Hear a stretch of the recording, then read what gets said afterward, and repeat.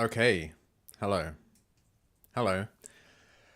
It's been a while, um, but now I'm back for part 23 of this.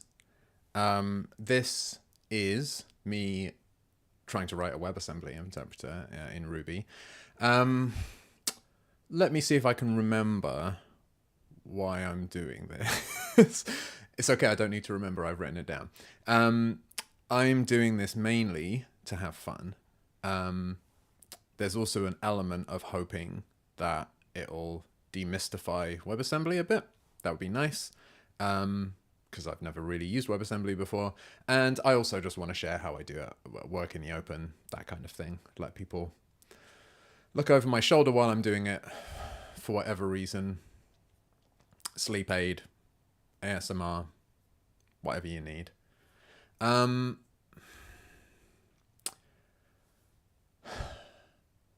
It's important that I remember that I'm doing this mainly for fun, and it's therefore more important that I have fun than that I end up making a completely fully functional WebAssembly interpreter. I want to write code that's correct, even if that means it's not particularly fast. I want to write code that's clear, even if it is not particularly clever as a result. I'm trying to write all of the code in pure Ruby. So far, that is working okay. And I'm trying not to take on any third-party dependencies. And so far, that is also going okay, although it did necessitate writing a complete implementation of floating point numbers. So that was maybe not a good idea. Anyway, so at this point, I would normally do a little retrospective and think about, how things went last time. The biggest problem facing me at the moment is that I've sort of forgotten what happened last time, which makes it hard to properly retrospect. So that's not a very useful reflection, other than to observe that I should perhaps be more careful about taking notes when I'm going to step away for a while. So maybe I'll do that next time. That might be quite soon, since Christmas is approaching and I expect there's going to be another interruption of service. So yeah, that's more of a forward-looking than a backward-looking thing, but I'm going to try to make some notes if I know that it's going to be a week or more, so that I don't have this kind of completely blank brain that I've got at the moment. I do remember some stuff, though. I remember I did a bunch of work to get more identifiers, more kinds of identifier into the identifier context in the AST parser. Specifically, I did a bunch of work last time on getting local variables into the identifier context, which turned out to be a bit of a pain, because to know the index of every local variable, you need to know the signature of every function definition, which means you need to know the content of every type definition, which means you need to generate all of the implicit type definitions in the correct order so that all the type indexes point to the right places. So that was certainly more hassle than I was expecting. And I'm still not done with it.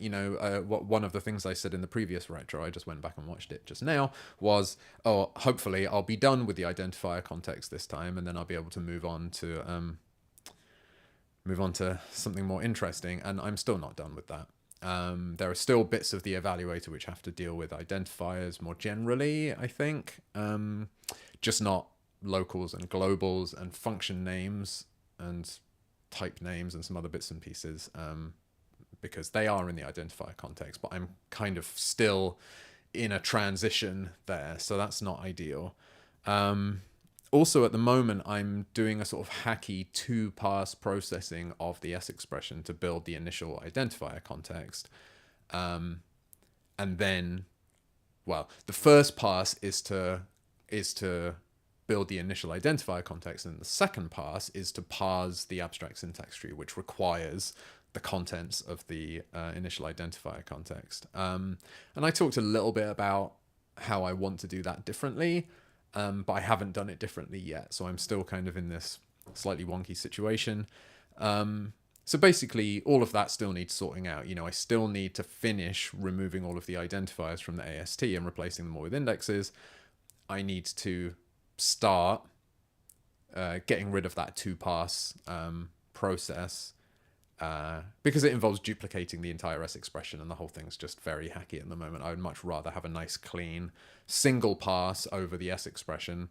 I mean, what I'm thinking here really is that ultimately I would like to get rid of the S expression as a sort of intermediate representation, because right now there's sort of two parsers. You know, you've got the thing that parses a text file into an S expression, and then the thing that parses an S expression into an AST. And I'd really just like to cut out the S expression part there, and maybe just have a tokenizer that generates tokens that gets consumed in order to build an AST. And I think it would be really nice to be able to do that, but that's all the more reason to be able to do it all in a single pass, right? So that I can just consume tokens, spit out an AST, job done. And like I said, I know how to do that. I just haven't done it yet. However, I don't really know how pressing any of that stuff is. Well, I guess we'll find out if I try to implement some other features. Like if it's still blocking me, that I'm having to deal with identifiers all over the place, then maybe it's, semi-urgent. If not, maybe not.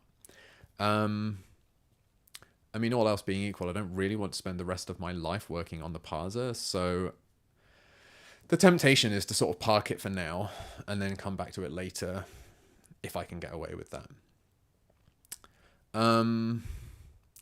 I also remember that last time I took Chris Zetta's advice to clean up some of the sort of janky branch handler code, and that felt really good. And I know I've got loads of other incomplete sort of cleanup tasks on my to-do list.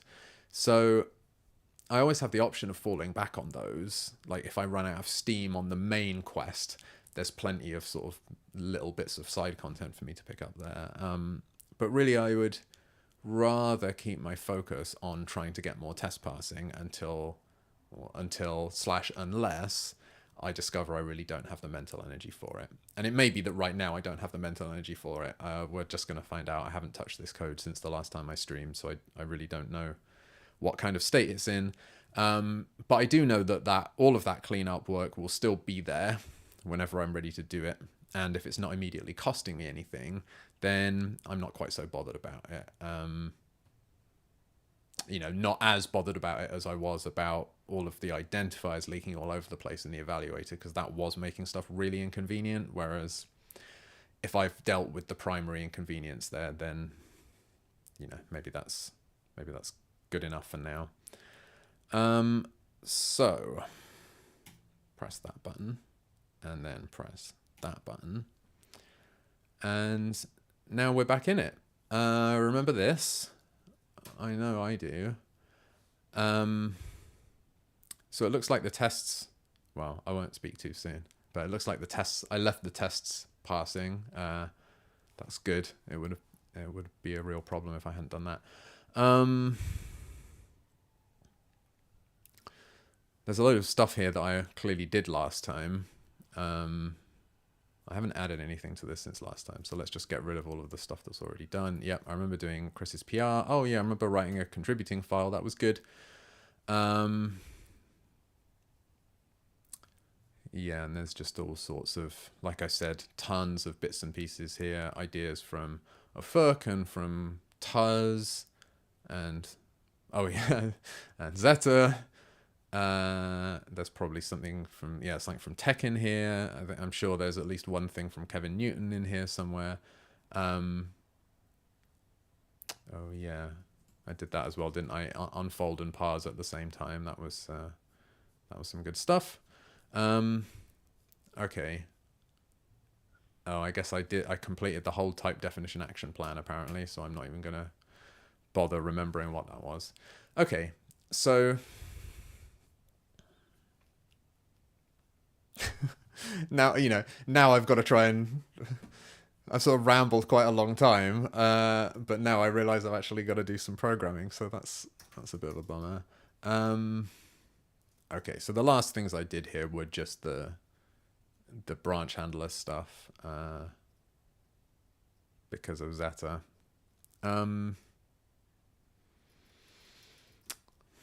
maybe I'll just have a look at the code.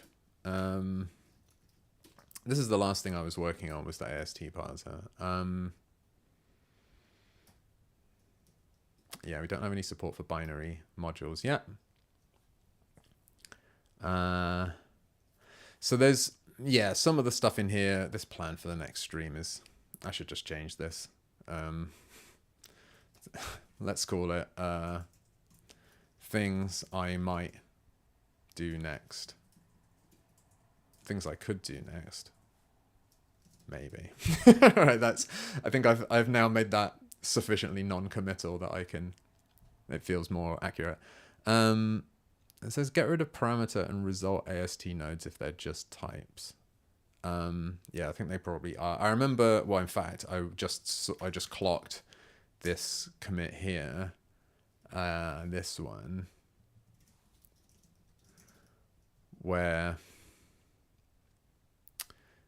yeah, really, the thing that's important is having, really this is a function type. This shouldn't really be called type, but it's being used as a function type to sort of remember the input types and the output types. And I suspect that right now in the AST, we're just getting parameter and result. Yeah, parameter there, result there. All they're doing is just wrapping up a type. They're not adding anything at all. And if all we're ever going to do with these is store them inside one of these type objects, then there's really no point in having those. So yeah, that makes sense to me. Push context lookup into parse index. I think this is a thing where, yeah, like I call this parse index function and then I immediately just look up its result in the identifier context. So really this should just take an identifier context as an argument and do that lookup for me and always return an index instead of this business. So that makes sense. And I think there's a similar thing here for parse typeuse. Yeah, this is a similar kind of thing. Just try and get this microphone positioned vaguely, not blocking the window I'm trying to look at. I think this is the same thing again, that this is a little more complex, isn't it?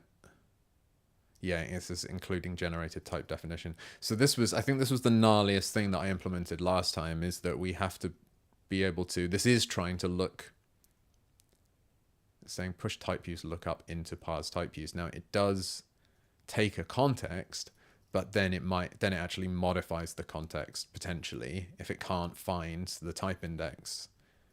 If it can't find the if we're trying to refer to the name of a type that hasn't been defined yet. No, that's not right. If it fails to find a matching type, then it has to define it. That's what I'm trying to say. So yeah, this actually does add stuff to the typing context. So I think my suggestion here is that all of this business can just be pushed in. So but both of these are sort of straightforward refactorings, I think. All three of these are straightforward refactorings. Rename some local variables. Yeah, okay, fine. Implement the spec test module and make it possible to import e.g. globals. So let's just have a brief look. I'm sorry, all I'm doing at the moment is just sort of paging all of this stuff back into my brain so I can remember. So saying globals.wast. So that I can remember like what is likely to be next. What's likely to be something that I can use next. Okay. Yeah, so this... So I think we saw this this spec test business. It was an interpreter. Yeah. So the idea of, well, we don't implement this import thing yet, but if we did implement it, then it would create, this would give access to a global variable. So I think this is saying there's a, this host module, which is sort of like a native module that's provided by the interpreter.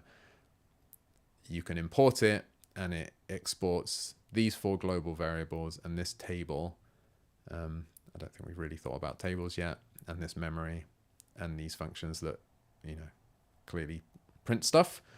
But we don't yet support the ability to do this. I mean, I don't really understand why. Well, I was going to say I don't understand why we need to do this, why this test can't just declare a global called global i32 and global i64. But I guess the whole point of the test is to test that importing globals works. So as always, they've sort of unfortunately put this more difficult thing right at the top. So yeah, I would have to get that spec test module working in order to, well, I'd have to get the global variable aspect of it working, I guess. Use identifier context to replace symbolic labels with integers. Yeah, I mean, this is more parser business. So right now in the evaluator,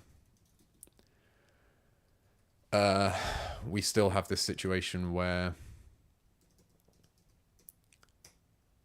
when you branch in the AST, the branch can be to a label or to an ID.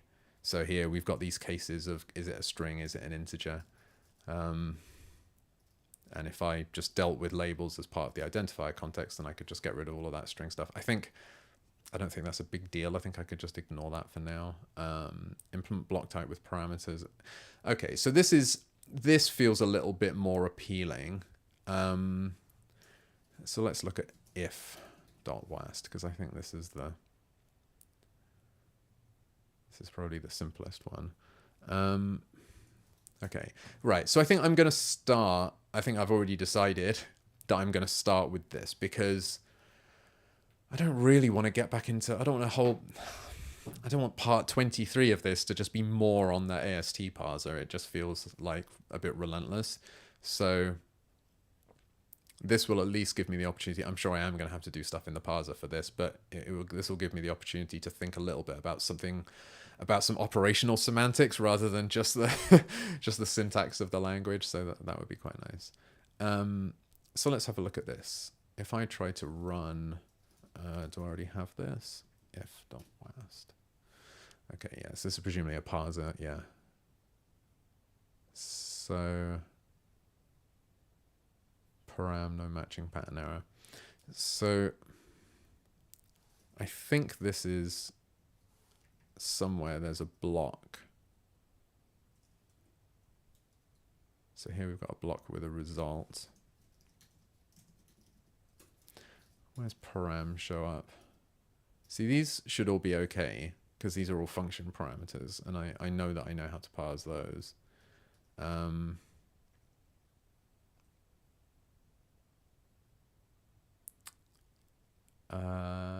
Yeah, that should be okay. Well, if only I had line numbers in this, I'd be able to see.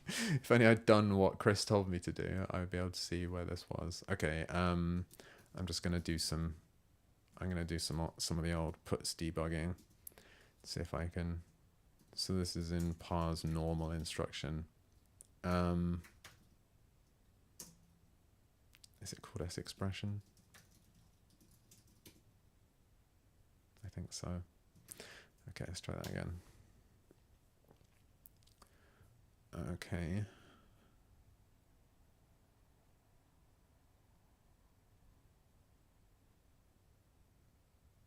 So we've got to br0 i32 const.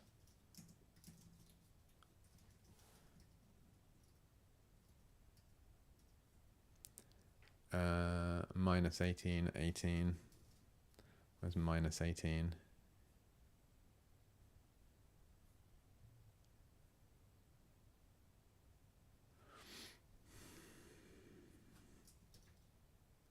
Yeah, there's not very many minus 18s in this file.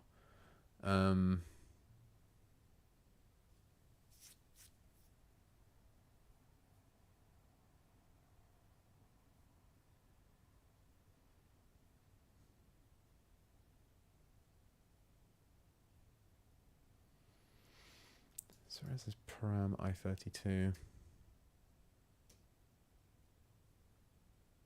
Oh, is it this? Yeah, I think it might be. Let me just move that debugging code a bit.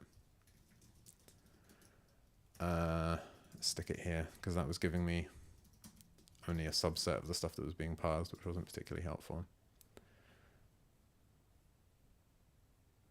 18 minus 18, 18 minus 19, 19. Yeah, so it was all this stuff. I32 const 1. And then, yeah, param I32. So, yeah, I was looking for a block that had a param, but instead it was this. So, okay, so this is the problem. We can't even parse this at the moment.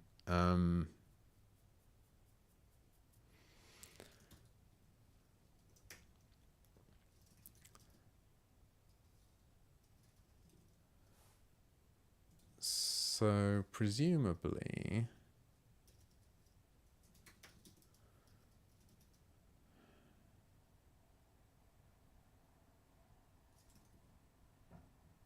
I mean, I'm a little bit unsure why it didn't print out more stuff there.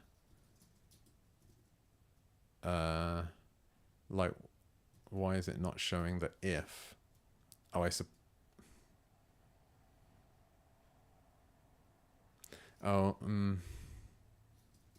no, I'm not sure I understand why it's not showing the if there.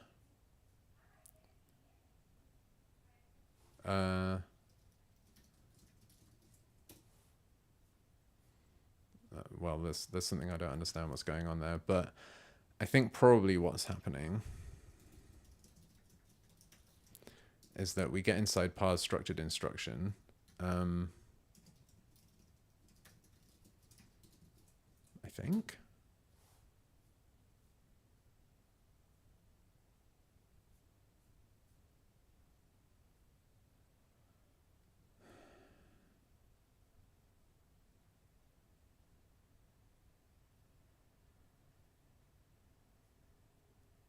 Oh, maybe it's because it's folded.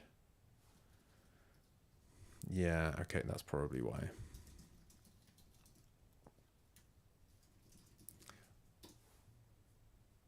Yeah, okay, right.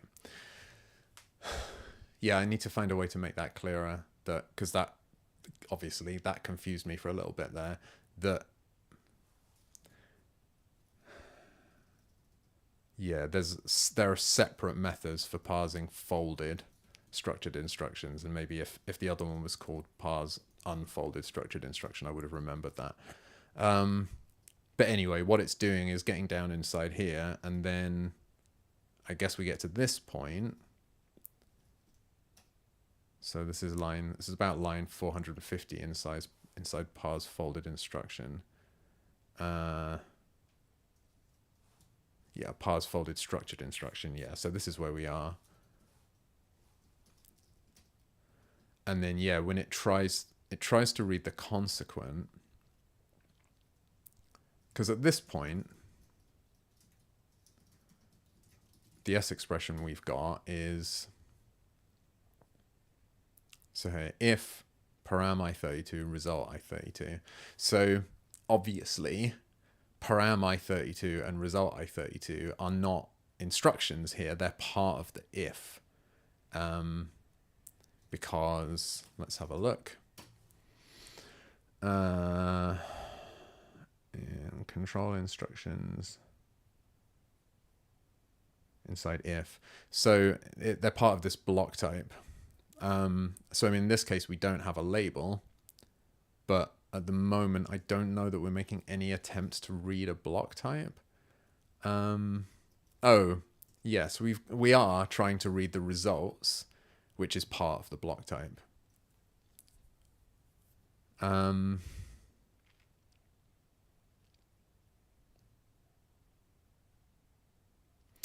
Right. Okay. Yeah, this is getting a little bit messy. So I think probably so far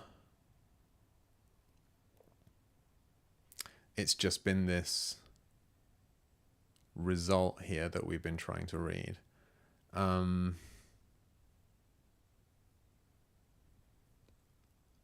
So there can be a single thing here that says result and then a value type. And I think that's what this is trying to do. In fact, this will read multiple of them, which has clearly not been a problem up until now, but it looks like it's only 0 or 1 that can appear here.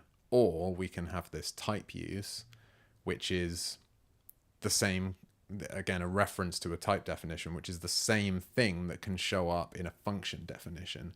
So essentially, in exactly the same way that a function can declare how many input values does it have and what are their types, you know, how many parameters, and how many result values does it have and what are their types. A block, any of these block instructions, either literally block or loop or if, can also do the same thing, because ultimately this block type can be, I mean, I'm not quite sure. Yeah, there's some stuff here about a special case. I was going to say I'm not quite sure if it's important that this is different, but I guess it is different. And the reason I say that it might not be important is because I think syntactically, this thing here, if you just have a single result, you know, result I32, you could also have written a typeuse that looked like that. I think syntactically there's a way of just writing 0 or more params and 0 or more results. So that gives you the same kind of thing. So it's not immediately obvious why this needs to be called out as separate. But yeah, it says their block type is given as the typeuse analogous to the type of functions, which is what I just said. The special case of a typeuse that is syntactically empty or consists of only a single result is not regarded as an abbreviation for an inline function type, but is parsed directly into an optional value type. So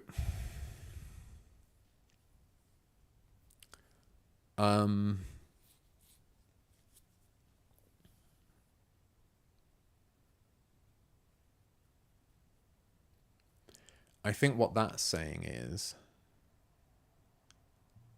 that this typeuse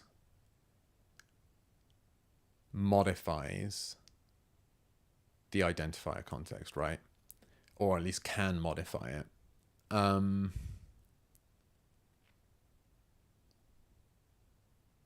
Because if there's an inline definition here, then it actually has to, you actually have to sort of synthesize some more stuff in the identifier context. I think that's right. Yeah, you have to add something to the type definitions. Yeah. The updated identifier context, including possible parameter identifiers. So, oh God. So yeah, this is a little bit complicated is what I'm trying to say. So there's sort of a very simple, if the block doesn't have a result and you don't provide this, because this is inherently optional. So you can say if you don't provide a typeuse at all, or if you only provide a single result, then you don't have to do all of those shenanigans with parsing a typeuse and then updating the identifier context. You can just directly read this result type. So, God. So I guess we need to be able to support both of those.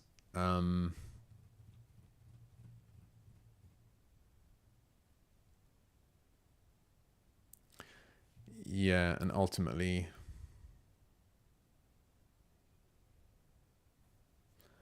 I'm just trying to think what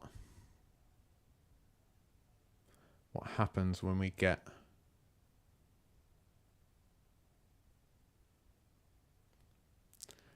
right. Sorry, I'm just thinking about what happens after we parse this block type. We get BT is the result of parsing the block type, and that gets stored in the abstract syntax tree. So what actually is that? Yeah, it's either the type that we get as the result, which might be missing, might be null, or it's this index, this reference to a type definition. So the sort of the value that gets stored in the abstract syntax tree as the type of the block is either like an optional result type straightforwardly, or it can be an index that references a type definition. Okay. Right, okay. So this is a little bit complicated, isn't it? What do I need to do here?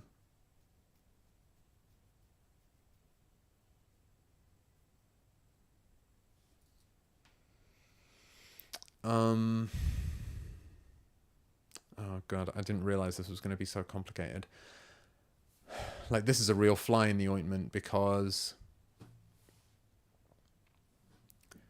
it means that I need to do something different depending on what the type actually looks like here. Because syntactically, it can be a few different things. It can be nothing.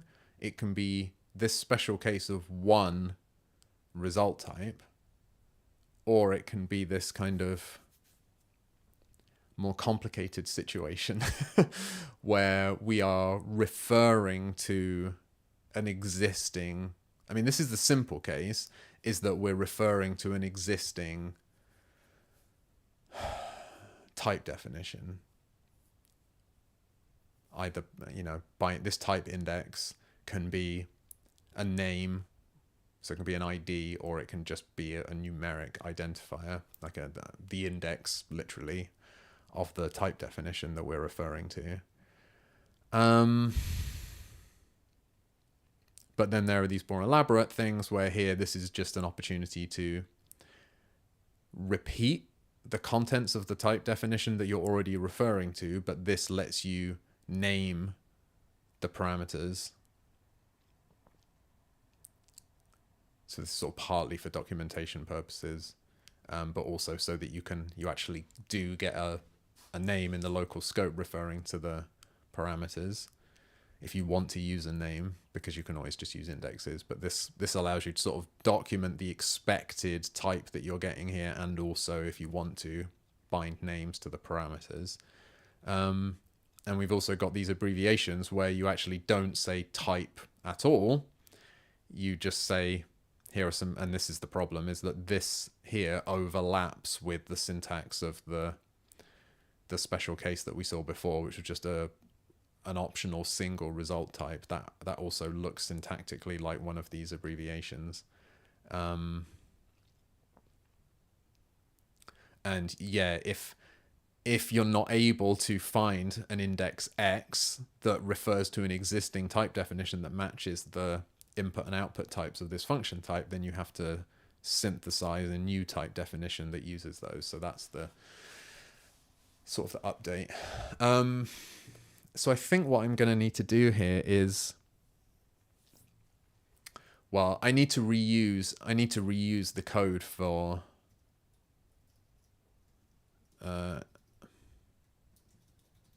this is exactly what I was looking at before. Inside parse function, this is the code that deals with parsing a type use, and it looks like it's just this bit here, but all of the rest of this implements all of this business, right? All of this stuff about, well, what happens if you try to look up a type by name and it wasn't defined. I think it's also possible that we don't have an index at all here. Oh yeah, I guess that's what this is. Yeah, if the index is not present, Yeah, I mean, I guess at the time of parsing this, we don't actually try to look up the type index.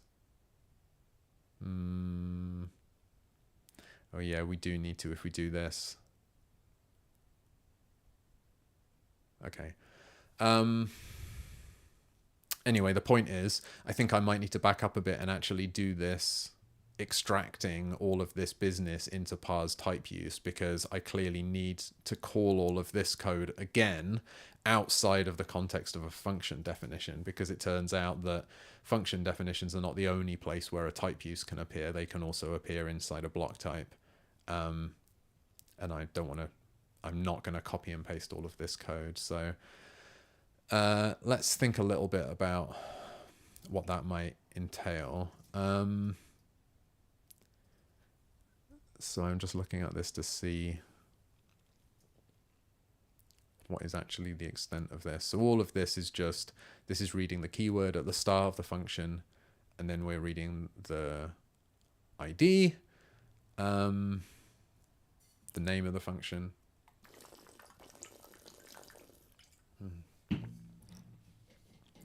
And then we're reading the exported name of the function. So that none of that is anything to do with the typeuse. Now this is where we parse the typeuse. All of this business is sort of finishing parsing the typeuse. And then I think it continues. I think parse locals. Yeah, okay. Well, maybe this would be a little bit clearer if I actually reminded myself what the syntax of a function definition is. So yeah, we read the optional, we read the func keyword, we read the optional name for the function. It doesn't say anything about exports here, but that's because there's an abbreviation that allows you to put an export in here. So we've got to deal with that. And then yeah, then parse the typeuse, then parse the locals, and then parse the body of the function. So this part here is really parsing the locals. Again, I think really this should be inside parse locals. So let's say push identifier context update into parse locals. Like I think for any of these things that modify or produce a new context, yeah, in fact this parsing locals does just produce a new context. Like we synthesize a new one here from information that's come out of parse locals here. Oh, we also need the parameter names there. Yeah, because they're right. Yeah, okay, because the locals include the parameter names. So yeah, I'm gonna have to think a little bit carefully about that to make sure that this is still available.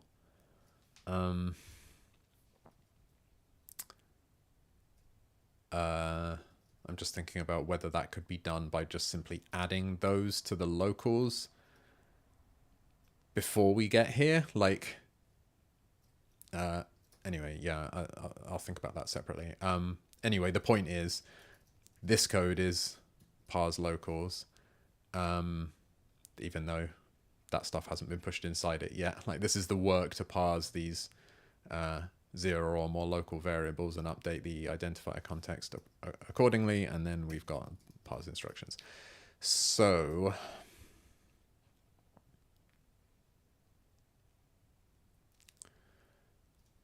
this is the code that I need to push into parse typeuse, basically. But in talking through it just then, I realized that parameter names is going to be a problem, because that is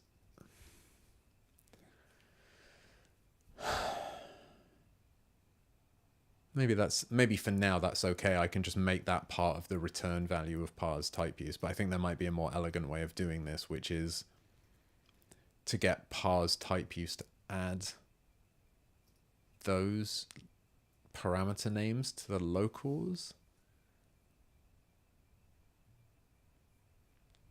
Except I don't think I want to do that for if.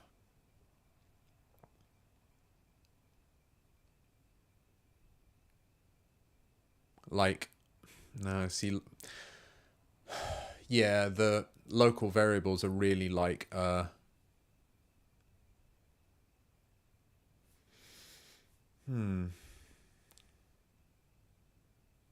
I was going to say is local variables are really like a function specific concept, but maybe they're not. In fact, maybe I do want to do it here because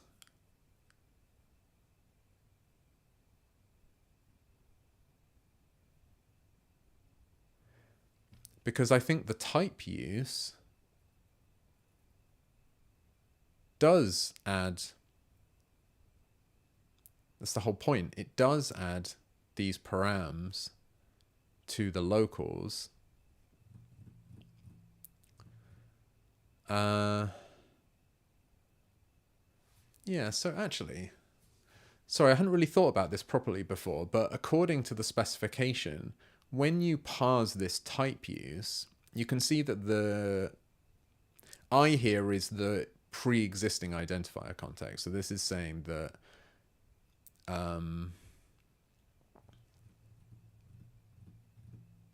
that the index you get out here, well, in this case, it just looks it up in the identifier context in the type definitions and just sort of checks that. Well, what is this checking? Nothing really. Oh, it's making sure that the arity of the function is correct, and it, in either case, it does actually. Yeah, okay. So I think it would actually, for the purposes of composing these pieces, I think it would be smarter if I was to actually follow the specification at this point, because they have thought about what is the effect of a type use on the locals in the identifier context. And what this is saying is that if the function type that you're referring to here is a function that takes three arguments, then even though in this case you don't have any names for those arguments, because the type definition can only contain the types of those things, it can't give them names. So we don't know the names of those arguments, but we're still going to push three. This epsilon here is like null, the empty string. So we're going to push three empty entries into the identifier context. So we're going to say this updated identifier context has got the right number of empty local variables in it. And if we do know their names, because the type use has been annotated with some params that might give names to those things, so this like auxiliary ID function here is something that projects out the names of these parameters if they've been supplied. So there's a little question mark here. So this might not actually be present, in which case it's just going to return epsilon. But if they have been supplied, then they get stacked into the locals index space in the identifier context. So, and this well-formless condition, I guess, is saying that those have to be unique. You can't have two params with the same name. And then when the type use is used inside a function definition, there must be an assumption that the type use has already added the params to the identifier context. So this I prime here is already gonna be an identifier context that contains, I mean, the spec says that it contains only the locals. So you don't, what you get back from a type use here is not sort of an extended identifier context. You don't take I and then extend it. You make a new one that is empty apart from the locals that have been generated as part of that type use. And then in here, it gets composed.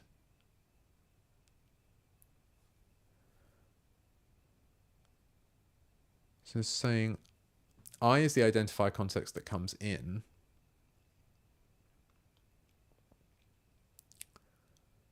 But then I double prime is the identifier context that we that we use to parse the function body, and I double prime is I prime, so the result of the typeuse, composed with all of the locals. So yeah, in this specification, the job of doing this, of combining the parameter names and the local names, is actually, it's not done like this. It's done by creating one identifier context that's just got the parameter names in, and then composing it with another identifier context that's got all the local names in. I'm a little bit confused about what happens to I, though. Because the I is the identifier context at the point where we start trying to parse the function, and then that's provided when we parse the typeuse. And I'm confused about,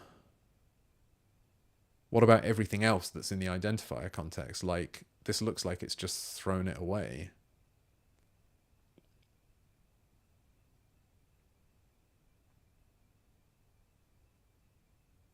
Can that be right? I don't think so, because you should be able to refer to other stuff inside the body of the function. You should be able to, you know, in these instructions, it's not only the parameters of the function and the local variables that you can refer to. You can refer to other stuff. You can call other functions and things like that. So I feel like I must be missing something here. I don't understand how these pieces fit together. But I'll come back to this. Let me think about what it is that I wanted to change here. So what I want to change is, before I do any of this stuff, I'm going to say something like form the identifier context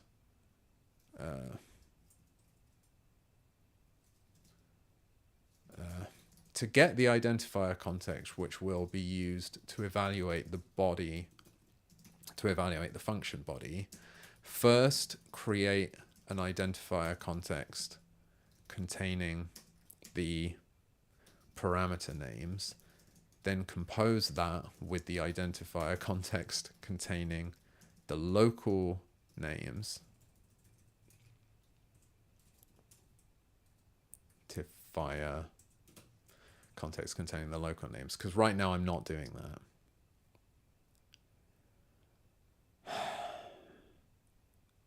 I feel very confused about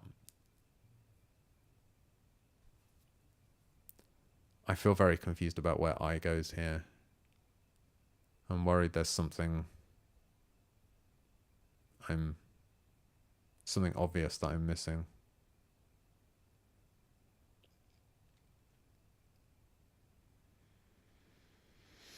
It's possible that this notation is just an abbreviation for having extended I to get I prime, but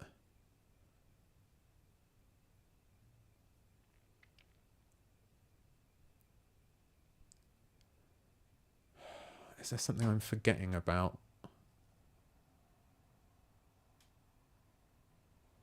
Yeah, I mean, here it talks about the local identifier context. I double prime.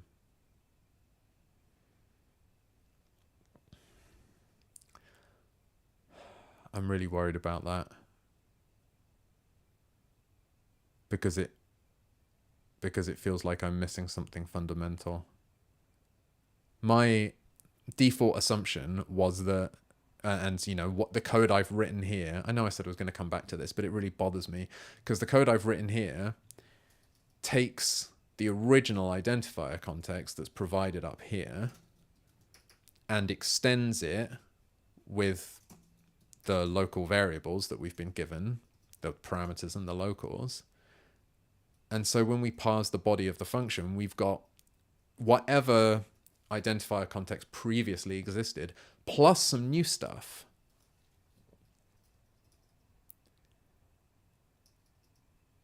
And I don't understand how that's represented here. Because to me, it looks like I comes in, the original identifier context comes in, that's sort of an input to type use, and it's not used again. It's not used for these instructions. It's I double prime that's used down here, and I double prime is I prime composed with all the locals, and I prime is what you get back from the type use, and the type use doesn't appear to use I apart from to look up how many locals there are. So I don't understand how we can have thrown away the contents of the original type definition. Like, how can that possibly be right? I suppose I haven't got any choice but to ignore it, because I mean, maybe I need to look at conventions here and see what it says about contexts.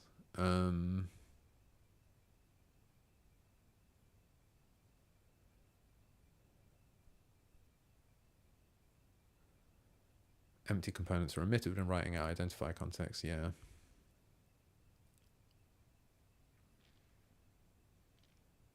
No, there's nothing here about abbreviated syntax in the specification for dealing with identifier context. I think maybe there's something major that I'm forgetting about how identifier contexts work, but that just doesn't make sense to me. I'll try not to get hung up on it. However, a thing that does worry me, another thing that worries me, is that... Oh no, maybe this is okay. I was going to say, do we know how to compose? Yeah, we must do. It must be possible to add two contexts together and have it concatenate the, left plus right. Okay, so if I had... Okay, stop messing around, Tom. Here, if I said locals context equals context.new locals parameter names, and then I said locals context plus equals context new local names, I think that would still work. Or, if I did it like this, that would have made more sense, wouldn't it? To just sort of to push that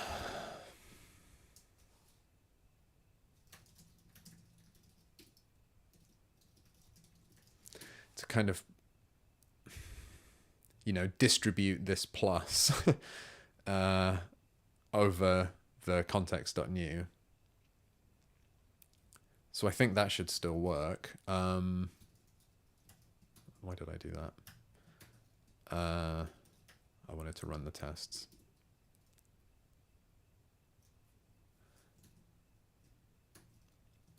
So I think it's okay for me to build this locals context by sort of building it up in that way. And I mean,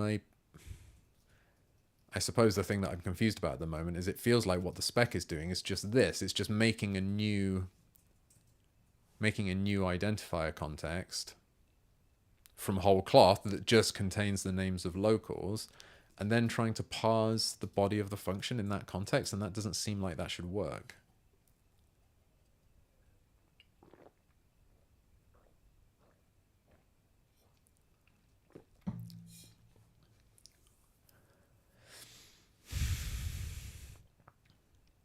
Right. Yeah, and I'm presumably... Yeah, so this is exactly the sort of thing I was worried about, is that there's some code inside a function definition that's trying to call a function by name, and it's not able to look up the index of that function in the identifier context because I'm parsing the function body in an identifier context that doesn't have any functions in it. So I've completely lost the initial context. So that just seems wrong.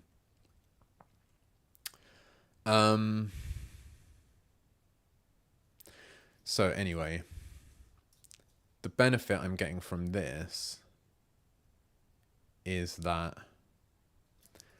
up here, I can say something like,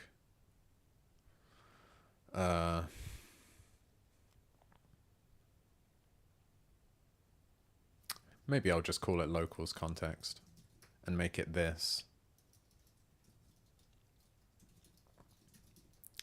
And then here, this really can just be locals context gets the local names added onto it.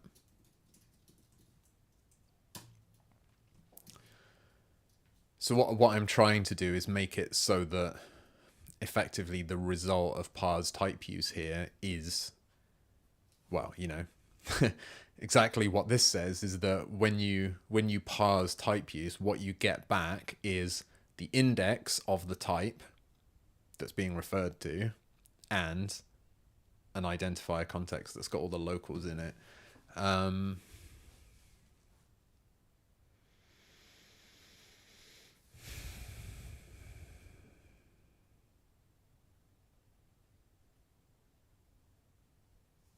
I'm just my brain keeps getting sucked in back into that sort of gravitational singularity of being confused about why the initial type context here is not being carried over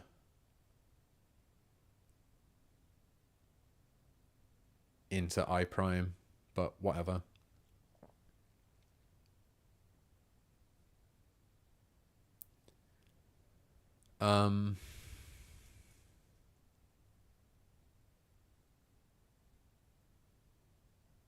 Yeah, I mean, this calls it a local identifier context, so that's sort of close enough. So yeah, ultimately the only stuff that we need, the reason I'm doing this in the first place is to try and pin down what actually is it that we want to get back from parse typeuse. And I think the answer is an updated context,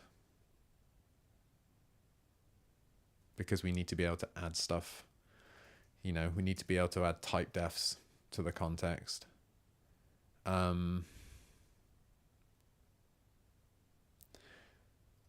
So maybe this is just...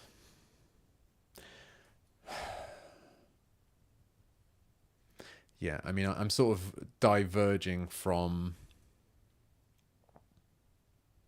I'm diverging from what the specification is saying here, but I think maybe the most sensible way to think about this is that you pass a type context into parse typeuse and you get an updated context back out and you get the index of the type that was used. And that in order to get an index, you might have had to modify the identifier context. So I think I'm going to make this into just context equals context plus this new one that's got all the parameter names in it. And then this thing is going to be context equals context plus this one that's got all the local names in it. And then this just becomes context. So over the course of this, there's a context that's sort of being threaded through. And as we discover more about parameter names and local variable names and potentially new type definitions that are being generated as a result of this,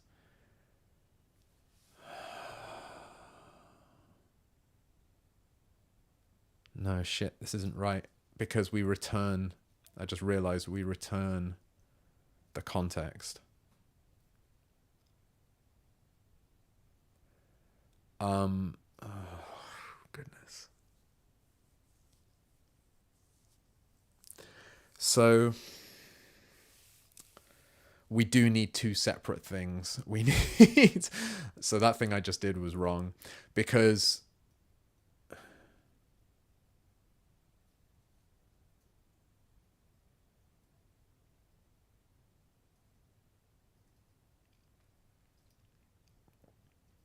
yeah, we only parse the body in this extended context that's got the locals in it.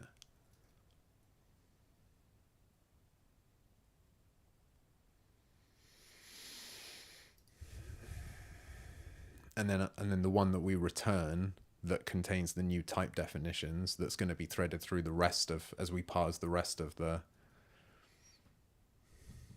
module, obviously that shouldn't have any of the local the parameter names or the local variables of the function shouldn't be in that.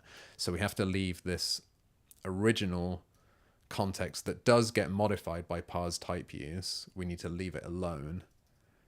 And we get back separately we get back the parameter names. So maybe this whole thing was a little bit of a wild goose chase because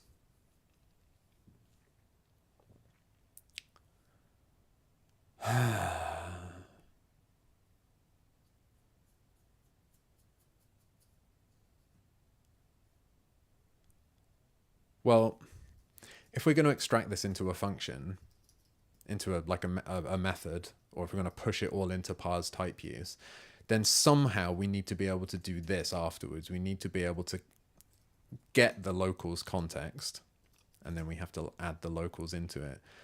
And so I suppose the question is, should parse typeuse return the updated original context and also this locals context, or should it, because that's what the spec says, or should I just return the parameter names and then all of the faffing about with making a local context just happens in parse function?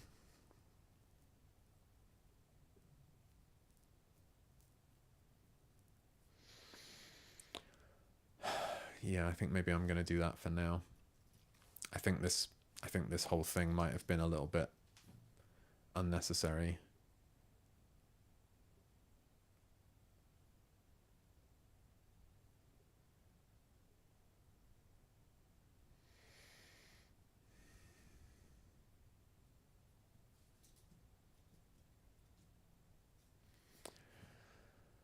Oh dear.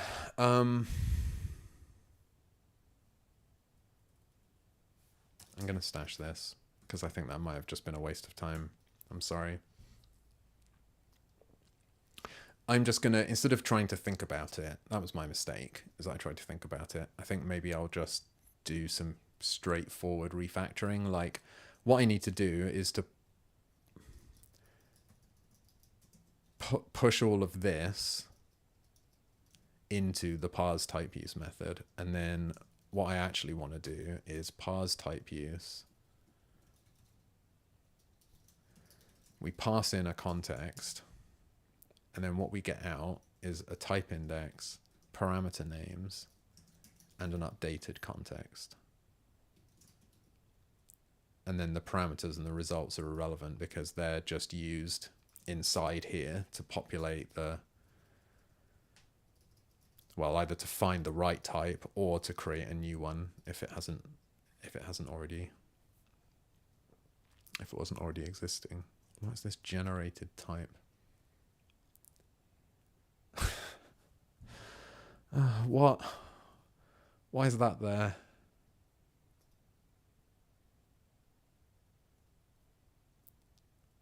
Why am I returning the generated type from parse function?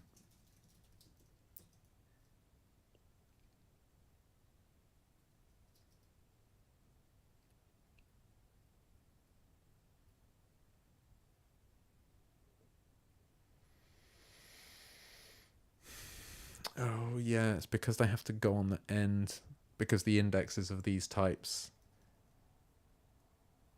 we actually don't know what the right index is for them until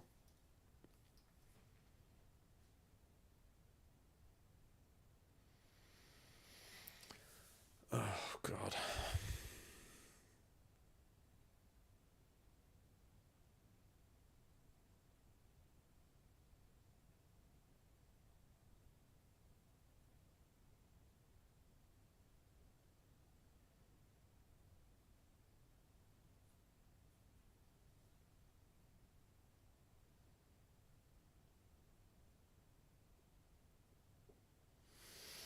I'm actually a little bit worried about whether this is correct.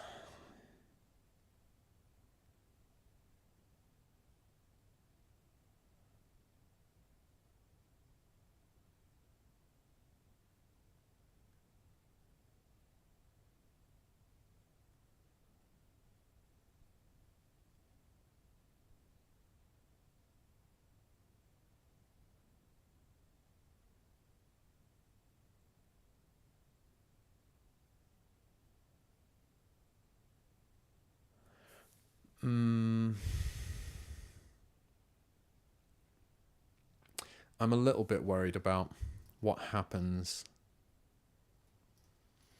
I mean, I suppose there are two different things. There are the typedefs inside the identifier context, and then there are the types that are recorded as part of the module. And I'm a little bit confused about how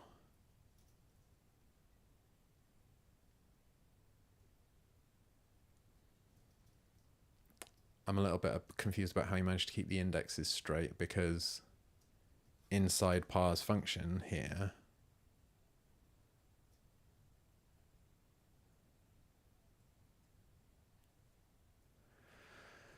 we do just add these types.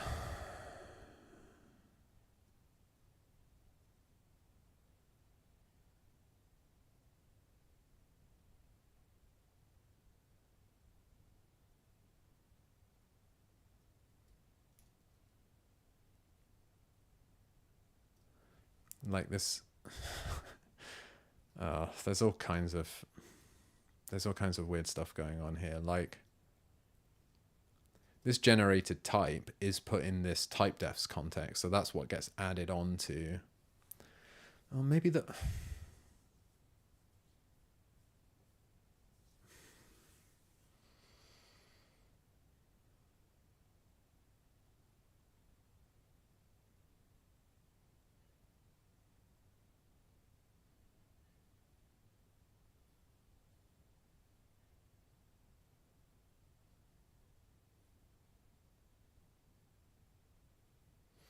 Sorry, this isn't very gripping viewing. I'm actually really quite confused about whether this code is even right because of the indexes of these generated types. I'm not sure that they're ending up in the right places. But I don't have any test failures at the moment, so I suppose I shouldn't be bothered about that. I'll try and just soldier on with the code that I have, but I'm actually quite worried about that now. I think maybe the way that I was thinking about this is not quite correct.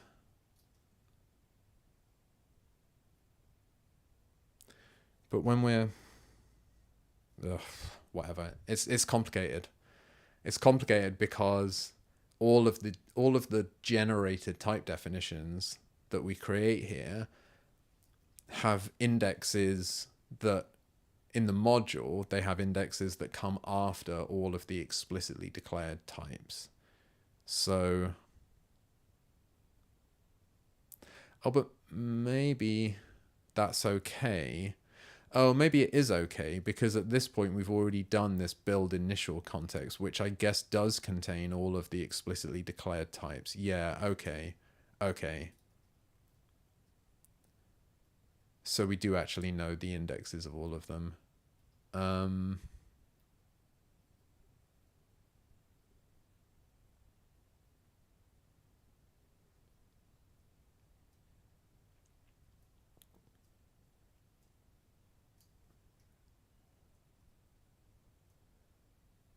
Yeah, it's weird how this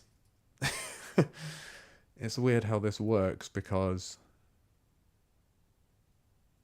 yeah, the whole way that this works is basically, it's not necessarily wrong, it's just very weird. This separation of building the initial context first, and then we're sort of rebuilding the context by actually parsing the function definitions, which generate additional type definitions.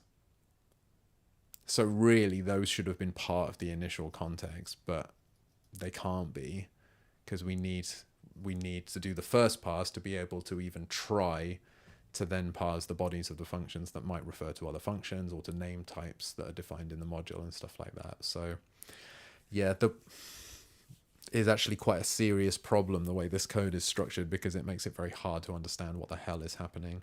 So it perhaps makes, I mean, I don't even have a to do here, but it's like, generate the AST in a single pass over the S expression so that the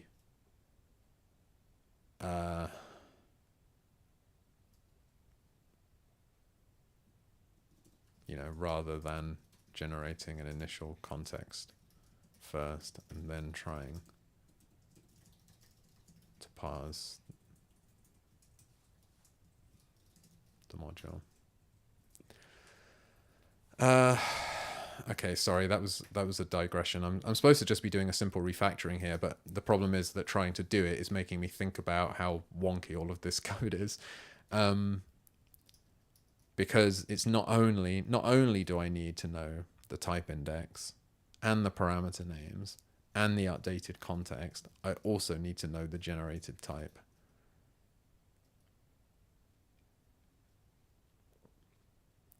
So I think that's it.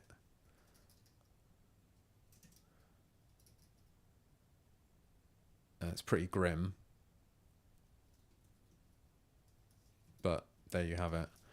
I think, like, this feels like a mistake. I feel like the generated type should have, like, come up here. Because that's what this is. I think. Type.new parameters results.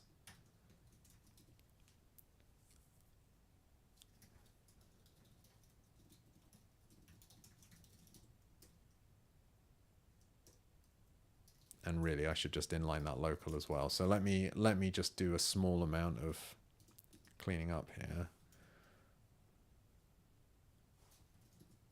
because it's actually kind of unhelpful the way that code is right now. So this is assign generated type once. Well,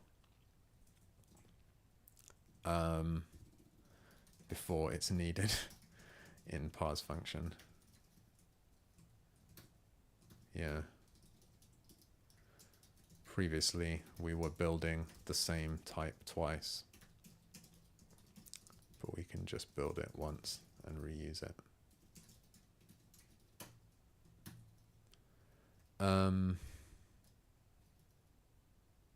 And then I think maybe I'll just get rid of that. Like now that there's a local variable that's got this generated type in it. So what's type index used for? Oh, that is the important result.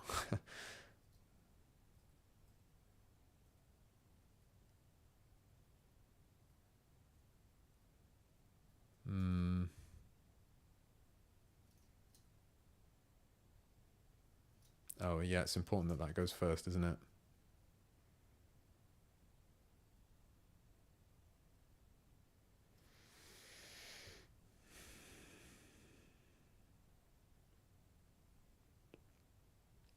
Yeah, okay.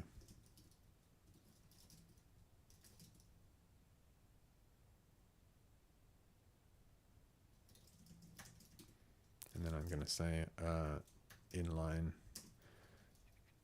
typedefs context local variable in parse function, and that's just the previous commit made the context.new expression much shorter, so we don't really get much benefit from storing the intermediate context in a local variable. We may as well just create it inline.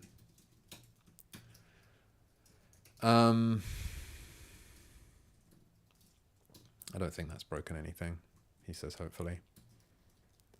So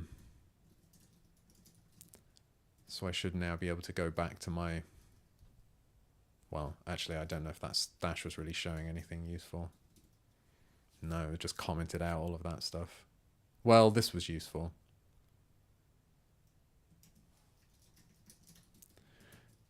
So I think I'll take that. but I can't be bothered to deal with the merge conflict of actually applying that stash because that's not interesting. So yeah, basically all of this needs to come into parse typeuse. And yeah, when you parse it, you get a type index. I think this order feels a bit more natural actually, because that's what the spec says you get. You get an index and you get this. Well, that's not quite. That's actually not quite. Yeah, maybe doing it this way is better.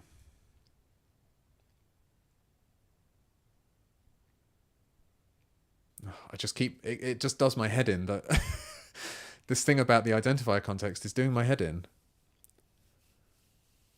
I don't understand where the initial identifier context goes. Just don't think about it. Okay.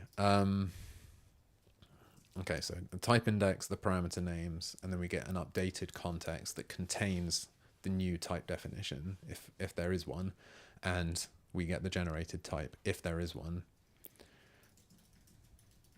Okay, it's down here. So basically this is what we had before. I mean, essentially, I think I can just sort of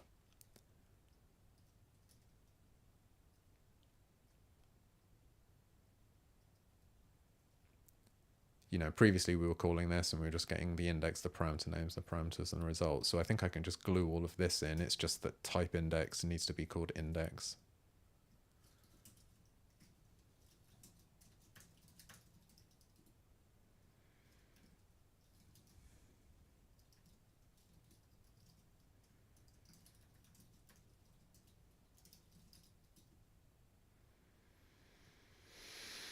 But otherwise, I think this can just go in here kind of verbatim.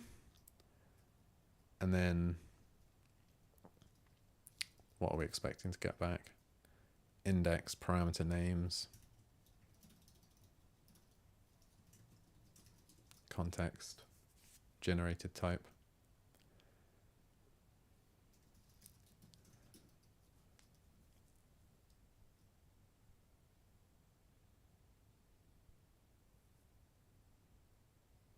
I'm just trying to think if there's any other order I could potentially do this in.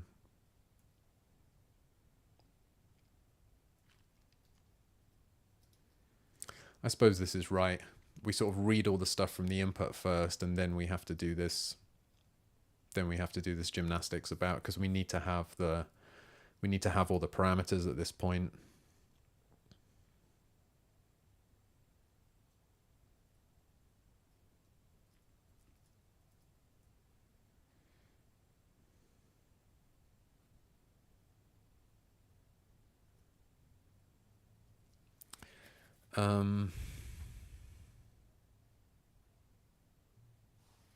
Makes me realize that this narrative about pushing the context lookup into parse index is a bit naive. This might not be possible, practical, in the case where it's a type index, because that involves all of the complexity from parse typeuse, i.e. generating a new typedef.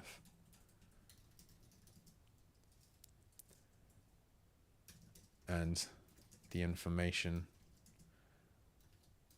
required to do that might not have been parsed yet. So, this is what I'm talking about there, is that you can't just say, well, pass in the context at this point and let parse index try and, well, I guess it can try to look it up. Maybe it can just try to look it up. Yeah, and tolerate it being nil.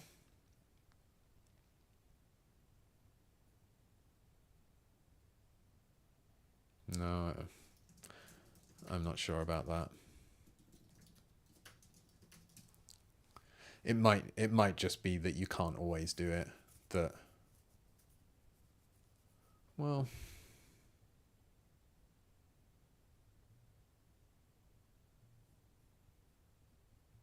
maybe it's just this I'm talking about.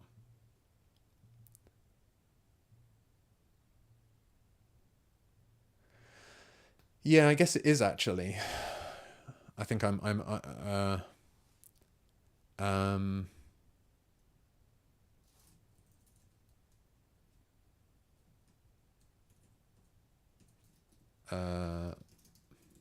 no, I think I'm overreaching here.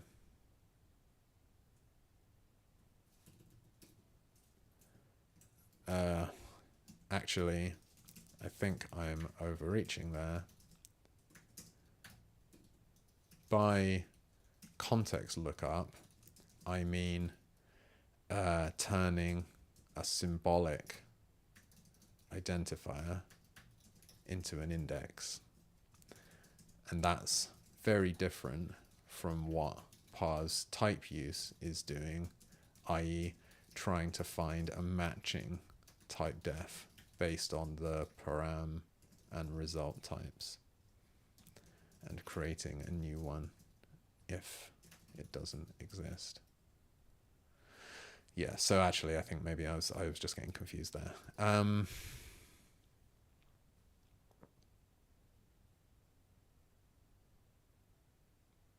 So it's a completely separate problem.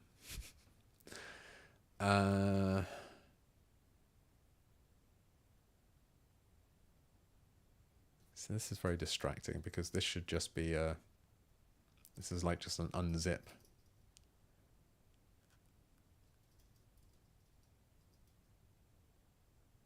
I'll think about that in a second.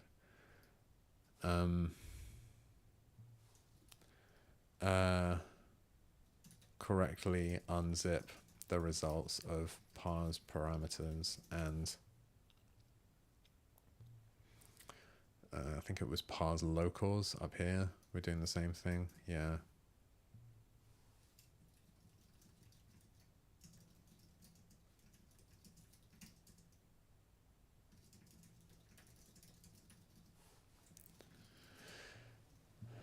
That's something to clean up in a minute. I can just use, I guess, transpose for that. I won't get distracted by demonstrating that. Let me finish what I'm doing first. So I suppose the point is that maybe I think this is done. That perhaps I'm expecting that this still works.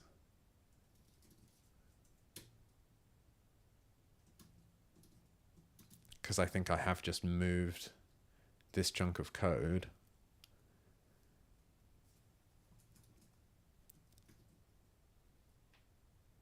inside a function. I haven't really changed anything. So I think that's probably okay. I mean, obviously it's getting very messy. And yeah, the main thing that's paining me is the fear that I've misunderstood how the identifier context is passed around in this case.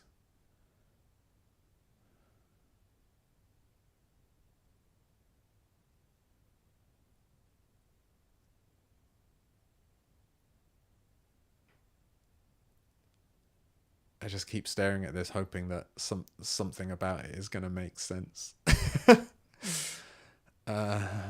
But I don't think it does.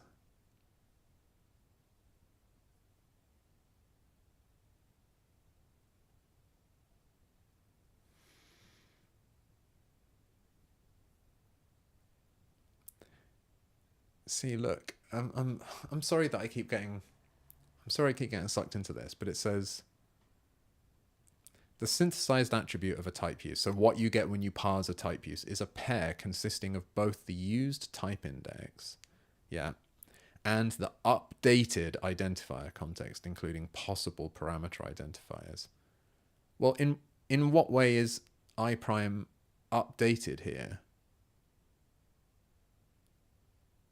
This says I prime is just equal to the empty identifier context that plus the locals.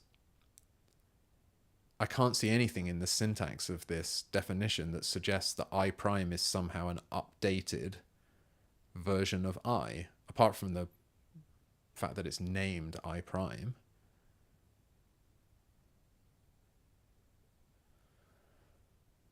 I really don't get that. I mean, I don't want to go so far as to say that this is wrong, because I think it's far more likely that I've misunderstood it, but I do feel confident in saying that what's written here, the formal part of this, is definitely misleading, because it doesn't communicate what I think the prose here is communicating, which is what I expect, which is that it is I prime is an updated identifier context with those parameters in it, but I can't just incorporate those into the identifier context that we get back from parse typeuse, because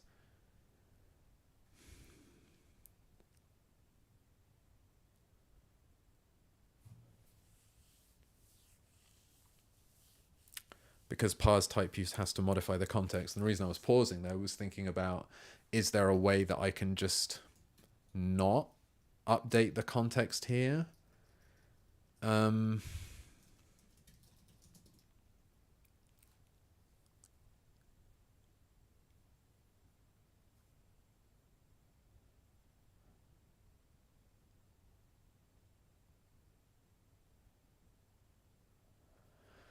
Feels very risky. You know, it could be the caller's responsibility to add the generated type to the context, but you have to do that in order for this index to be valid. So the fact that parse typeuse would return an index that was currently not valid until you'd added the generated type to the context just feels wrong.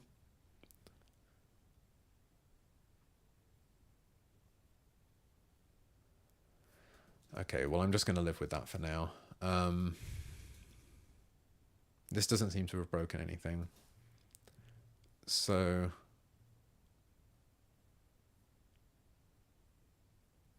this is a won't fix.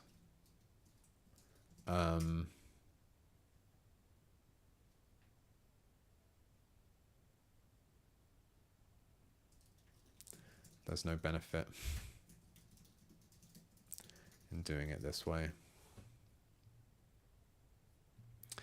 So push typeuse lookup into parse typeuse.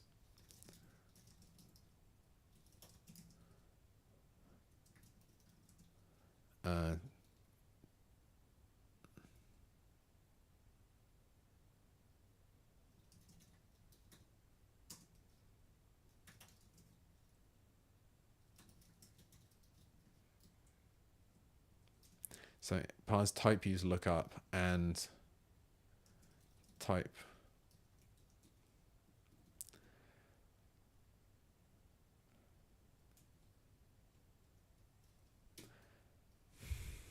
Okay. It turns out we need to do the same thing. Well, let's say we're currently calling parse typeuse in parse function, but it turns out we need to do the same thing when parsing structured instructions. Is that what they're called? Because those can also contain a typeuse. So rather than duplicate all of the code that's responsible for looking up the type index when it's not provided, including potentially generating a new type definition for the index to point to, it's better to just move that code inside parse typeuse, inside the parse typeuse method. Oh, don't do that. So that any other caller can also get the same functionality.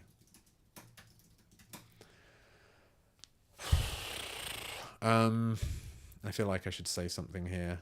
I'm currently very apprehensive about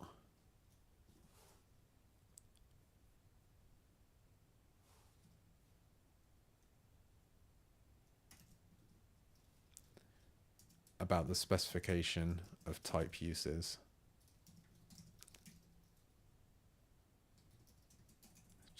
Let's just spell it like that. Suggests that the generated, or that the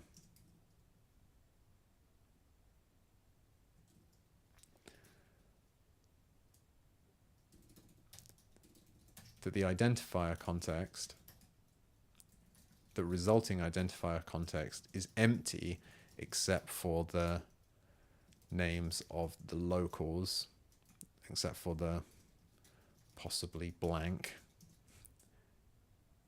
names of the locals generated by the typeuse.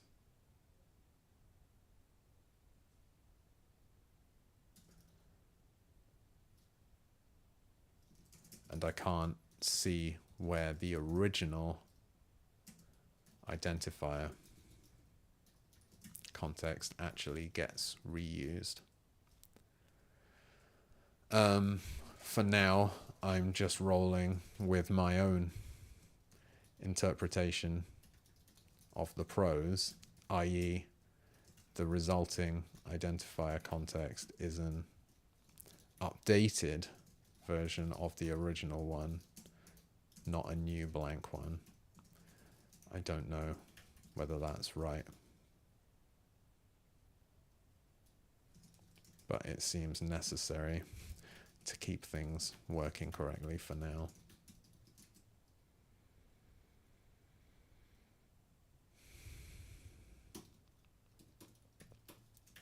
This method and its return values feel very messy. I'm hoping that some of this mess goes away when we're no longer doing a 2-pass operation to produce an AST.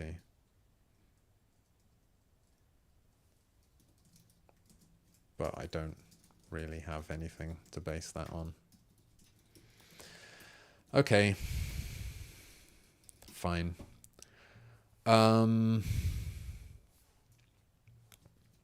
right, so I have kind of done this.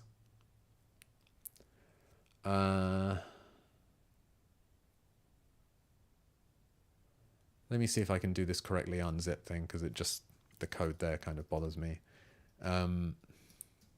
So I feel like it should be possible for this to be like parameter names, parameters equals parse parameters,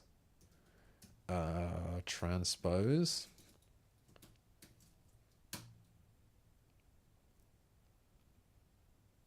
What? Have I just not, does it just not deconstruct them correctly?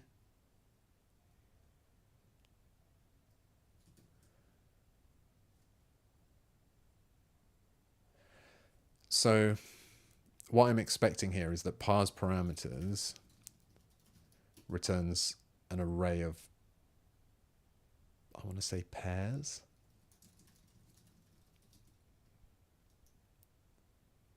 Yes.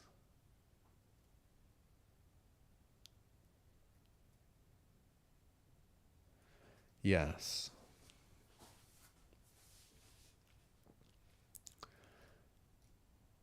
So it's an array of pairs of names and types. And again, this parameter.new doesn't feel like it's really doing anything in the same way that result.new is not really doing anything. But just ignoring that problem for now.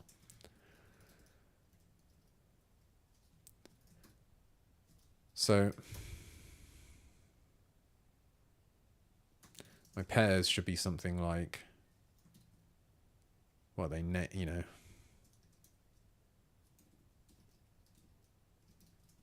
name 1, type 1, name 2, type 2, name 3, type 3. And then what I want to do is say names types equals pairs dot transpose.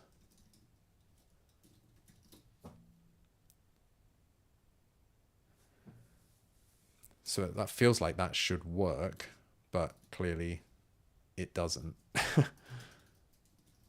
Why is that?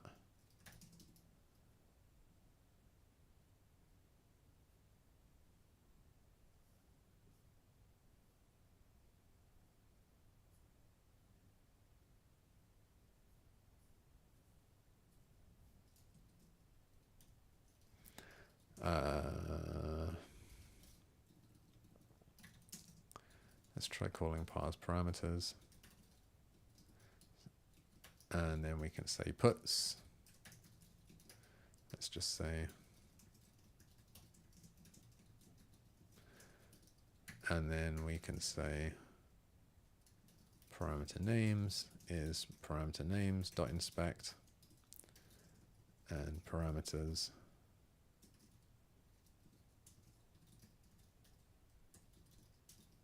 is parameters dot inspect.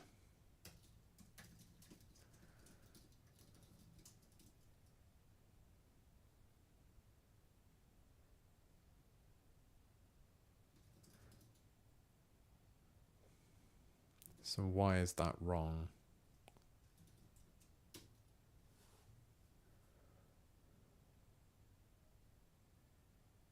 Oh, right. Yeah, I forgot about that. If pairs is in fact empty, then those will both be nil. So that's no good.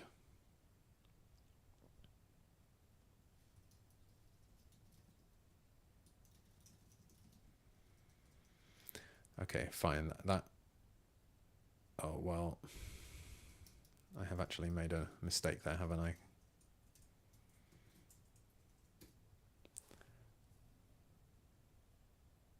But nonetheless, it's still the same problem. Okay.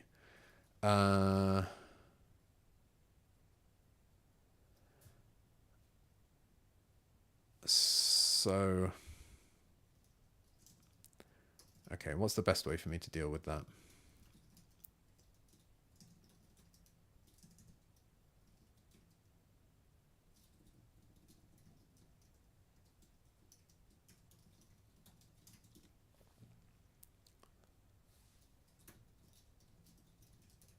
So that's just the empty array, right?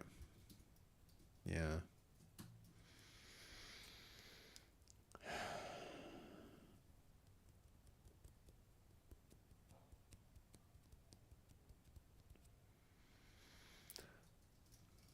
What's the nice way to deal with those nils?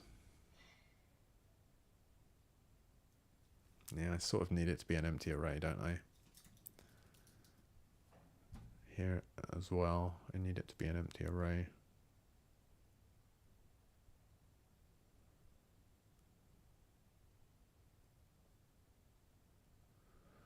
I'm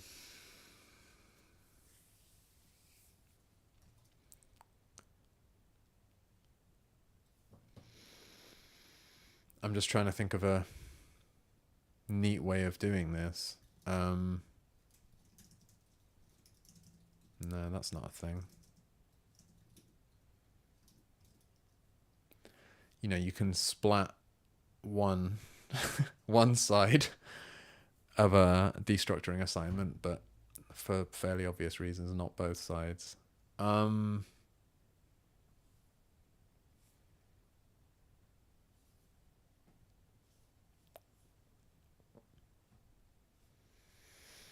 Is there a nice way of doing this?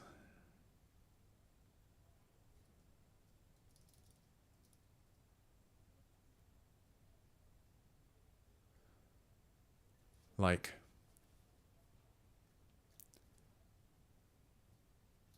I suppose what I mean, I don't think transpose is going to help me here.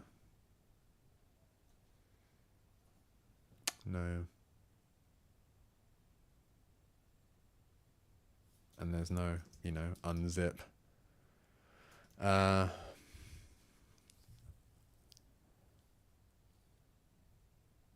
mean, how many places is parse parameters called? Oh, yeah, okay. So we also do it here. But here all we're doing is just projecting out the parameters. Like, I was thinking about, would it actually be more useful if parse parameters just produce these separately?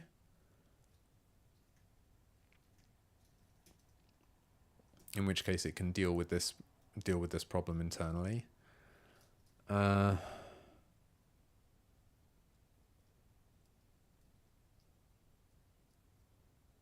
Yeah, certainly all of these places where we do read lists, this is all about producing pairs.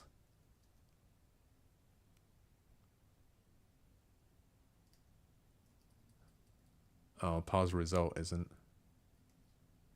because results don't have names. Okay.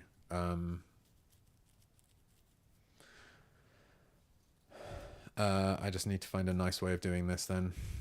Well, let me do it a bad way.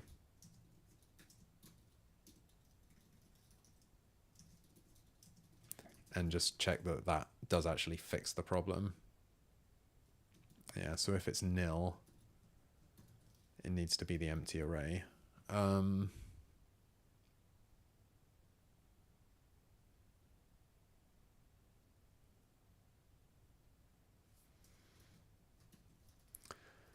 I mean, this could be like,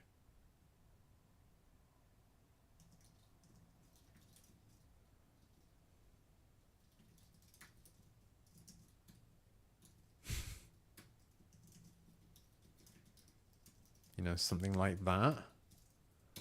But that's barely better than, I mean, if really that's harder to understand than what we had here before.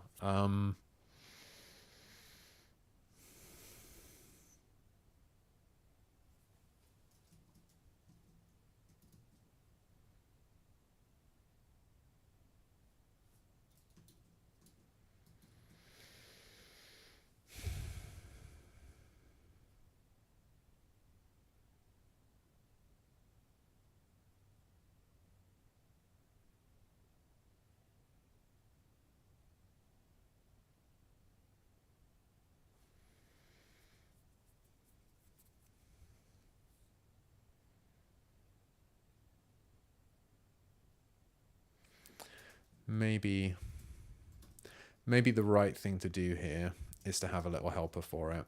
Like if I have some foo method here that takes some kind of bar and says, you know, bar.transpose, then do baz. If baz is empty, then two empty lists, else baz. And then this can just be foo of parse parameters. At the very least, that does sort of decompose the problem. It's just annoying that this is required.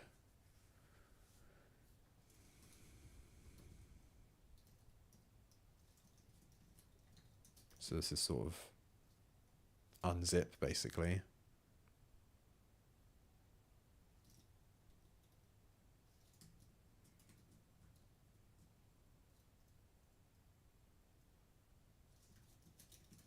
Maybe it should be like unzip pairs, because the whole problem is that if you know, the way that transpose works is that it needs to know how many, you know, this is an array of pairs, but it could be an array of triples or quadruples or whatever, and it says the nested arrays must all be the same size. The problem is if the array is empty, then you don't know like what the expected size was going to be. So here this is kind of specialized for the case where, so bar here can just be pairs.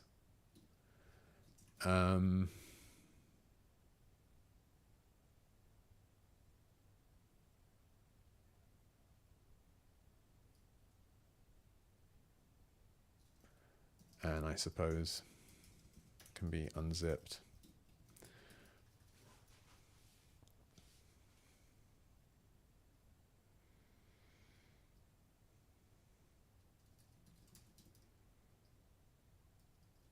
And then I think I can do the same thing up here in parse function. So this thing here can just become local names locals is unzip pairs parse locals.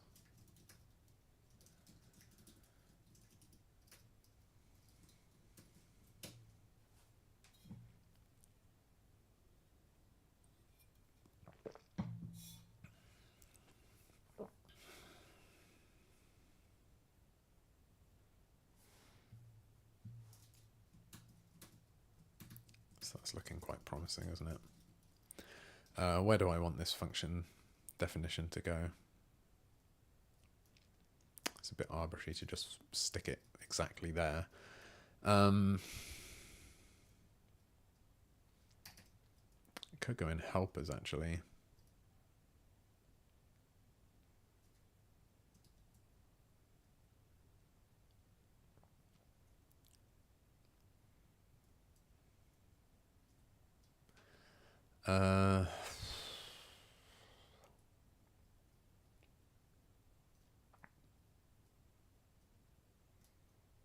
I don't really have anywhere in this file for things like this to go, unfortunately.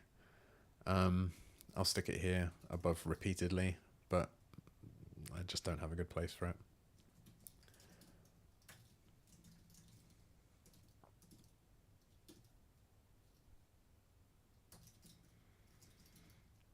So let's say add unzip pairs helper for safely unzipping an array of pairs, and then I'll just say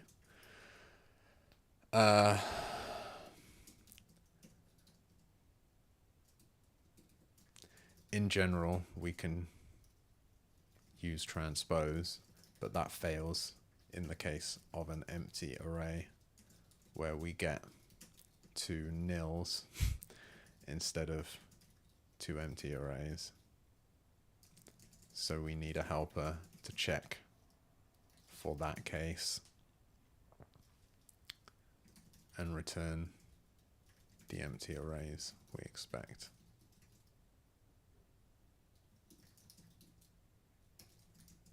And then I can just say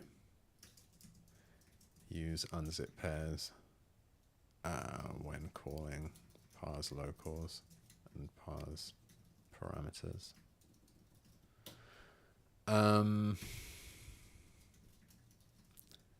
Do we actually call this anywhere else? No, it's only there. And then parse parameters, we did have another call site for it. Maybe it would be better if this was like this.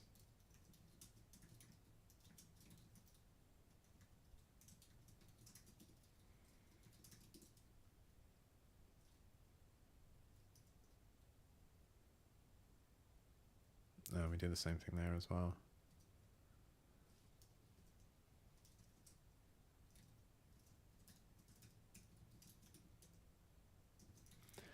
So I think that's a little bit more edifying. I mean, it really does raise the question of why we don't just do that. Why we don't just do that here inside of parse parameters and just have it return if we always want them unzipped.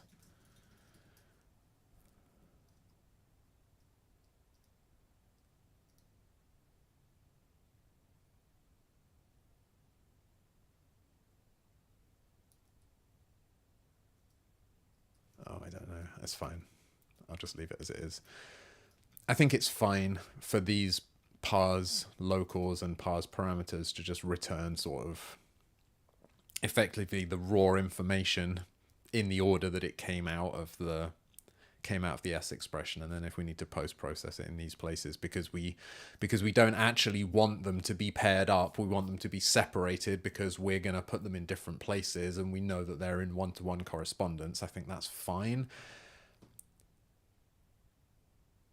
Because this is the place where we care about them being in one-to-one correspondence, and if parse locals was already separating them, I think it's less clear that they're in one-to-one correspondence with each other, whereas this way, parse locals and parse parameters sort of by construction have to return stuff that is paired up in the right way, and then we just unzip it at the point of usage, basically.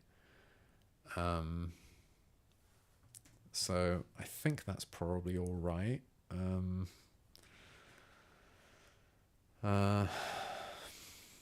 just trying to convince myself that that's not going to cause a problem. I don't think it is.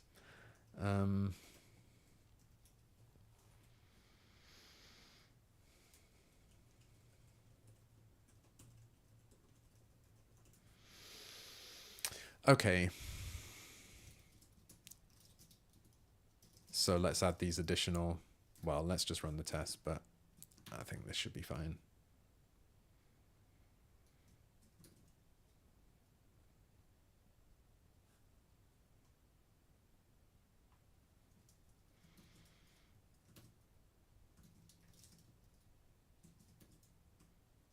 This is looking okay, isn't it?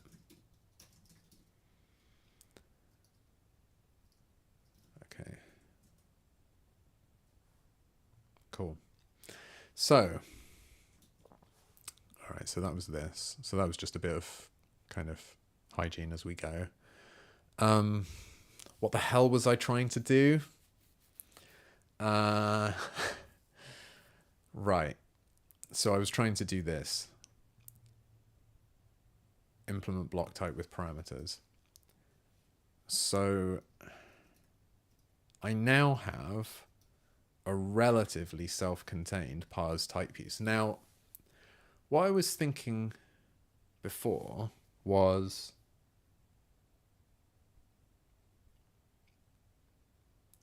I was worrying about how we're going to deal with the special case. Right? There's this special case because I just want to get this right, because I think it's going to be really hard to debug this later if I screw it up, which is that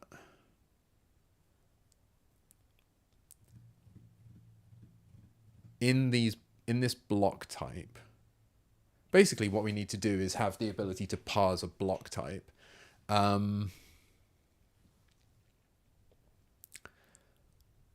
There's this special case of a typeuse that is syntactically empty or consists of only a single result. So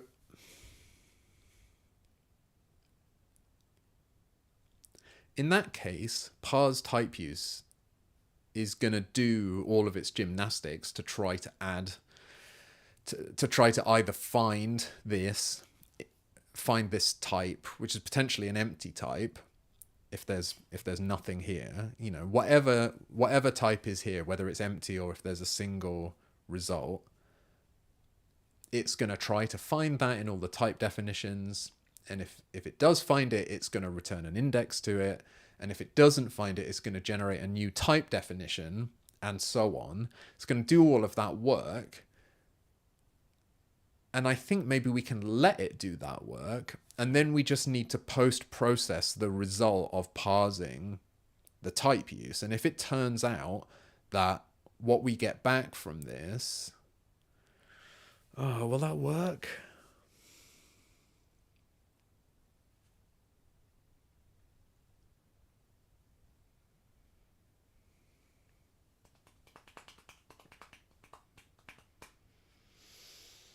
How can we even tell? How could we tell if that's what it was?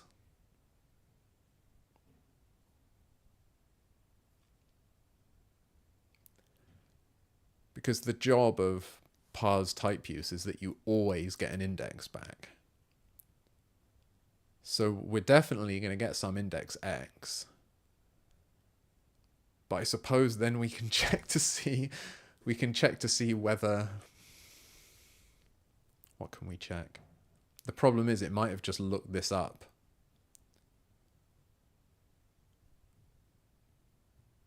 It could have just found a type definition that matches this result. But then does that really matter? Like,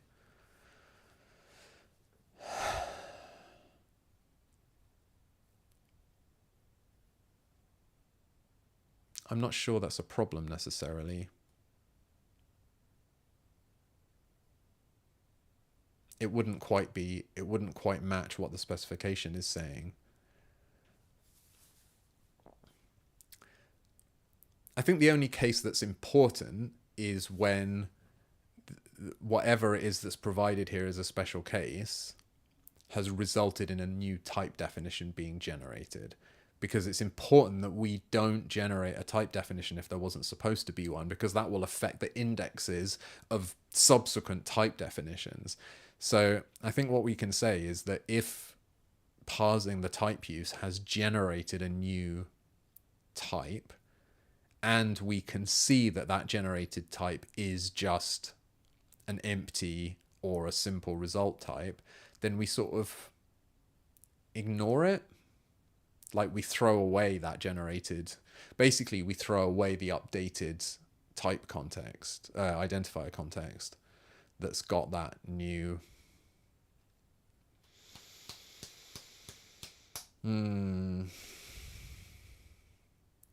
Yeah, I think I might be able to get away with this. Let's try ignoring that problem and see what happens.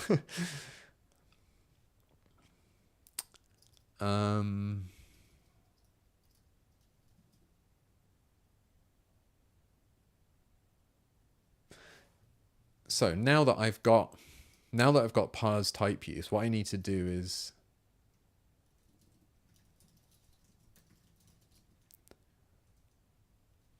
see, I think it's going to have to be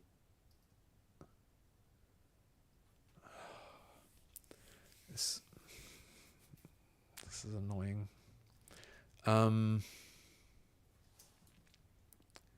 So I got to deal with the folded and the unfolded versions of these instructions, right? Because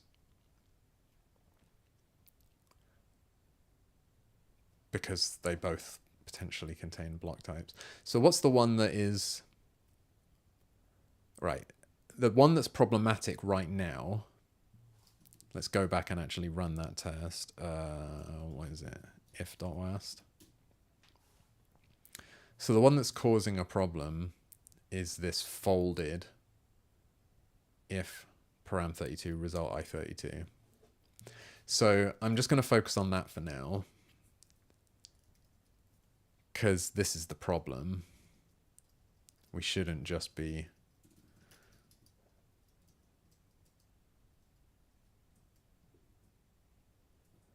right. Yeah, at the moment, all of this code is just making the assumption that this, that all that we care about is the results. And this is the first time where we need to care about more than that. We need to care about the fact that this doesn't just have a result.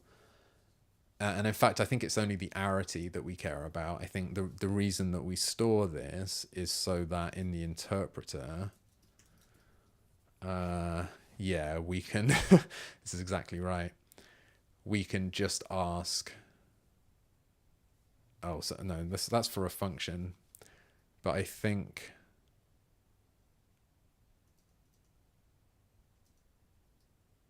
yes, here, this is it. Yeah. So when we're evaluating the body of a block or a loop or an if, we're using only, I think this is the only time we use the results of one of these things, is just to ask how many result values there are of this. And we don't make any attempt. I mean, what does it even mean for the block to have... maybe I should just read this and make sure I understand what it means for a block to have parameters. So this is saying, oh, essentially this becomes a local, it looks like.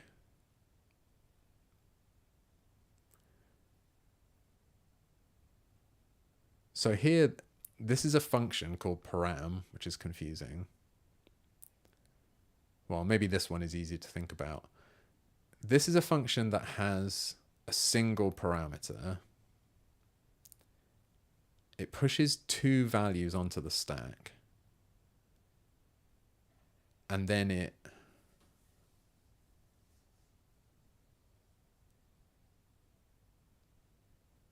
goes into this if that's got 2 parameters. And like, what does that mean? And what does this local.get do? Does this get the parameter of the outer function? Or does it get, do we get like new locals for the block?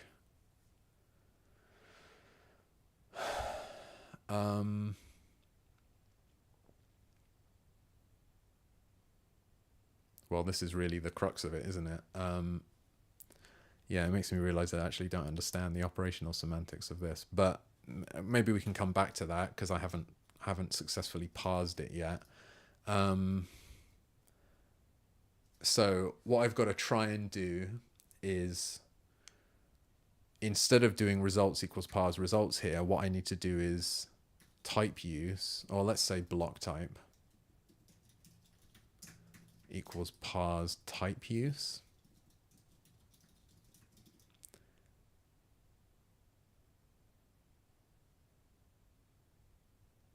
Well, I suppose it's a bit more complicated than that, isn't it? It's something like this. So I get back a type index, parameter names,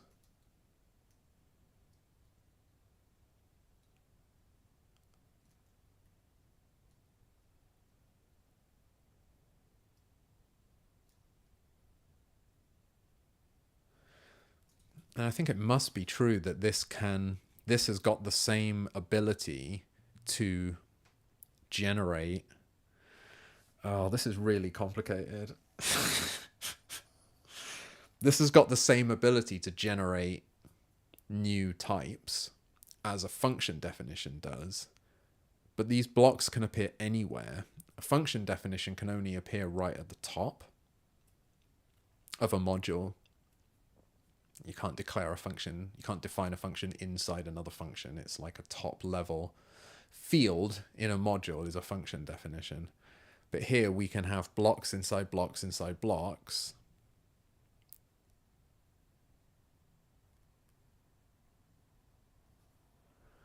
And so these can potentially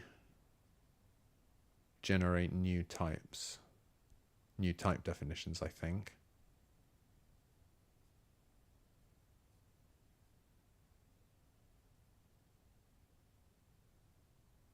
Yeah, and see here we've got type uses. So these should just work the same. I mean, they parse typeuse will successfully parse these. But are there going to be examples of, I can't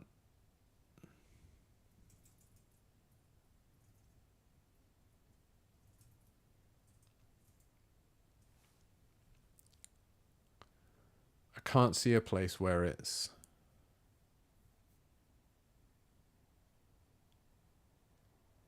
I can't see a place where it matters whether a typedef gets generated or not.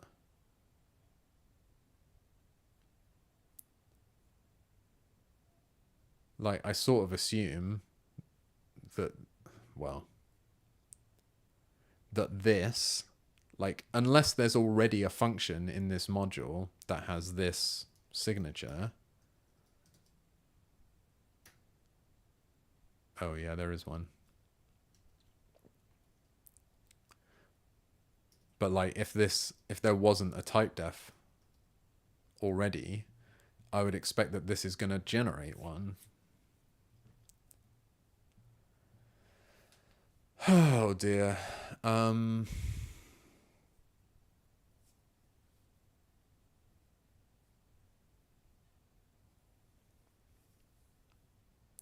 But what this...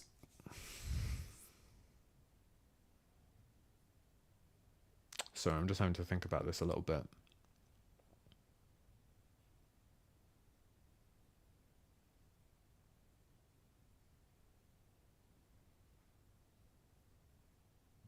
The thing... I'm not really articulating my concern here. My concern is that parse function has to return the generated type.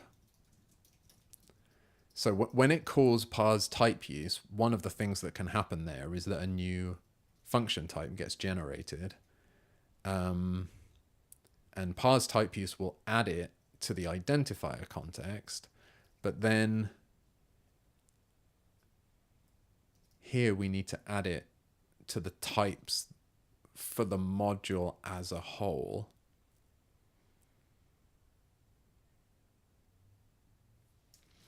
So is that...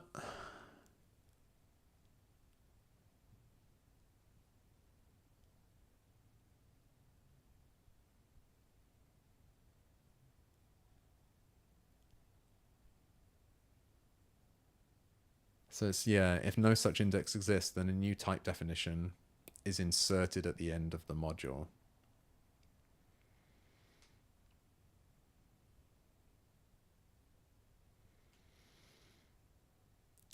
So that does strongly suggest to me that we need to be able to... It's not just function definitions that need to be able to have these generated types inserted at the end of the module.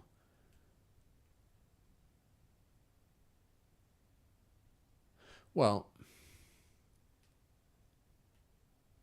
it still is only inside function definitions, I think, because that's the only place that we get into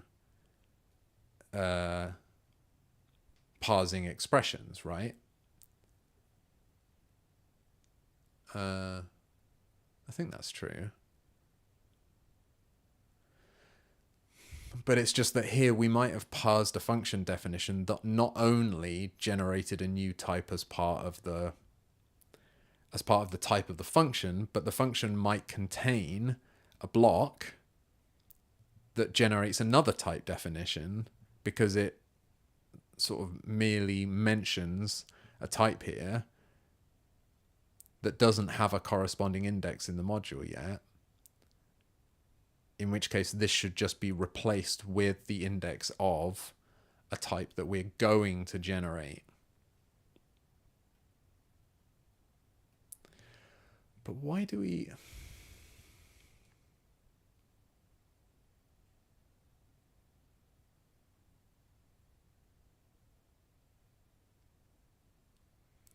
There's something a bit screwy about the way that this works, because that generated type gets added to the type context.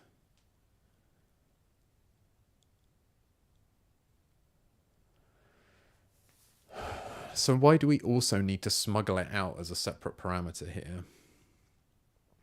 Like, the reason I'm worrying about this is the realization that this is another thing that when you parse a function, the act of parsing the function might generate an arbitrary number of new types as you encounter them, because it's not just in the signature of the function that we might get new types generated. It might also be multiple times within the body of the function. So it's not good enough to just return a single generated type here. If we want to do this kind of thing, this needs to be like generated types, and we need to concatenate them all onto the end of, well, so that they get added onto the end of the list of types at the end here.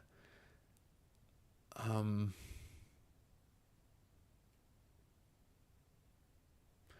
not sure. Oh, shut up. But...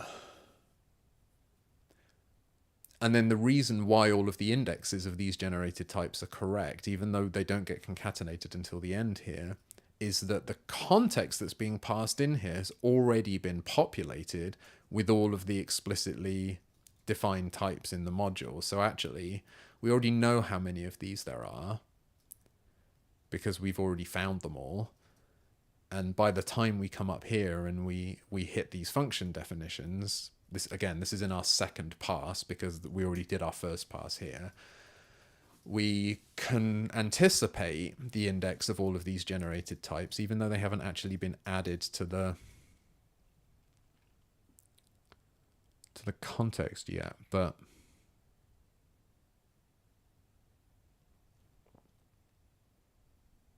I guess the question is, okay, hold on. Have I got any changes here? Yeah, let me just stash this for a second because I think I need to understand this better before I go any further, because doing this, calling parse typeuse deep down inside this thing, parse folded structured instruction, which I think at the moment only returns, well, what does it return? It returns an expression, right? It returns an array of instructions.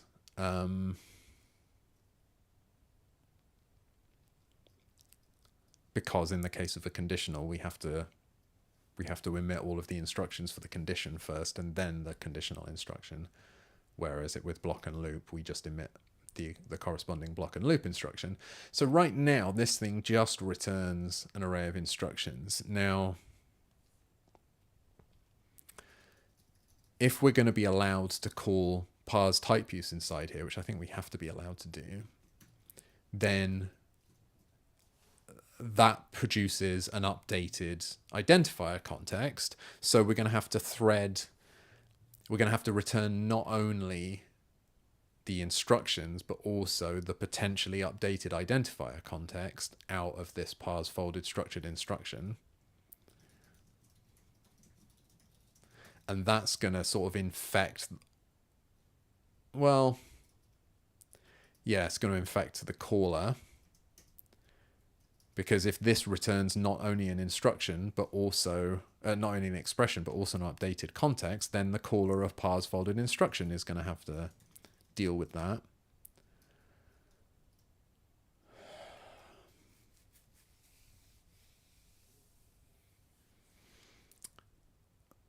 So basically, it's a nightmare.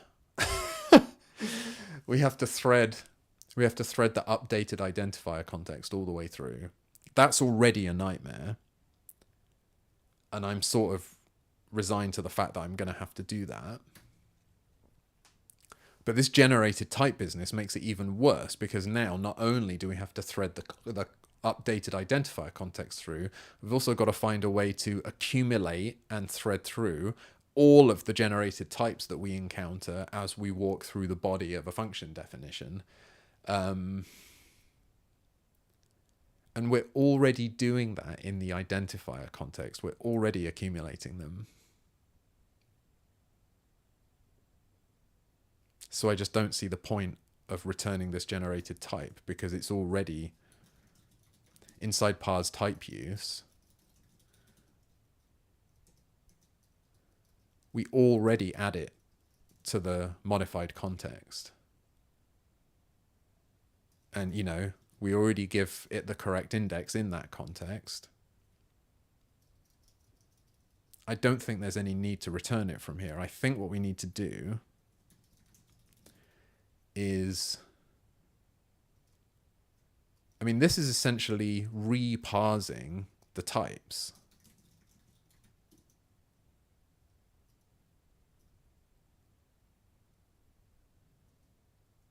But that work has already been done.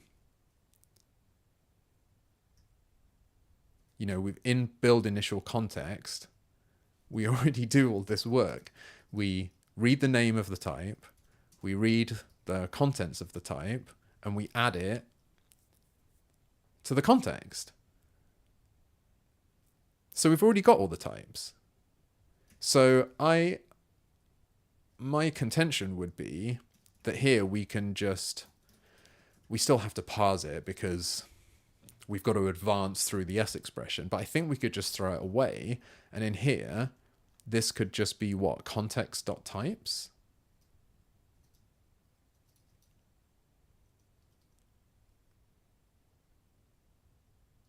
What does parse type return? It's the type. Right. So it would be context.typedefs because the names are irrelevant.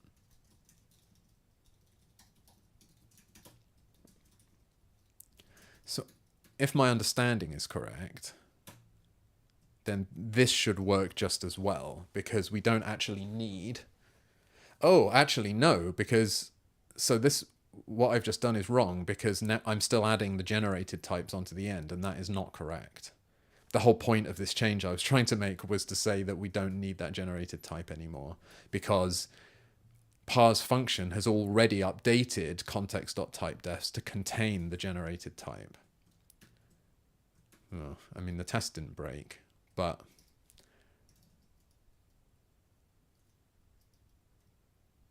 Well, let's just say... Let's see what happens. I mean, I guess, yeah, it doesn't do any harm, actually, because those generated types we're adding on the end are unreachable because they've been pushed off, because they're just a repetition of the ones that are already there. And the ones that are already there are the ones that the indexes are referring to, and and adding more junk onto the end is just gets completely ignored. So I think actually that's the single meaningful, that's like the atomic change, I think, is to observe that we can just use the typedefs directly. We don't need to reconstruct that anymore.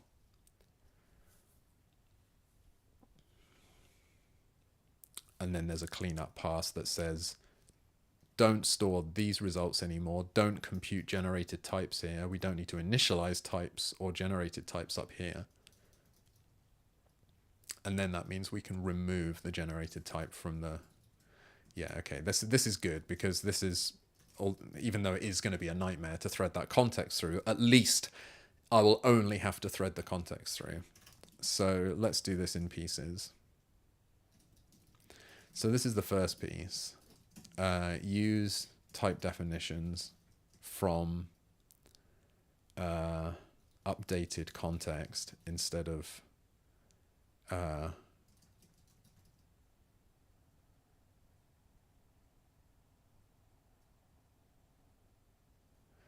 use type definitions from updated context instead of reparsing. Let's just say instead of reconstructing them. So let's say every type in the module has already been parsed during, what's it called? Build initial context.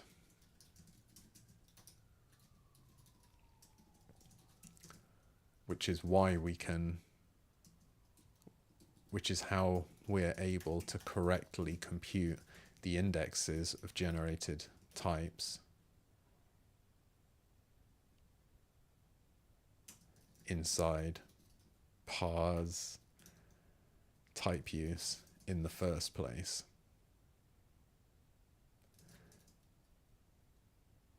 So it's unnecessary work to recompute this list of types by, say, during, by reparsing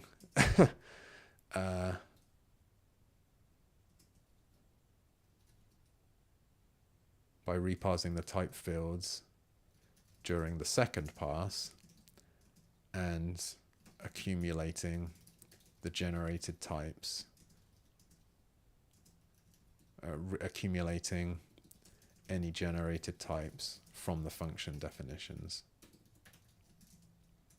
We can just, never just, we can use the typedefs from the updated identifier context directly instead.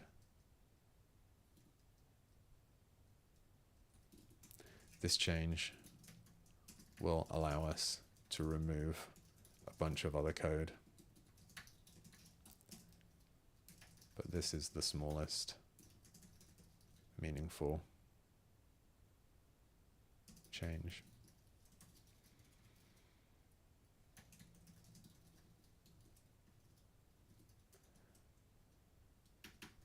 I.e. stop returning the generated type, stop returning and accumulating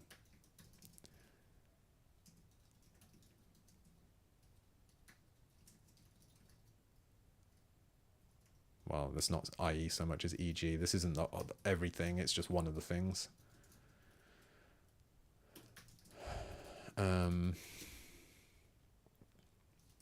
Okay, so that now that we've done that, I think I can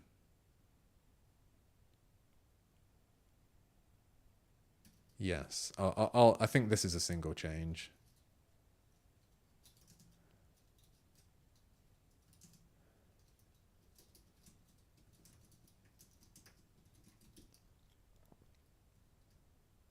I think I can just say that we just don't care about those anymore.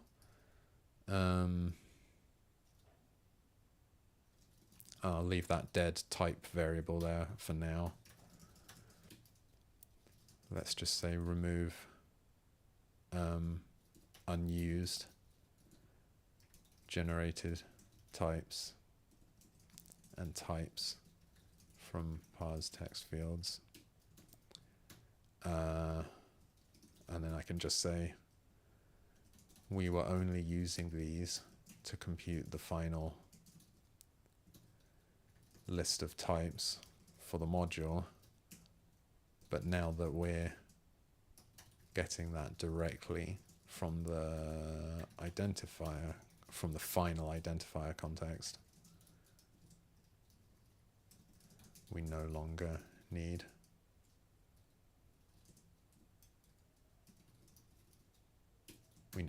them. Okay, and now that means that this can go away entirely,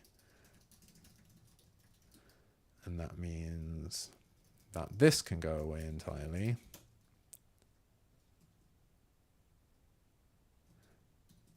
Obviously I could go deeper there, but I think that's one step, right?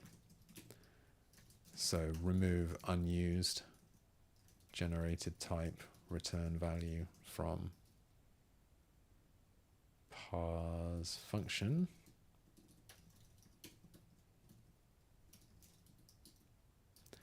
The parse typeuse method already adds the generated type to the updated identifier context. So we don't need to return it separately.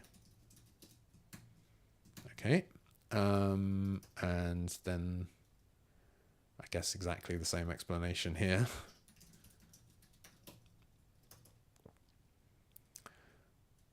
So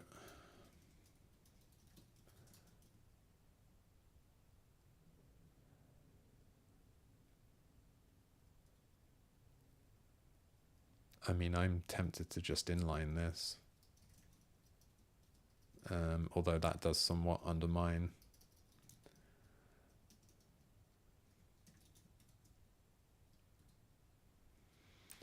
the change I made here before.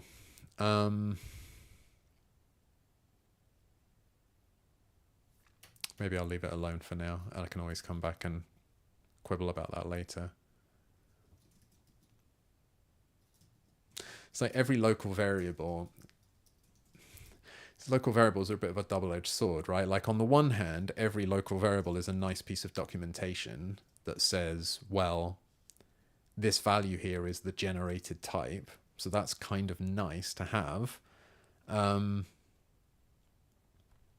But it feels like it incurs a cost as well, especially in a long method, which is itself problematic. But like the fact that I've got a long method here means that every local variable potentially is used later on. Like I don't have, you know, if I had a fancy ID that showed me the sort of live ranges of each of these local variables, I'd be able to see that generated type is only live for these 3 lines, and then beyond that, no one cares about its value. But because I don't have that, and, you know, in general, the person who's reading this code isn't going to have that, introducing a local variable here does imply that it's needed further down, and because the lexical scope of this local variable extends to the end of the method that it's in, it does slightly complicate the understanding of this code, because now you have to be aware of the fact that, well, oh, it's just, the only reason this is here is just to give a name to this value that's being stuck in here. And previously the reason it was here was because we were returning it from the method, but now we're not. I think it's a little bit less defensible to have that there. So why don't I stop talking and I run the test, right? So what did I say before? Remove unused generated type return value from parse typeuse. The previous commit removed the only consumer of this value, so we no longer need to return it. So I'm not going to re-explain why it's not needed anymore, other than to say that no one's using it.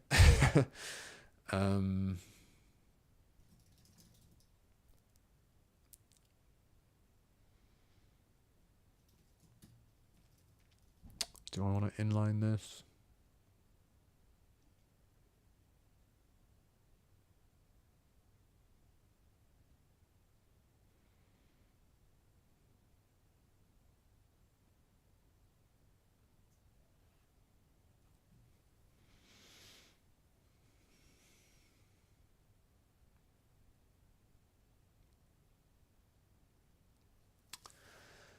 Oh, this is interesting.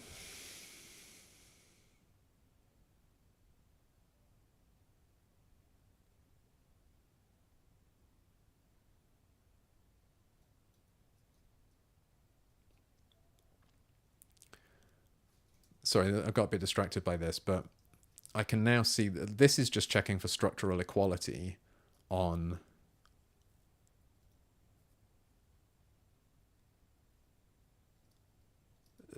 the types, basically.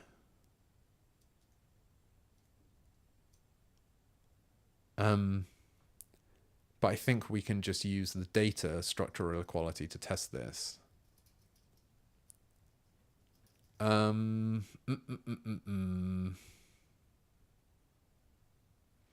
Okay, so rather than remove generated type, I think what I'm going to do is move it up here and change this. We'll find index just, it doesn't need to take a block, does it? It can just take an object. So I think maybe this could just be find the index of the generated type. Because now that the names have disappeared from these, is that right? Yeah, we were just looking at this. Parameter is just the type now. Result is just the type. So, I mean, these having AST nodes for the parameters and the results are, it's already extremely tenuous.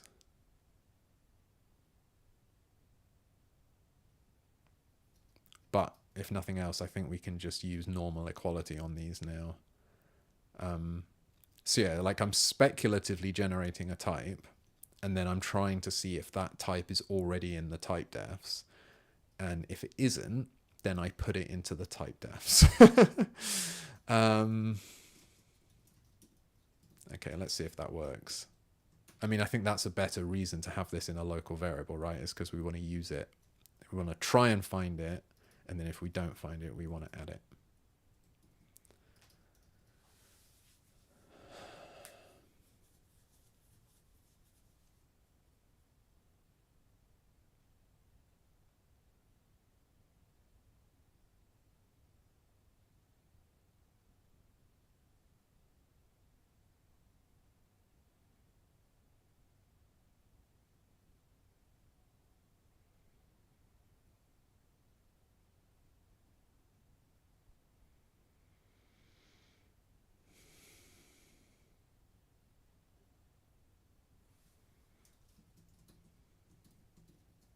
Okay. I was just reading the rest of this code to see if I could make it any clearer what's going on. Like, this is if an index was provided and then we haven't provided any. Oh, this is so that, right. This is so that if the programmer hasn't annotated the type use with their own, if they haven't repeated the parameters and the results, then this fetches them from the typedef. Okay, fine. So this is, I mean, none of this is what I was intending to look at, but I think this was actually, I just got lucky here. I think this was the right time to be tackling this, because I just wrote all this code last time, and even though it sort of fell out of my brain a little bit, I think given that I needed to do this at some point, I'm sort of glad that I'm doing it now, because it's still vaguely present in my mind. And all of this does need to be sorted out. Like, I have to do all of this. And it's now getting cleaned up in a way that it would not have got cleaned up so soon if I'd done this at a different, if I'd picked up a different task. So it's just sort of lucky that this has turned out to be relevant to what I was doing last time. Although maybe the reason I put this here was because I thought it was going to be relevant, but I don't think so. I think it was just, I just arbitrarily picked some, some tests that I thought should be parsing by now that aren't parsing yet, and like if just happened to be one of them. So it was just, this was actually driven by the needs of the acceptance test rather than any intelligent intent on my part.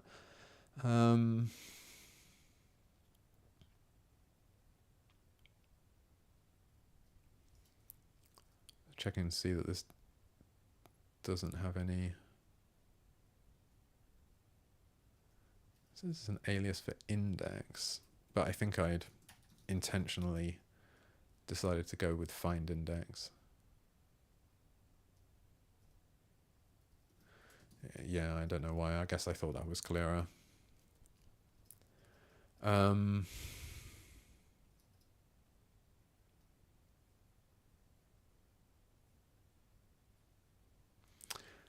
Okay.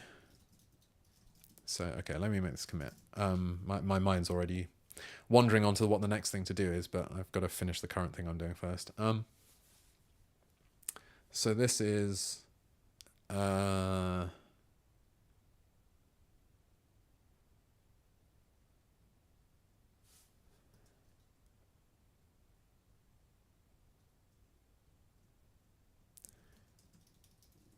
check for generated type in existing typedefs before adding it. Now that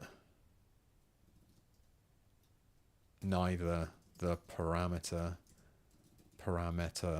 nor the result AST nodes contain anything other than a type,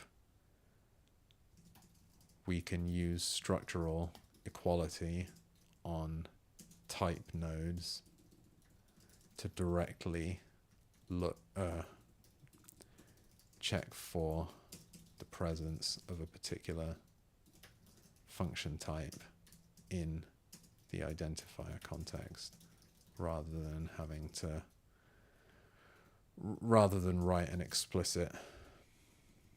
write a block to do it explicitly. Okay. So that was not really related, but it was, that's what we've done.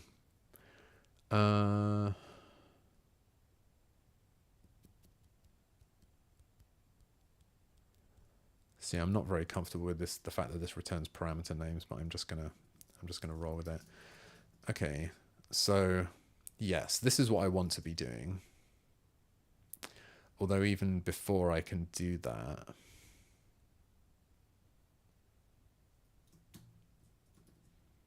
what I need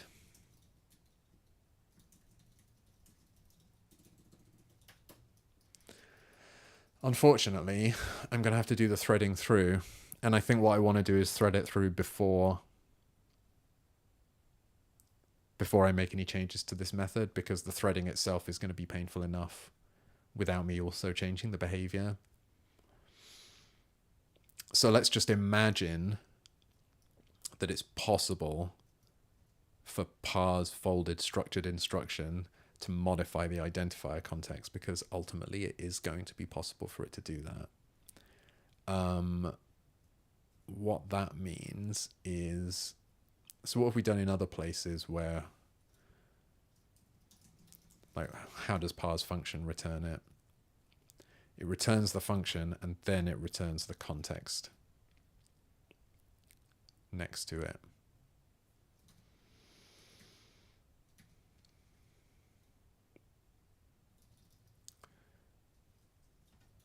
So I think I'd better do the same. So we return, oh, this is very annoying.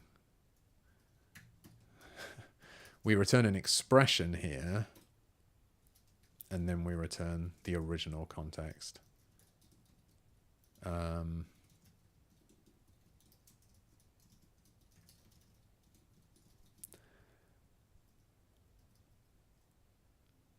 then here, an expression, and then the original context.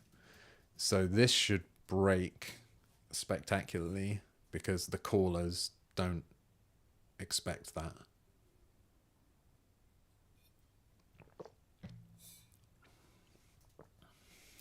And worryingly, it hasn't broken yet. But I assume these are all the tests. Yeah. So those were all of the, way back in the day when I was working on things like adding integers and floating point numbers and stuff. All of those tests are quite happy because they didn't have to deal with conditionals. But yeah, as soon as we get into float expras, which is where things start getting interesting, yeah, the AST is just wrong because this is not an AST. Right, so I've got to chase that all the way up. Parse folded structured instruction.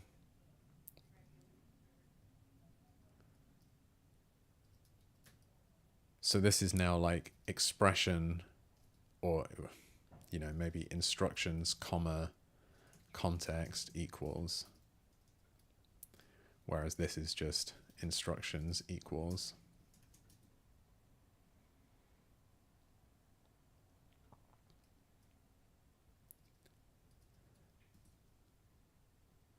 Well, presumably I can fix it up by just returning instructions here.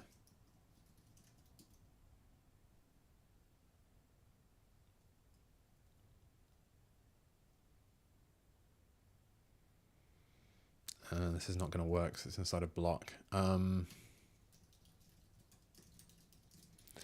So let's do it this way.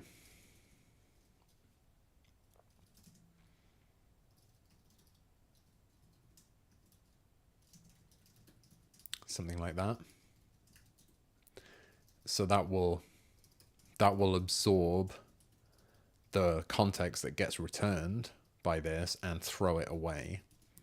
So that's like one step. Let's just do float expras. Okay, I'm gonna use float expras as my kind of canary in the coal mine here because I believe it exercises this code, and then I'll run all the tests at the end. Well, in the time it took me to say that, I could have run all the tests.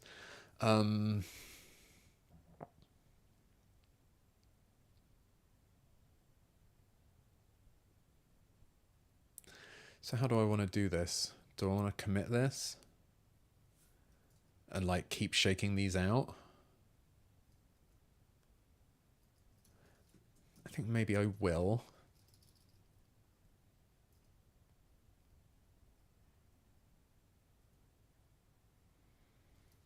How high is this going to, before I actually do it? How far up is this going to percolate?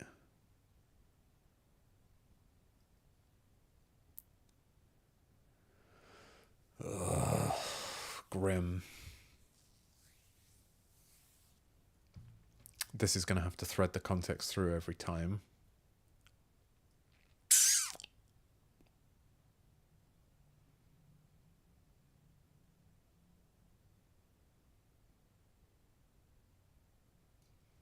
And then who calls parse instructions?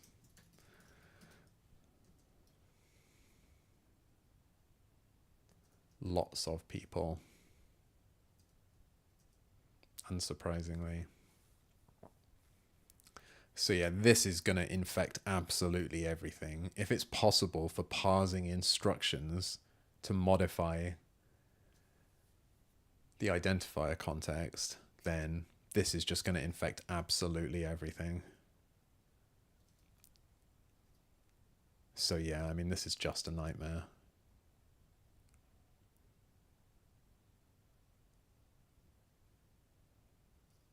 You know, and even here.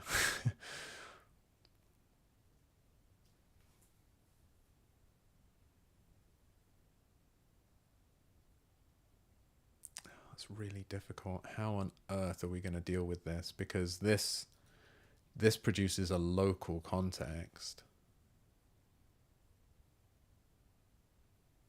Okay, hold on. Maybe this is the answer to my...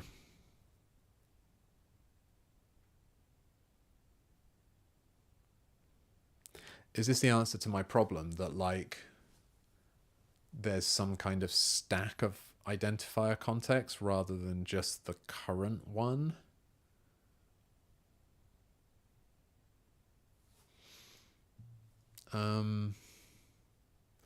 Because I'm confused about how this is supposed to work, because we produce a modified identifier context in which we're going to evaluate the body of the function, but evaluating the body of the function can update the identifier context by adding more type definitions. So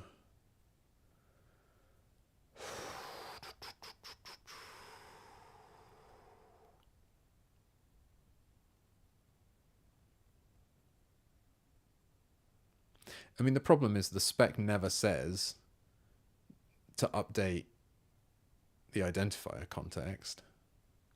It just says it generates a new type definition at the end of the module, but that amounts to updating the identifier context, because if you've generated a new type definition, then that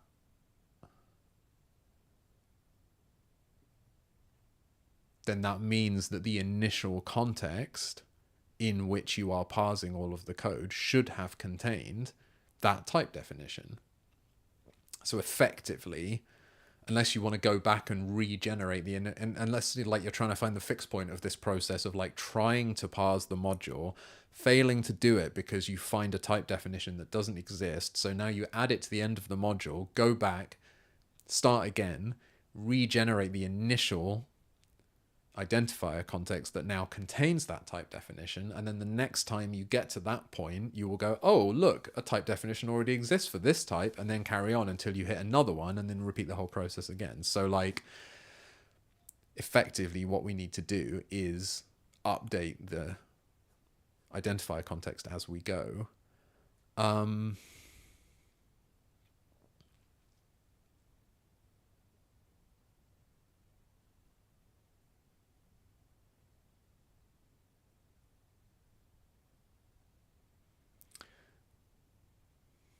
But now I think we've got a bit of a problem, because we can't just, because we need any type definitions that are generated while we parse the body of this function need to be retained, because the body of the function could potentially contain indexes that point to those generated type definitions. So we can't just throw them away, but we also don't want to keep all of these locals. So it's almost like we need to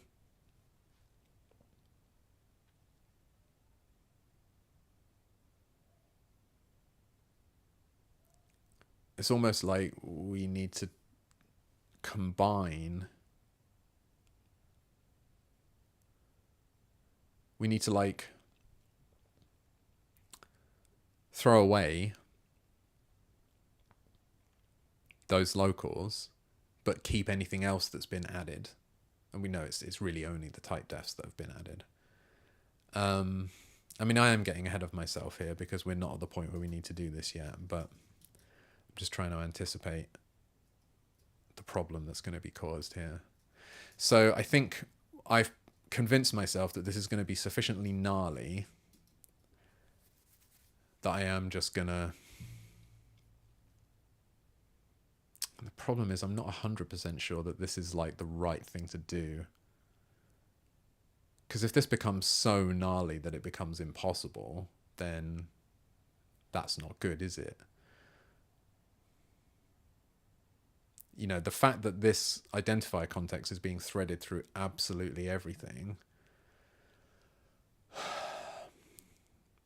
kind of suggests to me that maybe it should just be part of the parser state rather than me doing all of this threading. Like we hold on to the remaining, or rather the current S expression, and that does get, it gets modified as we go. It gets sort of pushed and popped, I guess.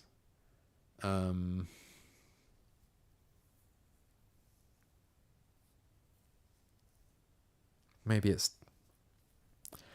time to do that with the identifier context as well. Because otherwise it's just, this is, I think, going to be so painful that it might cause this project to stop. Well, not really. I've got an unlimited, I've got essentially an unlimited tolerance for that kind of rubbish. I could happily just refactor this for tens of hours to get that thing threaded through. I'm just not sure it's a good... I'm just not sure that would be a good change.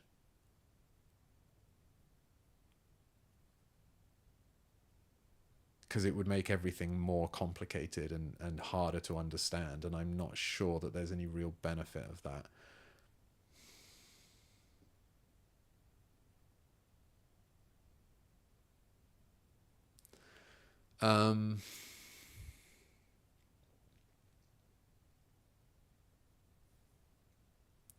Why don't I try that and see how it feels? Because I fear that this is just going to be extremely unpleasant. Let me stash that and just do a bit of thinking, by which I mean typing, to try and work out what that would look like. So let's say that we just have a context here. This just becomes self.context.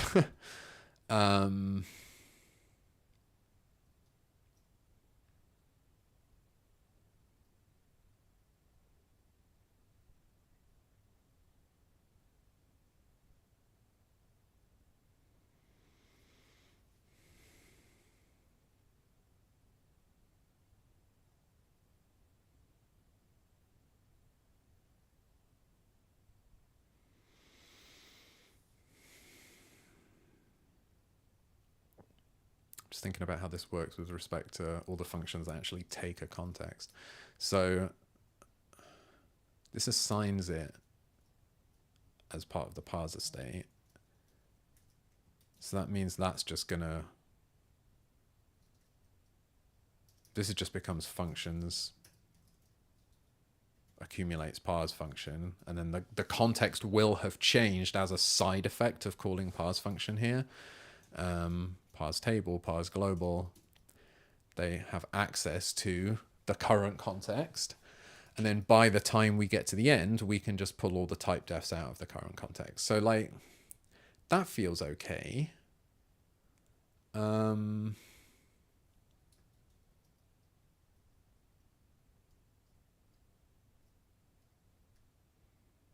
Build initial context is just returning a new one.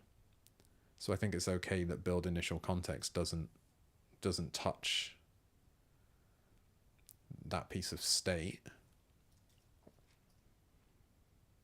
I mean, yeah, like I said, I hope this is going to go away eventually. So that seems all right.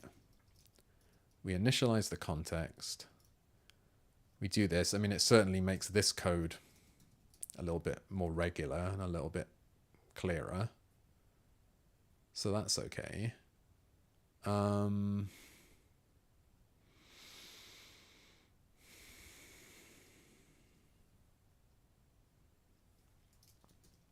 Okay, so what else?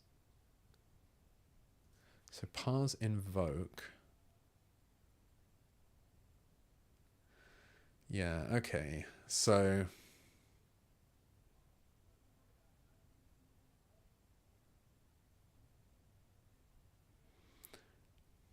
where do we call that?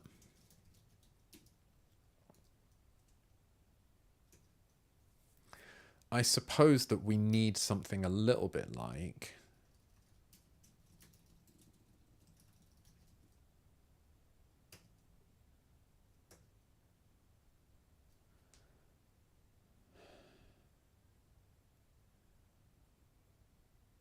right.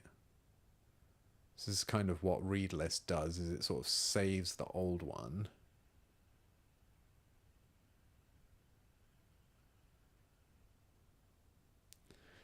So I wonder if there's, I'm just trying to think about, is there a way that we can do this sort of with context, that says something like previous context, self.context equals self.context, context.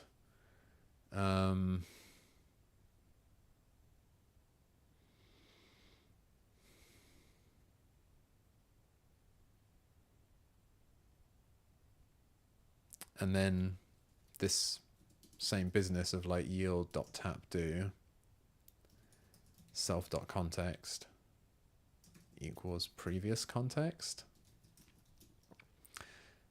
So this would be, if essentially I'm just sort of copying what read list does, but I'm allowing, this is something that will allow you to wrap, to have a block of code that executes within some specific context, because that's what we needed.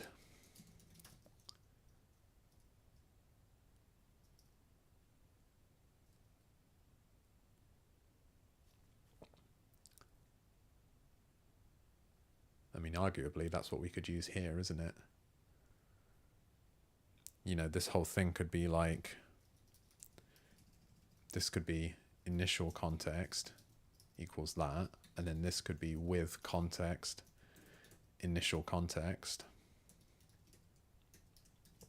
do all of this business.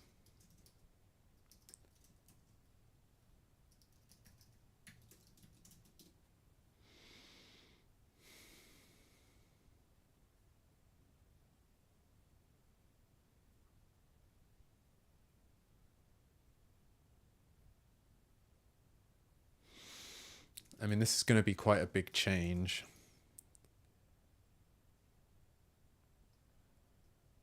I'm not sure I have a way to... I'm not sure I have a way to slice this up any smaller. Let's just see how far I can go with this. So this would be...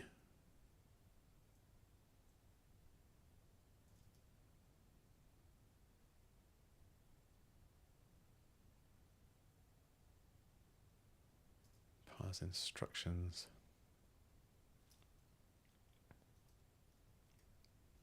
I mean, I guess this is with context, context.new.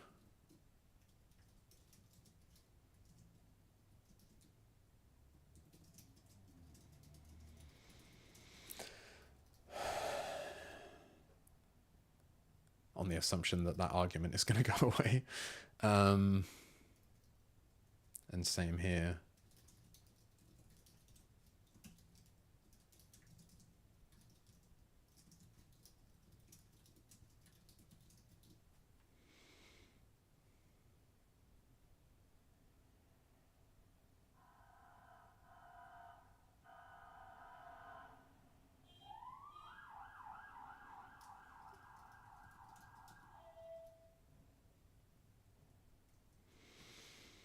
I'm just thinking about all these places.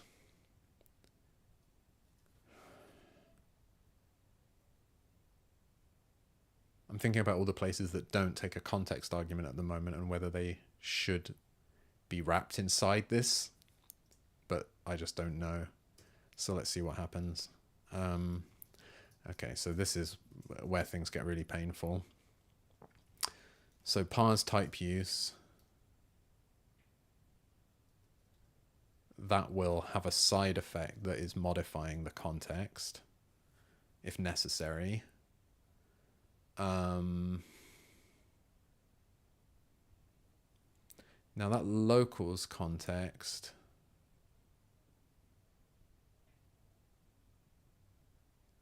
right. So this, for now, this becomes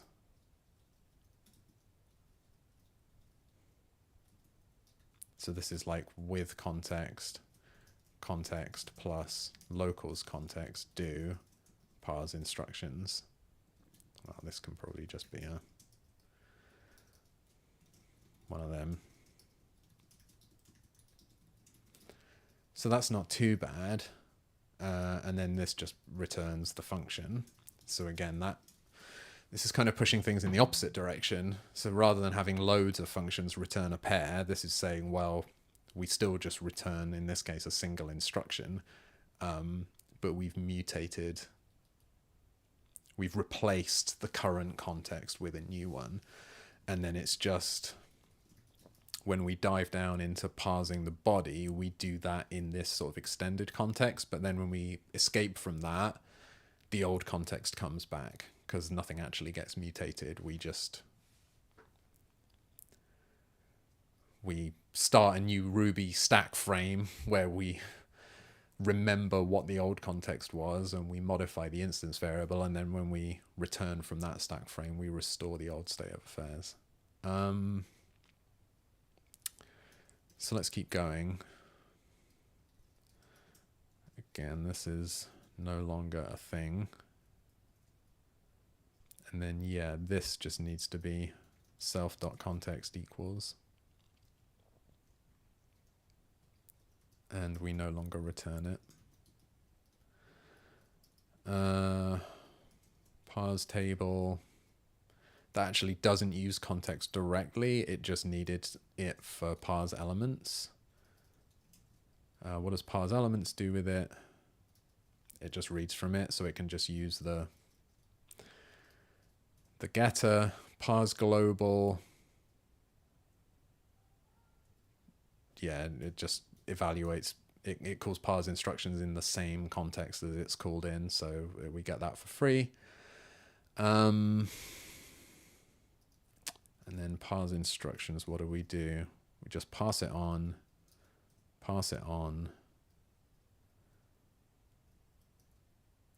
So how does parse instruction work? Just pass it on. So I think I must have laboriously threaded this through. I mean, none of these are going to modify it because none of them can return it. So these are all just going to be straightforward, picking up the current value from the accessor, I think.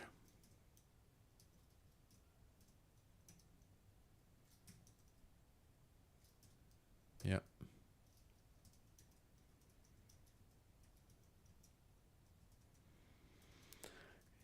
Yeah, I mean, maybe it was a bad call to thread this through, but at the time I didn't know. Well, I mean, there's no right and wrong to this. Okay, so that's ostensibly it.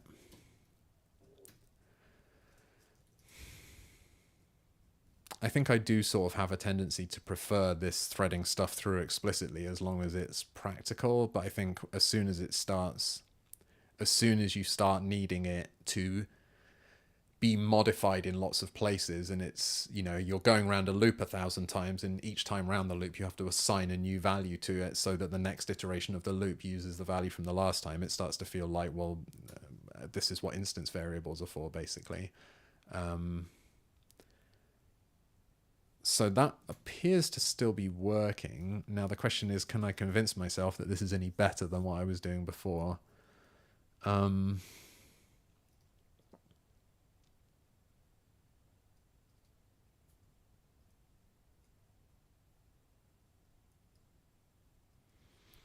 Yeah. I think this is probably inevitable given the shape of the problem. Like I say, because I now need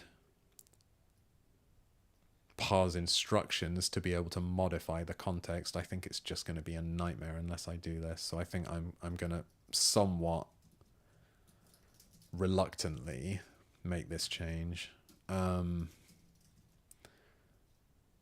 Let's, for now, let me just add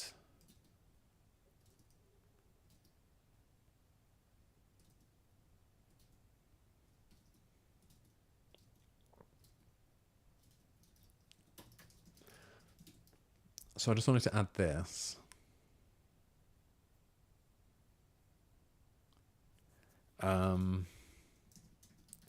Add context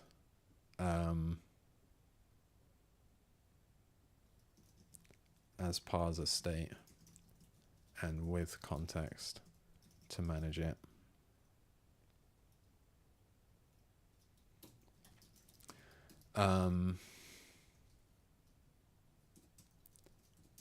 To correctly support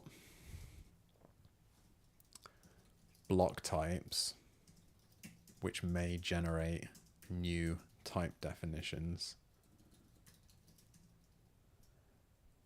we need to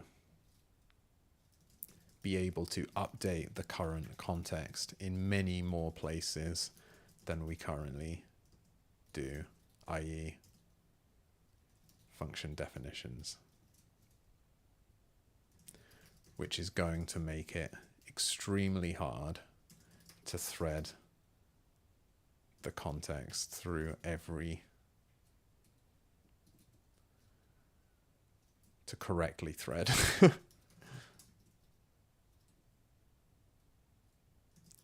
through every operation that specify identifier context. So instead, let's store the current context as state on the parser and have a with context method which allows us to temporarily reassign it.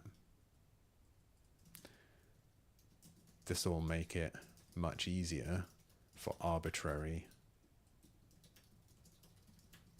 methods to update the current context when they need to without forcing their caller to deal with a new context as a return value. I don't feel great about doing this, but I think the alternative, i.e. tons of boilerplate code to thread the current context around everywhere, is even worse.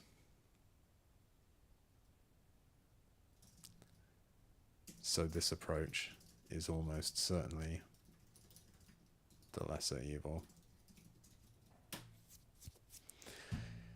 If only we were doing this in Haskell or something, there would be a monad or something. But we're not. And there isn't. Such is life. Okay, so this is, although this is a large change, I think this is just going to be like, you know, update all of the, this is like update AST parsing functions to use context from parser state.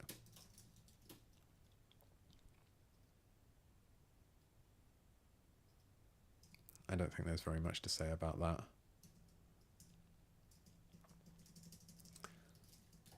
I mean, I assume there was some, well, I'm not going to bother finding it. There probably was some previous commit where I was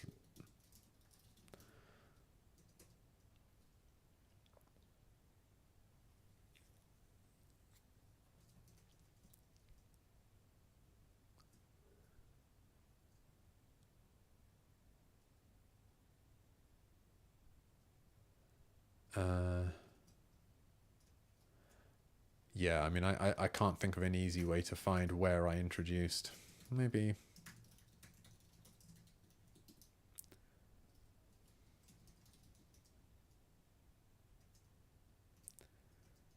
So this is just looking at commit messages that mention the context.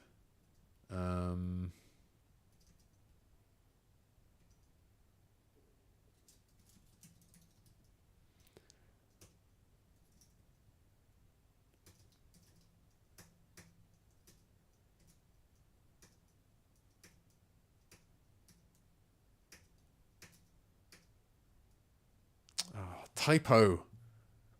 Learn to, well, I know how to spell. Learn to type. Yeah, here's at least one place.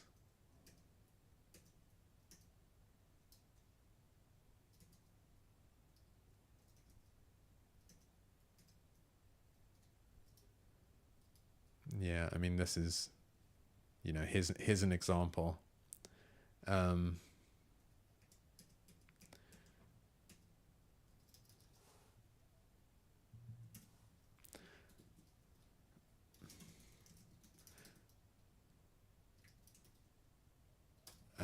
This essentially undoes the work of commits like blah and where was the previous one?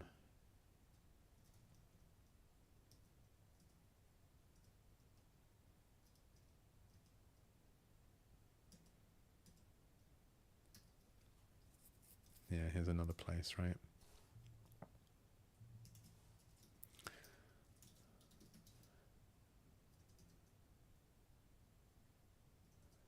Yeah, that's what I should have done, is look for the word thread with a capital T, because that's where the commits begin with that. I think these commits are actually the other way around. So, oh no, that's not right. This is the right way around. This essentially undoes the work of commits like blah and blah, which explicitly threaded the identifier context down to the places where it was needed.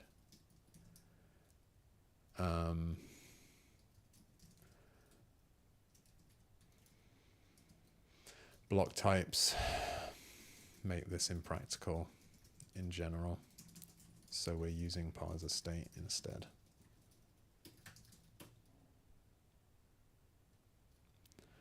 Okay. So I'm pretty sure all the tests were passing there. Okay.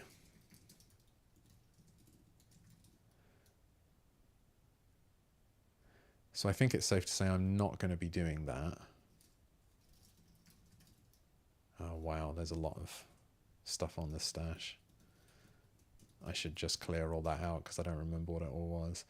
Okay, but here's what I was trying to do.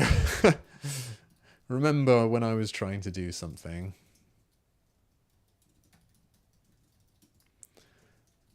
What I was trying to do was replace this with parse typeuse. Well, with whatever. Sorry, I don't know what's going on there. Basically replace it with this. So this already feels much more manageable now because I'm not going to have to, I don't have to deal with the updated, well, except crap, I do, don't I?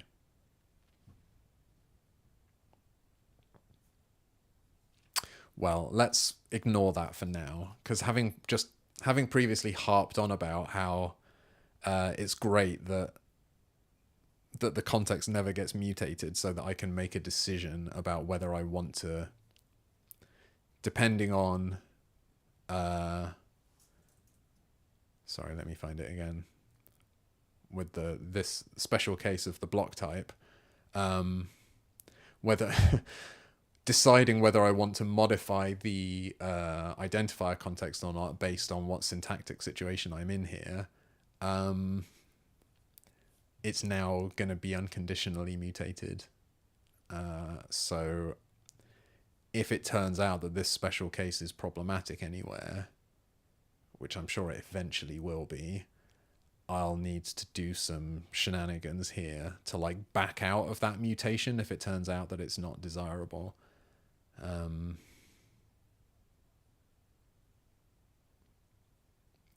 But yeah, I think for now, I'm going to see if I can get away with this. So we used to have results. Now we've got a type index and parameter names.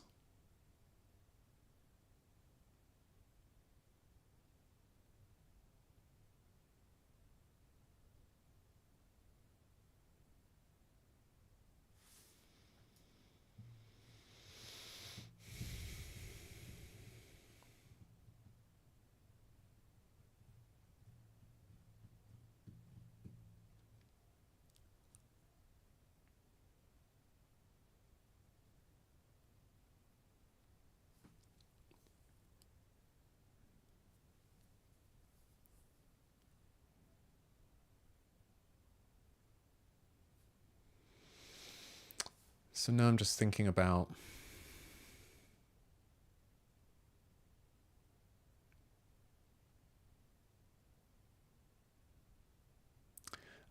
what happens to these parameter names.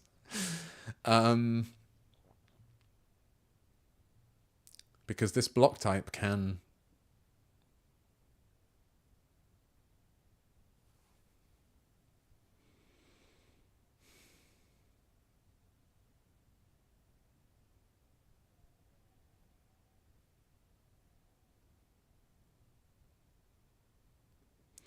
this does kind of strongly suggest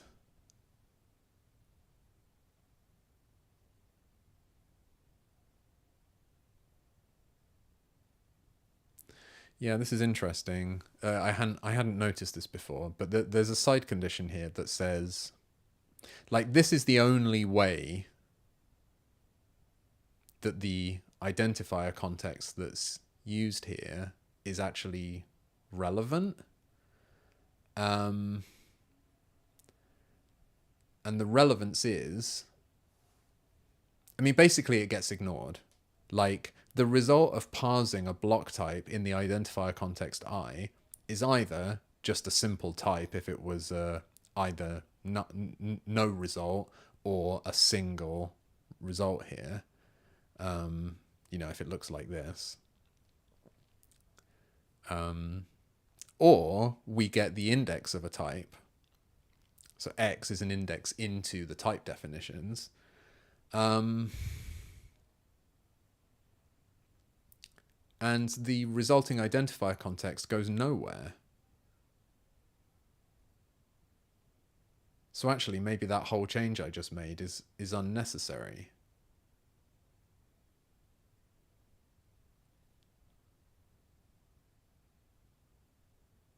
Well, that's not true. That's not true. Because this spec doesn't capture the effect on the identifier context of having generated more type definitions.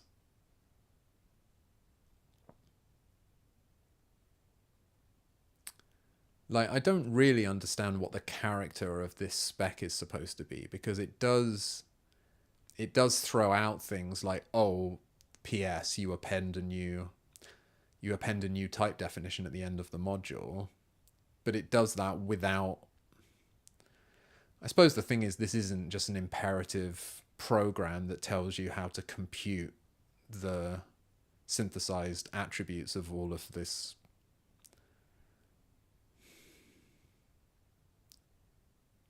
grammar. It's more that it's more like telling you about a fixed point. So it's really up to you to figure out, like, how do you compute that fixed point? And the way that I'm computing it is by updating the identifier context to have those new type definitions in it as if they were there in the original module.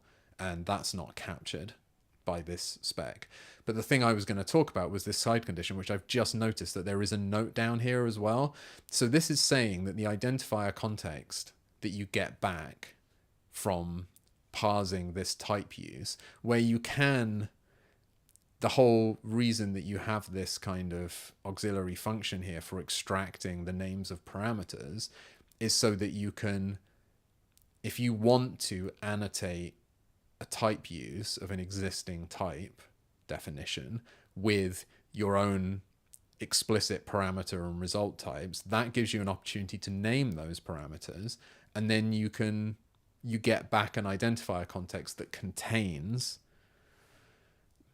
local variables with the names of those parameters. Now, we don't actually create that. That's just what parameter names is. So although parse typeuse can modify the identifier context in order to add, in this case, new type definitions being inserted at the end of the module, we just return this list of parameter names on the assumption that you're going to want to add them to the identifier context. But what this is saying is that it's only valid, it's only syntactically valid if all of those names are nil. So it's saying here, this identifier context that you get back has to just be all of the locals have no names. So this is saying the side condition stating the identifier context I prime must only contain unnamed entries in the rule for typeuse block types enforces that no identifier can be bound in any param declaration for a block type. So you're not actually allowed to give names to parameters. So here you wouldn't be allowed to say, well, in this case you can't, but in this case you can't say param foo I32. That is not allowed.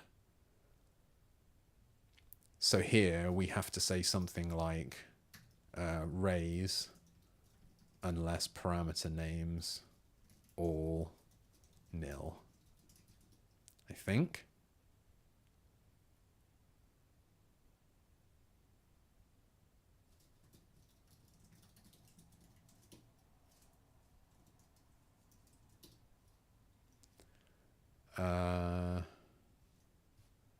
Yeah, I think that's okay. Just checking that I haven't somehow forgotten something about how this works. Okay. So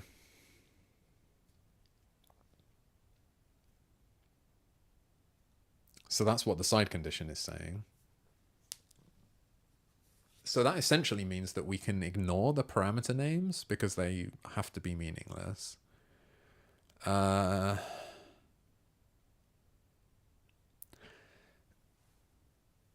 So we do need to know.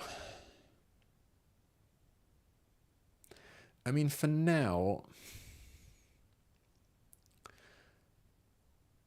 the way I've set this up, let's just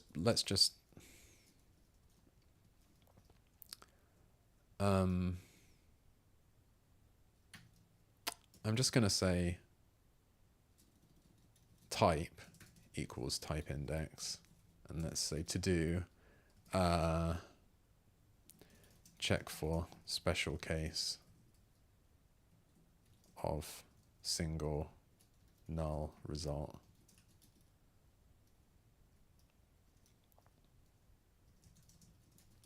So for now, I'm going to, basically this results here, I'm going to replace it with type.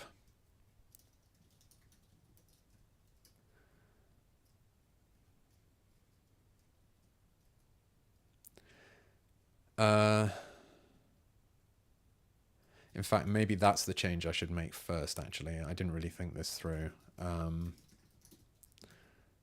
Sorry. Let's make that change. So let's say that structured instructions, instead of having results, they have a type.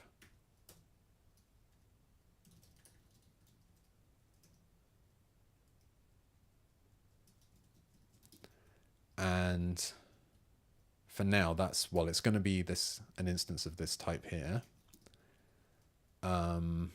So that means that I need to say, instead of results equals, this is going to be type equals type.new parameters nothing results parse results.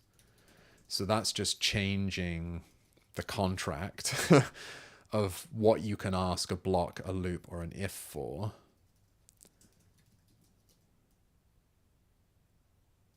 And the same change needs to happen down here. So yeah, this is why I was concerned about it.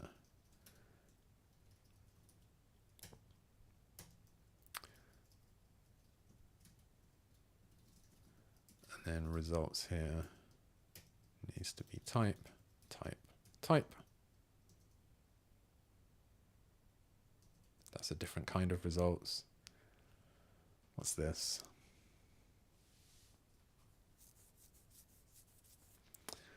Yeah, I mean this this is not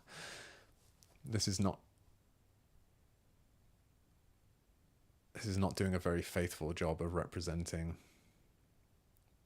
Oh no, it is. It is doing a faithful job of it. I take it back. Yeah, this does read a function type correctly. Okay. But that's not related to what we're doing. And I think neither is this.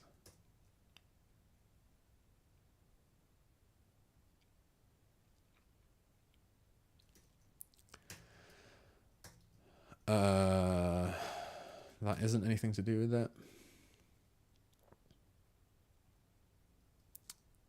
That looks fine.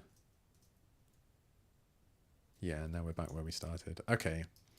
So I think, so this is going to break because we haven't told the interpreter about it. So the shape of the AST has changed, and now instead of having a results, they've got a type. And we're going to need to tell the interpreter about that. So yeah, you can see that a function already has a type, right? And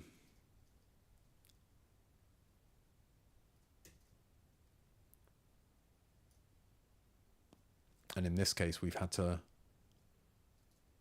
look it up. It's actually a type index that it has, and we've had to look it up. So let's do the same thing here. Again, we've had to look it up. But here, we've just got a type. And this needs to be type.results.length. That's going to be type.results.length. So that's the arity of the block. This needs to be type. Oops. This needs to be type. This is we're back where we were. So I think, yeah, this is broken in float expres again.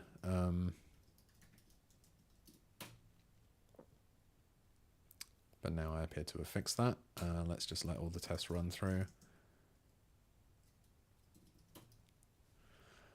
I don't think there's a polite way of doing this in small pieces, because this is changing the API. I could do a hand over hand thing where I sort of add a type field and then cut over to it and then remove the results field, but it just doesn't feel particularly useful.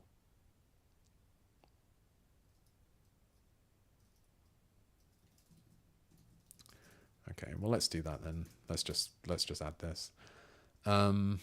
So this is replace results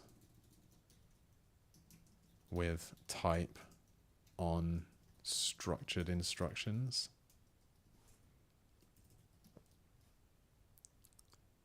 And let's just say, in general, the type of a block is a function type, not just a result type, because blocks can also have parameters. So we need to store a function type for the block, not just a result type. Well, this is all a little bit.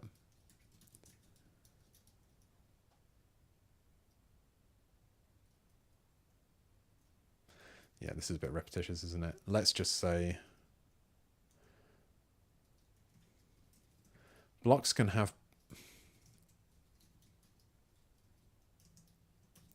in general, blocks can have parameters as well as results.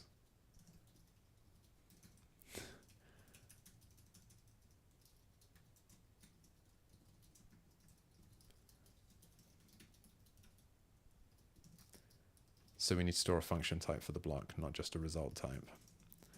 At the moment, we're only populating that type with the result type.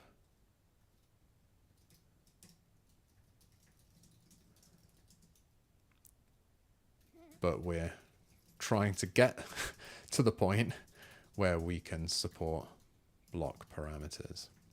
So we'll need the rest of the function type soon. Okay.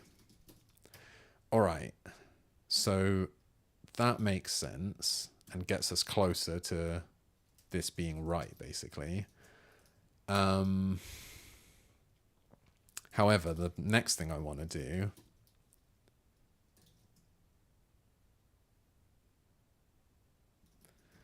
I can just drop that and we'll deal with the, because it's only this.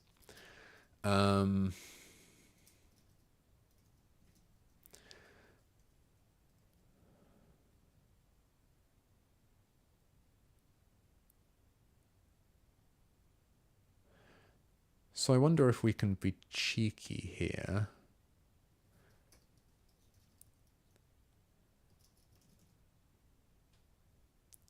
Like, ultimately, it needs to be a type index that's stored, because at the moment, that's all we've got.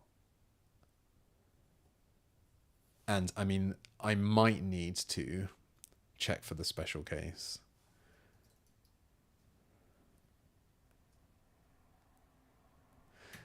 For now, let's just see what happens. This is what I meant by being cheeky, is that, like, let's just say context dot typedefs dot slice type index. So, like, rather than just assembling the type ourselves by calling parse results, instead we call parse typeuse. That gives us a type index and some parameter names that we're just going to use as a, we're going to throw a syntax error essentially if they're not all nil. If the programmer has tried to provide parameter names, that is actually not supported in WebAssembly, so we're going to throw an exception. And then assuming all that works, we're just going to pull the type, we're going to pull the right type out of the typedefs and throw the index away. So all of the hard work that parse typeuse just did to find out, to create a valid index, we're not going to use it. And then at some point, well, the problem is that this field of, this block type field needs to be either, I guess this is a result of a val type. So it needs to be either, I mean, so far, I've only looked at num type, so it needs to be, you know, i32, i64, and so on. Yeah, which I guess...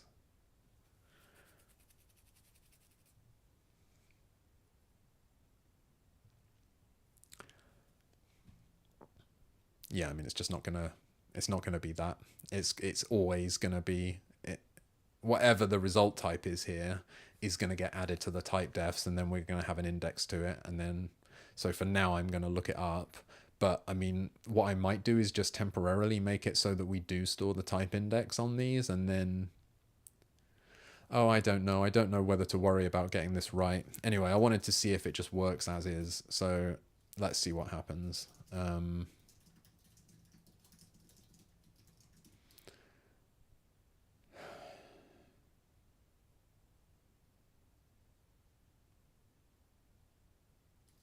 Okay.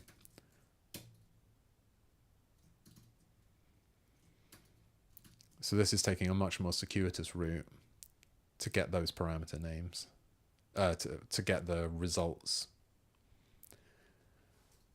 Because in all of these tests that I'm running right now, we only have the results. So they should round trip correctly through this whole process. Yeah, okay. So that hasn't broken anything.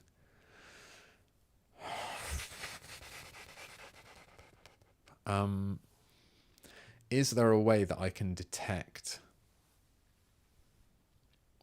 this situation?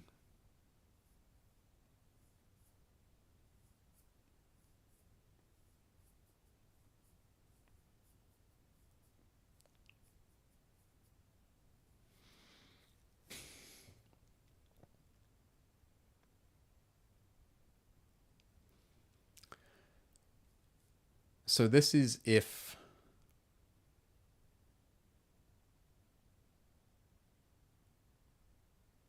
so we can get the type like this.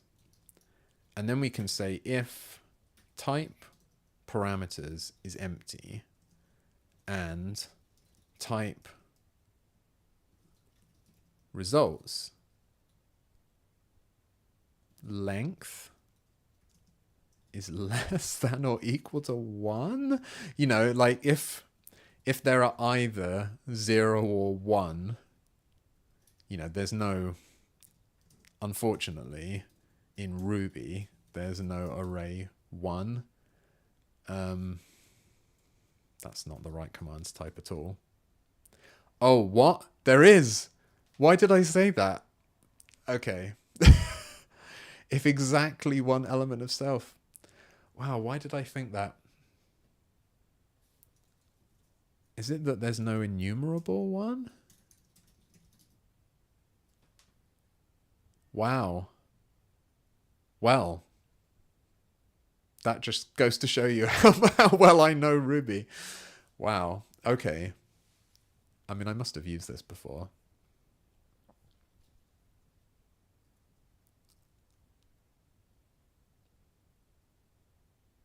Returns whether exactly one element is truthy. Well,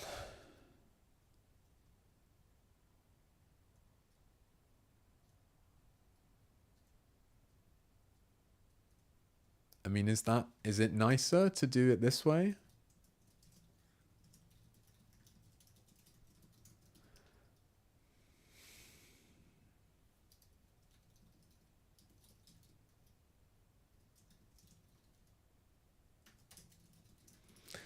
Let's see if and when that comes up.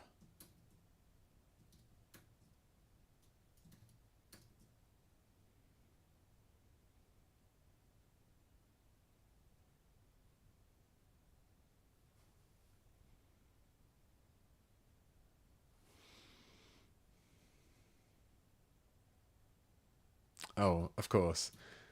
Well, maybe that's what I was... maybe that's what was going on in my brain.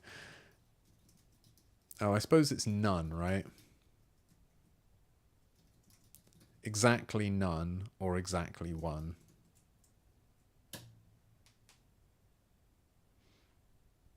Wow. I'm trying to work out why I forgot that that method exists, but I think it's just because I'm not very clever. That's what it comes down to. I wish I had a better explanation than that, but I fear that that is the true explanation. Okay, so this situation does come up, at least. Yeah, right. So I guess this is obvious that there are lots of cases where both are empty. So let's go with if there are no... I mean, it's a little bit naughty because this is...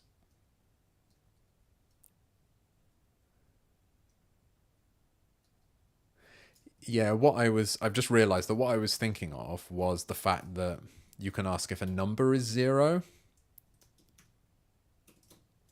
but you can't ask if a number is 1. That's what I was thinking of. So yeah, this has sometimes come up where I've wanted to, you know, sometimes 0 is a special, you know, algebraically has some special significance as a result value and you want to check for it. or, you know, if you are, it could be the base case of your recursive function or something. It's kind of nice to be able to have a predicate to check for it rather than just using equality. But sometimes, you know, in a different recursive function, like, I don't know, factorial or Fibonacci or something, you might want to check for 1 as your base case. And it's always frustrated me that you know, 0 and 1 are both significant in terms of, you know, they're the identity element for different operations, and so it's a little bit frustrating that you can check for, there's a special predicate for checking for 0, there isn't a special predicate for checking for 1. So I think that's what I was remembering. But of course we're in a completely different, it's a completely different monoid here, and we're not even talking about the elements. We're not even talking about the empty list or anything. We're just asking how many elements there are. So, well, I guess that is, we are talking about the empty list, but that's not what I meant. Anyway, what's the point of me? Okay, yeah, I'm thinking about what to do in this situation, because actually I think I would rather get this right.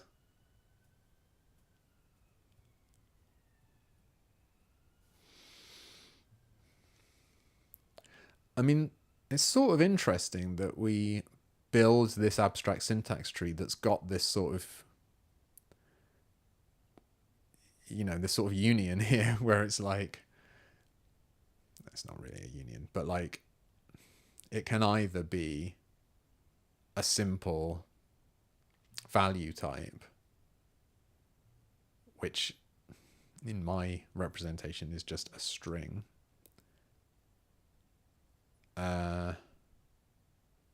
or it can be an actual index.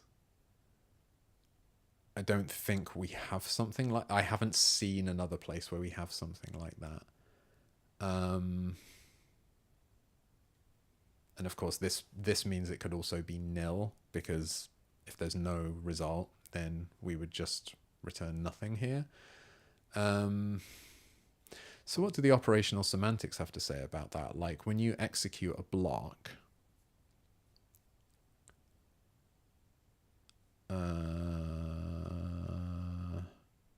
blocks,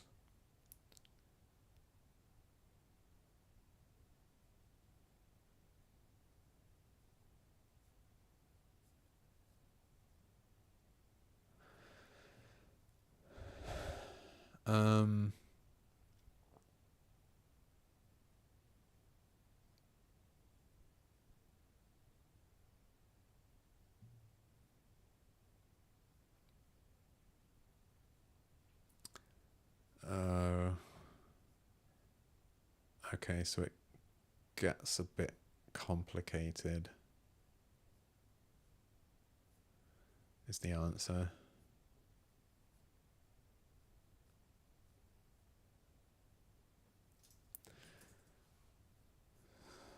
So I don't really know very much about how blocks execute, but there's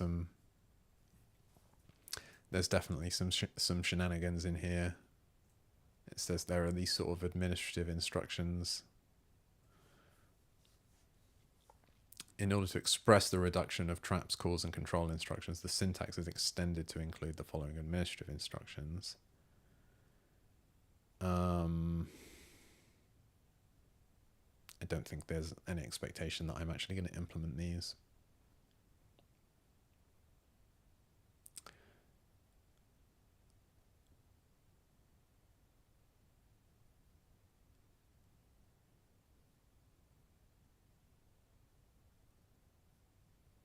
So here, block.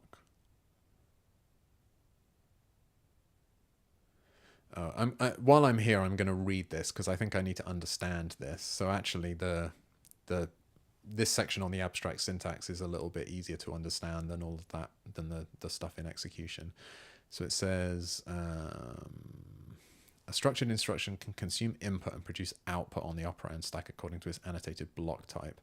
It is given either as a type index that refers to a suitable function type, or as an optional value type inline, which is shorthand for the function type no input, and then result is value type optional.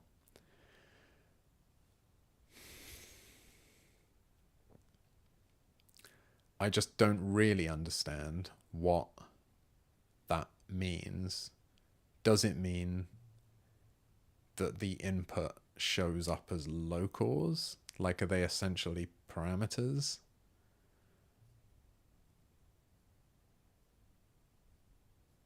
It doesn't really say.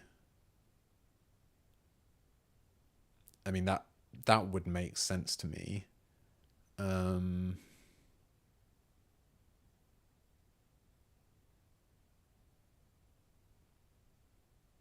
But it doesn't say explicitly here. And yeah, in execution, it all got a bit complicated.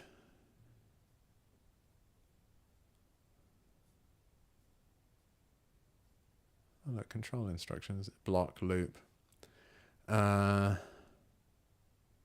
Okay, so yeah, for some reason I looked under block instructions rather than control instructions, but apparently control instructions is where I should have looked. So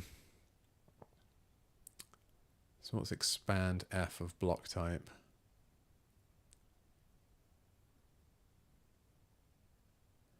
Oh, right. Okay, so this expand f is what deals with this auxiliary function takes a block type and looks up the function type that it denotes in the current frame. So this is what deals with that sort of weird polymorphism, is that if you've got a type index, it just looks it up in, well, what I'm currently thinking of as being the identifier context, but more generally, that's the same. You know, the module gets the list of typedefs from the identifier context. So actually, this is just the index is into the typedefs in the module. Or if you've got this special case of it's just a value type, then we just construct a new function type. So we're just going to need the equivalent of this function on the interpreter side to be able to make sense of the fact that this can be a numeric index, or it can just be, well, I guess expressing this as an array is, well, I'm not quite sure that is supposed to connote an array. It's like a question mark and some square brackets there. I guess what this is talking about is it's an array that's either empty or it's got one element in it, I suppose, is what they're showing there. And maybe that's how I'll choose to represent it as well. That this could either be an index or it can be a possibly empty array. Yeah, maybe that's the way to represent it. Anyway, what I was trying to do was understand what it means. So yes, we find the function type by expanding the block type. Let L be the label whose arity is n and whose continuation is the end of the block. Right, so that means that we're returning n values. That makes sense. And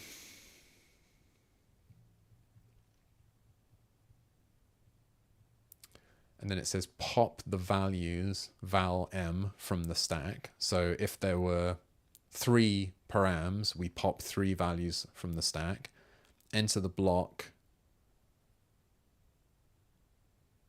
val m instra star with label L. Okay. So what does that mean?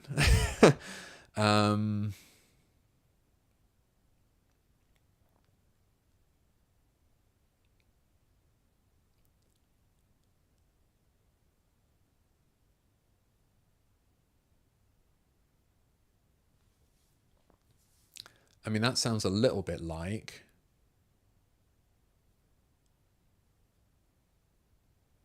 entering the block val m instra star.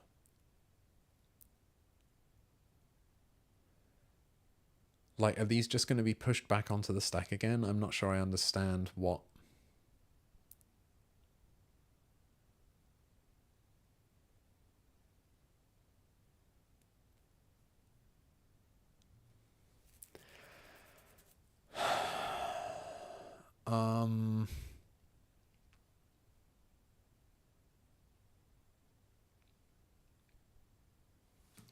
it sounds like these are just going to be pushed back onto the stack. Because when the body of this block executes, the first thing that's going to happen is that we're going to push all these values back onto the stack. But now I guess we're going to be inside the block. And maybe what's important there is like how the stack gets rewound when we return from the block. But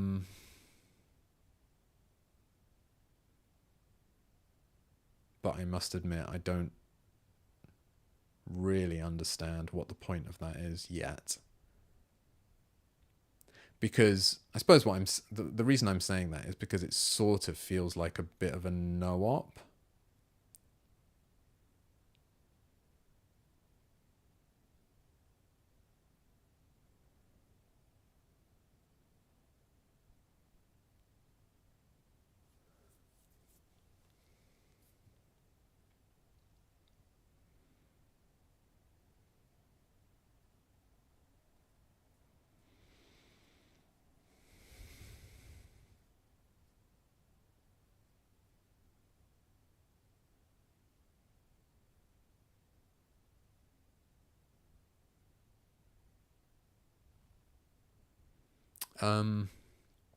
Sorry, I'm just reading. I was hoping I was going to have some kind of revelation about what the point of this is. But that hasn't happened.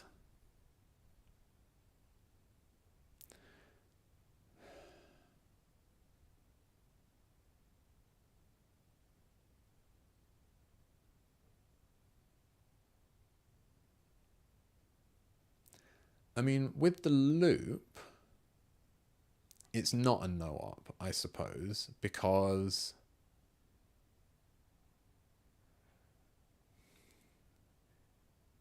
you can jump back to the top of the loop. So every time you restart the loop, you get those whatever the number of inputs that the loop body has.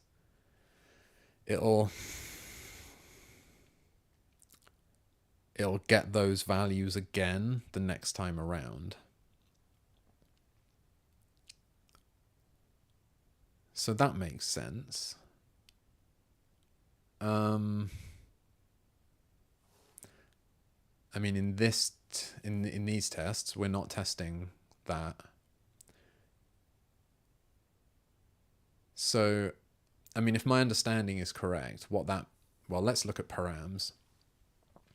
It seems like what's going to happen is that this block takes two parameters. It's going to pop 1 and 2 off the stack. And then before we get into the body, is it before we get into the, how does if work?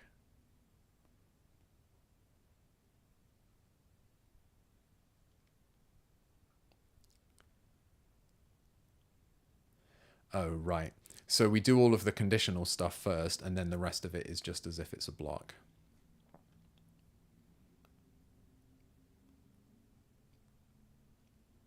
So this is going to happen first. So we're going to get whatever the first argument to the function was, we're going to use that to decide whether we're doing 1 plus 2 or 1 minus 2. I think that's what it's about. I think if you call this with a truthy argument, then the result will be 3. And if you call it with a falsy argument, then the result will be minus 1. That's my theory.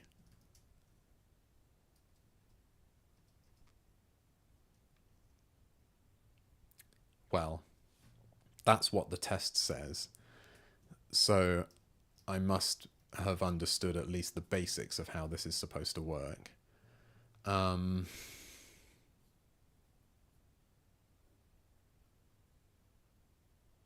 However, what this test doesn't do is really in any way make clear what the use of this is. You could just remove this and it would still do the same thing as far as I can tell.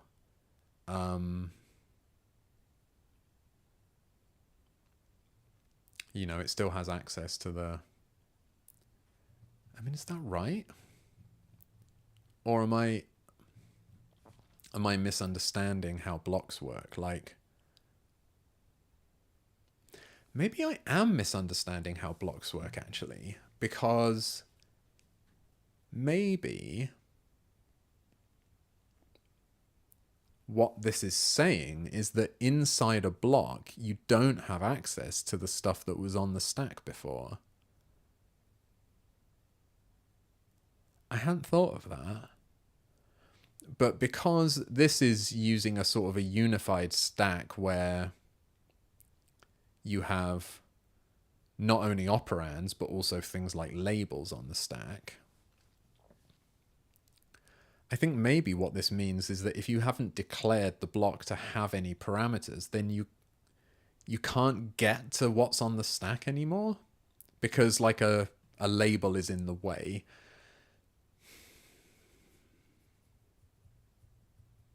And I just hadn't thought about that before, but maybe that is, in fact, I think that probably is the design here, that when you go inside a block, the block, what this is essentially saying is that the block can't have an effect on the stack other than what its block type says.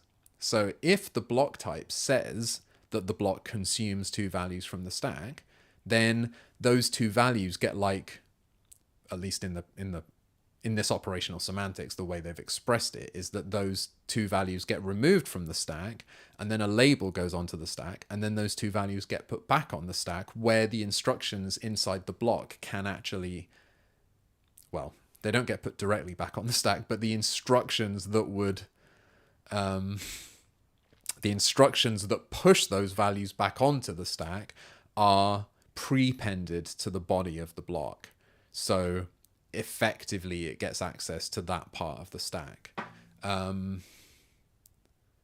if you didn't do that, if you didn't put it in your block type, then I don't think you would be able to reach those values anymore, because they're on the other side of this label. So you can't just pop them off the stack, because the thing that's on the top of the stack is not a value, it's a label that's kind of blocking your access to everything below it. The only way that you can, like, pop that label is by branching or returning or whatever.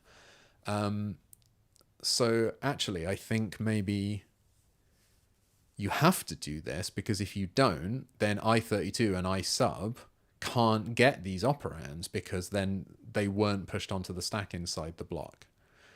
So that I hadn't understood that before.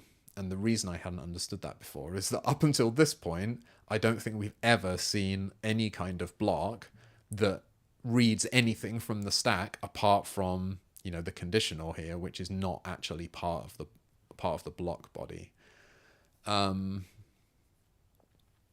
So that's sort of interesting, and I feel like I now have a better understanding of how that works. So I'm going to need to, you know, this implement block type with parameters is ridiculously large for a to-do list item. Like, what have I done so far? It's like parse block types, which include params.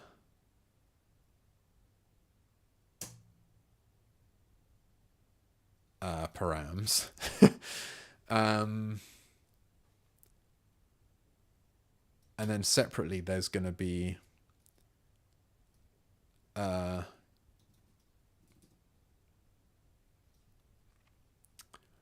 account for block params when evaluating blocks.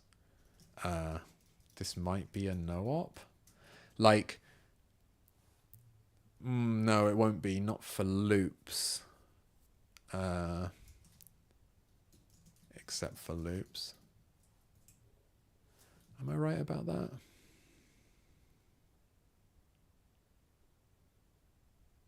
I think I might be, because it feels like this.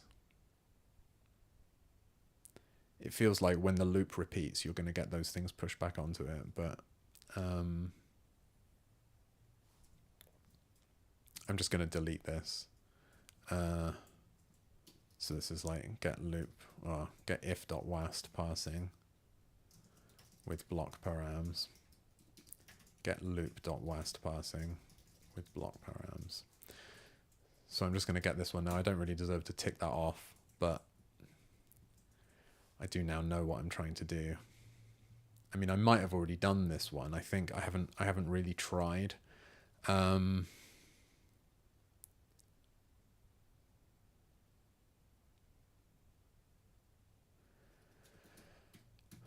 So what was I getting at here? That was another quite deep rabbit hole. I'm sorry. So this is saying, I mean, really what I'm trying to do here is sort of mitigate the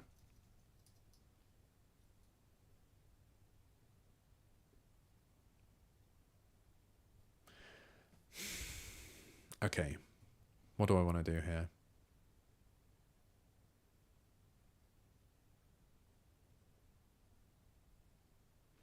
I think what I want to do is the right thing right off the bat. Like, I think what I'm going to do is have this else type equals type index.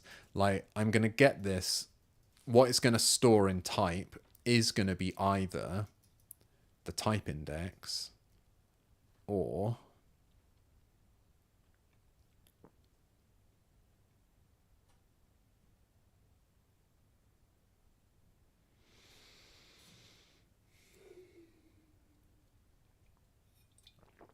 that 0 or 1 element array.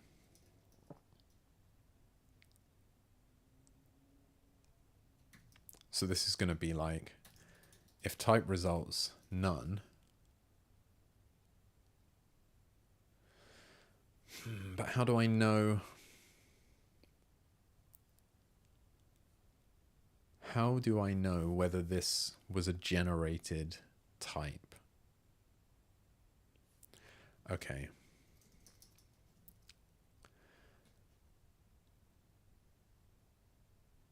All right, look, I'm gonna, this is getting too deep a rabbit hole. So what I'm gonna do is just do this, which is arguably what I should have done in the first place.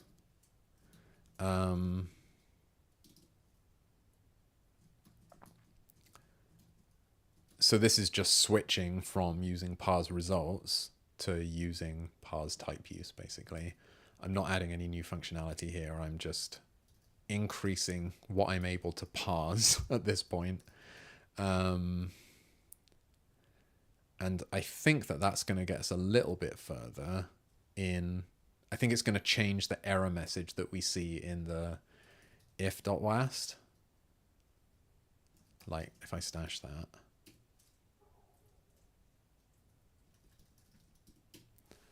This was failing and saying param, no matching pattern error. I think now, okay, well, at least it's a different problem. Oh, actually, the param test has passed now, so I was sort of right about this being a no-op, except for loops.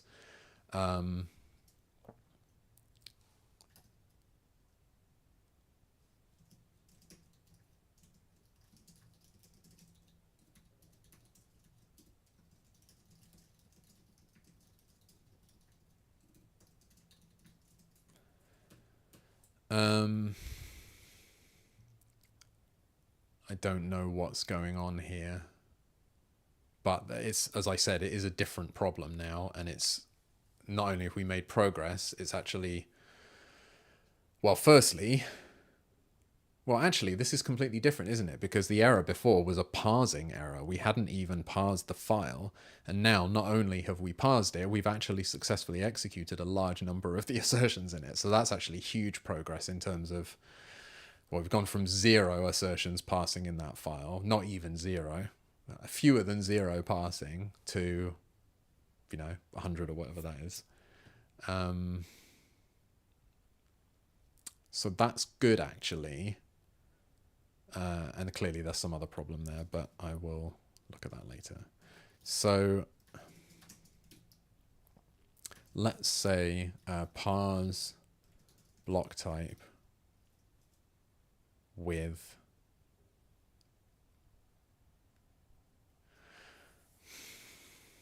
sort of interesting. Should I also do this? Should I also do this in parse structured instruction?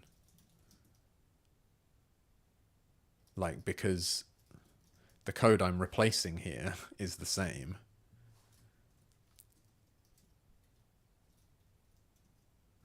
So should this also be the same?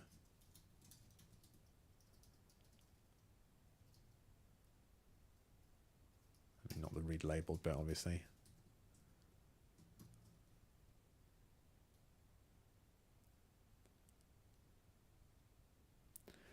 I mean, this is starting to look a lot like I need a parse block type. Let's see what that looks like. Well, we know what it looks like. It looks like that.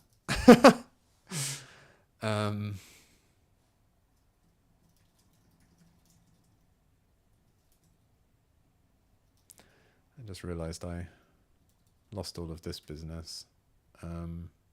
And maybe I didn't want to lose it. So I'll just stick that somewhere for now.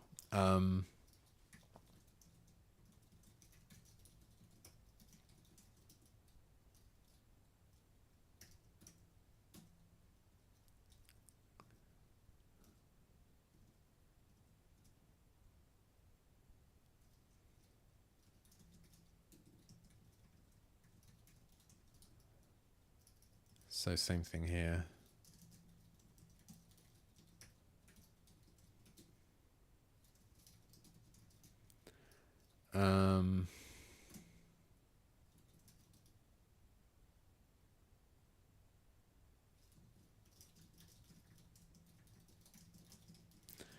So what have we got?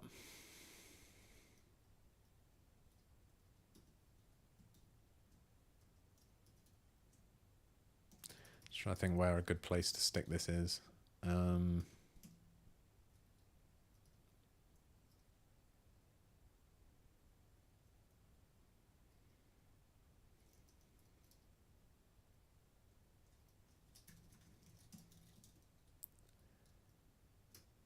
Maybe here, even though it's used further up. I think maybe that's okay. And let me just run the tests, because if that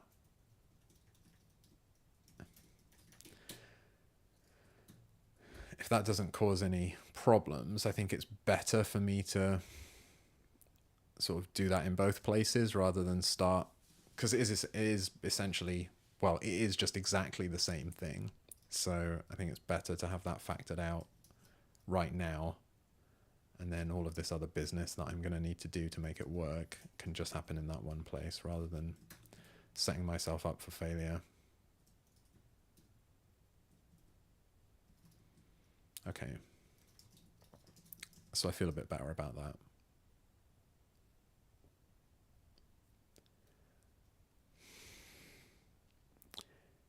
However, this does introduce a problem, but let's just get it added first.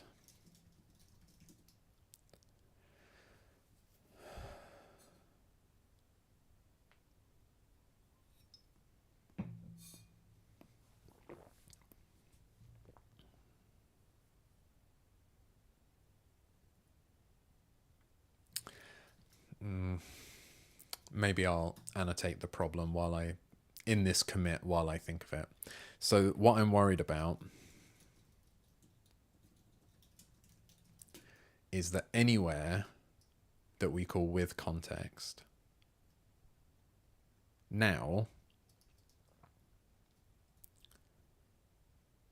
we're going to be losing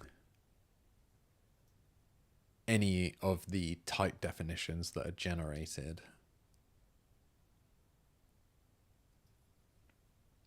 well, it's okay here because we pull them out of the type context before we pull them out of the identifier context before we leave the block. So here, yes, at the end of this with context block, we do throw away all of the type definitions that give meaning to all of the indexes that we've just written into the AST, but that's okay because we've remembered them here. But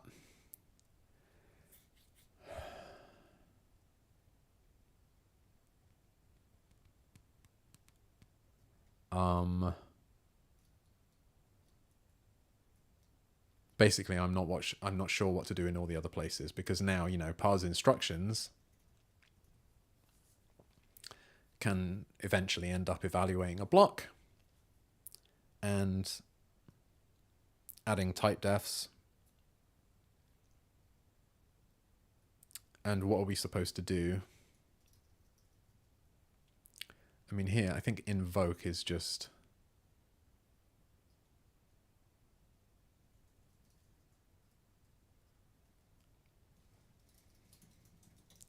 Where does that show up? Is that just in a... It's just... So I don't really care about that. Because that's just in the... That's not even inside a module, so that can just go to hell.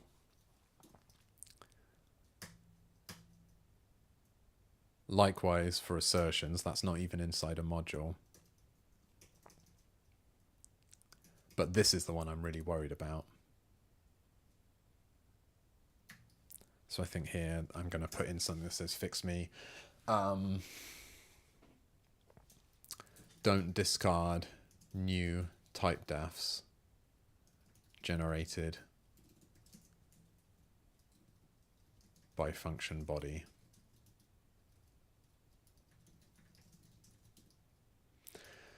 Maybe I'll just make that to do, because I don't think I have any fix me's, but I've got a few. Well, I've got a few to do's. So to do, don't discard new typedefs generated by parsing function body, because that is legitimately a problem. That I create this new context that's the current context extended with some locals, and then when we parse these instructions, that's going to potentially update the context to have some new type definitions in it, and it's going to leave indexes of those type definitions inside the generated instructions, and then we fall out of this with context block and we just throw that away. We throw that updated identifier context away, and that's not right because we need the typedefs. So I don't think that's difficult to solve. I just need to do some shenanigans here, but I don't want to fix it as part of this, but I also don't want to forget that it needs to be fixed.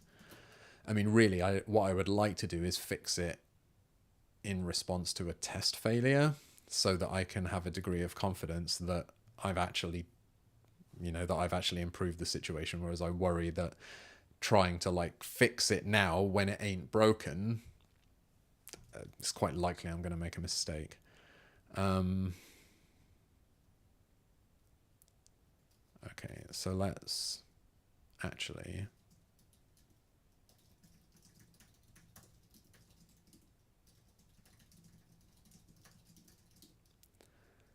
Let's first...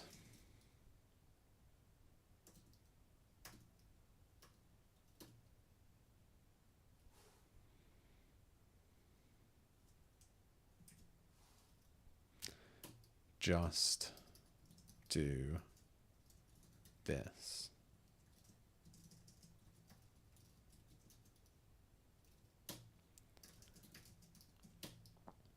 So this is just extract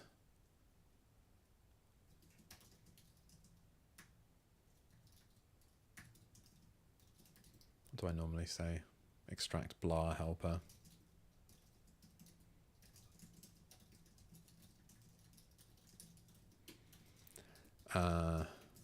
We're doing this in 2 places, and it's about to get more complicated. So it's a good idea to share a single implementation. Okay.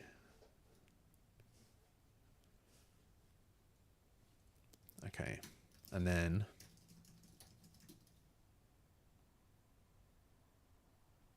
now we can do the thing that we wanted to do, which is parse block type with parse typeuse instead of parse results.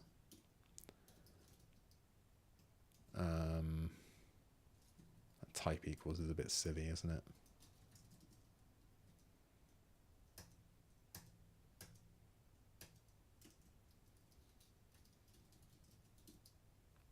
That's just the return value.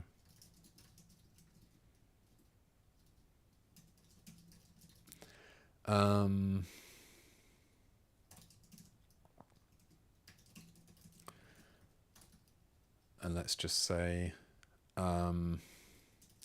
this gives us the ability to parse blocks which have parameters as well as results.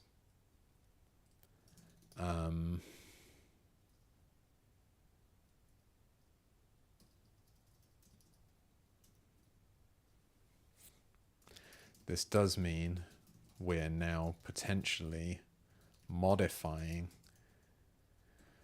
the identifier context when we parse a function body. So I've added a to-do comment to note that we shouldn't just throw it away when we've finished parsing the function definition. At the moment, this doesn't appear to cause any test failures. Well, so I'm not going to try to fix it yet. That's slightly less important than the more serious problem.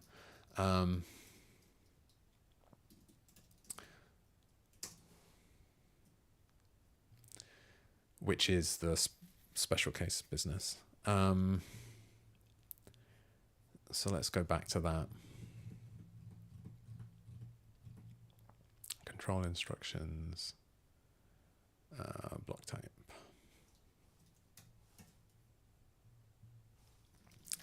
The spec says that block types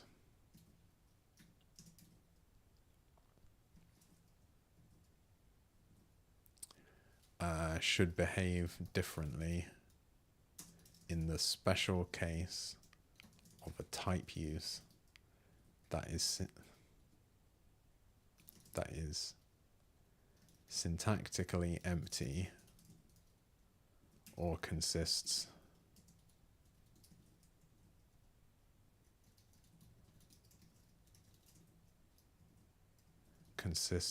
of only a single result. We haven't addressed that special case yet.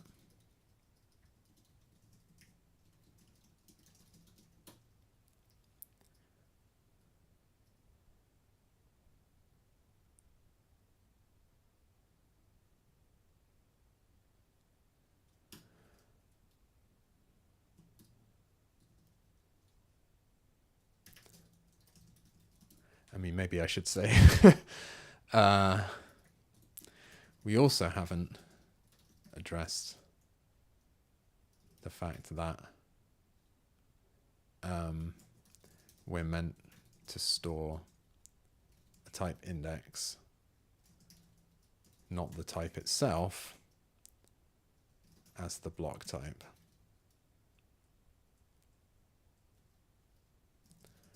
For now, I'm just trying to keep this code compatible with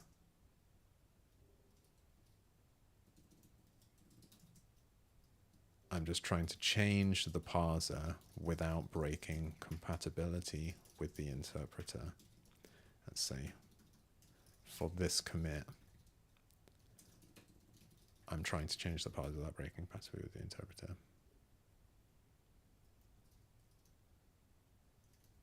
Too many semicolons. I'll give myself a 1 semicolon budget for this commit message.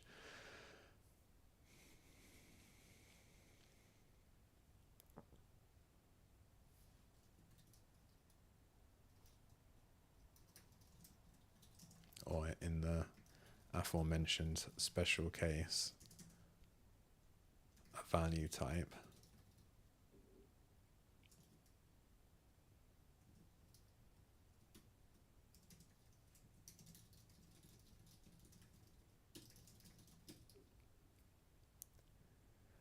Okay, I think that's enough. I'm not gonna, it's tempting to put a to-do in here that's like do more, but I'm about to do more, so not everything can be not everything needs to be a comment.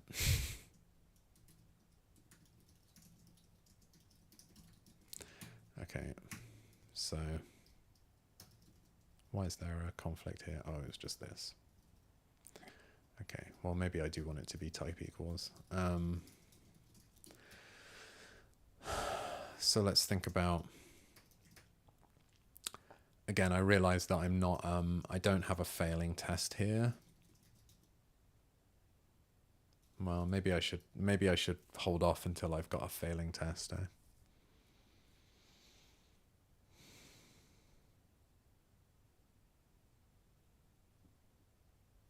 Okay, I'll leave this for now.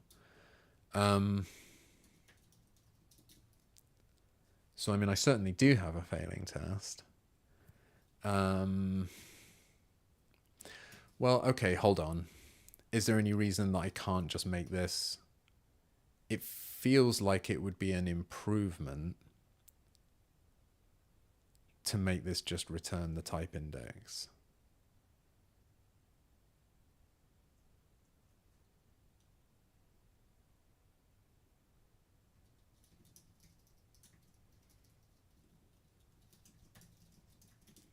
And then the type is just going to be the type index.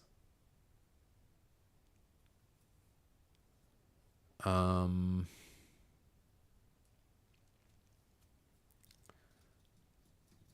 how's that going to work?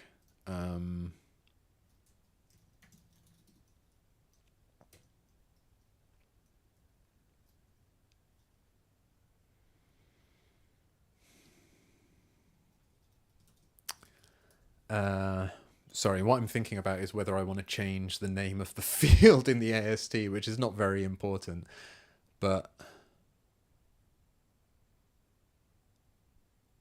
I think I'm going to leave it alone for now and just move the lookup into the interpreter, basically, because right now it's pulling the type out of the typedefs in the identifier context, which is sort of the opposite of what the identifier context is for.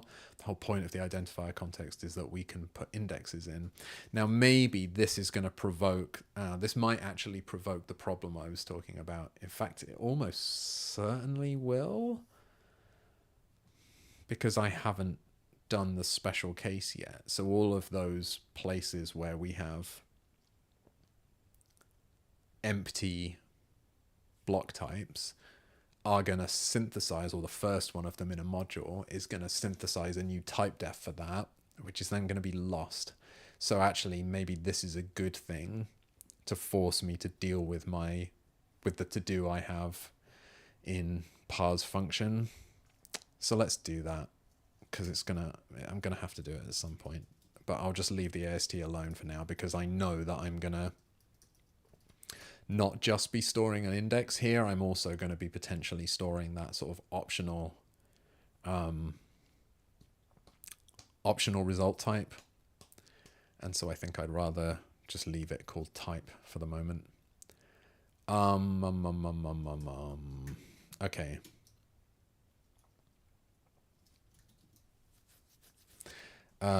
Block. Yeah. So what do we do with the type? Type results length. So this business, I'm going to need to do something similar here.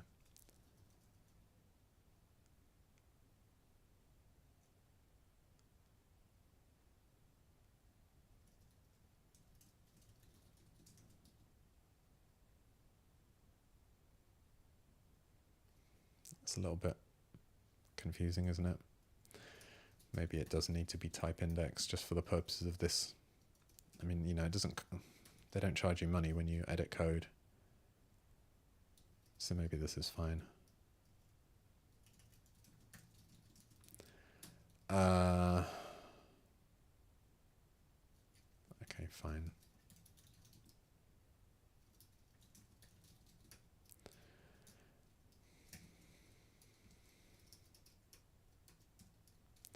I don't like it, but I'm going to go along with it.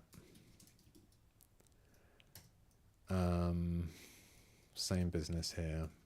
Yeah, I mean, this is a lot of silly typing, no pun intended, but whatever. Okay, so what have I done? Now we get a type index back from parse block type. That index goes into the AST. Ditto. There's the type index. And then when it comes out the other side, we look it up in the module's types, which of course came from the identifier context in the first place. So I expect this is probably broken. That would be my guess.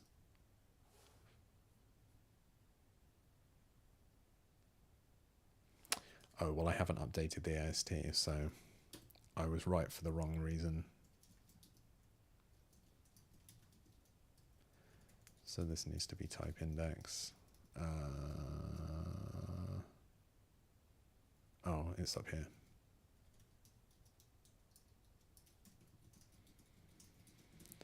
Okay, well, that was not the reason that I was expecting it to be broken. Less broken than I was expecting, actually. But I think that's just because it's broken. It's broken for a different reason.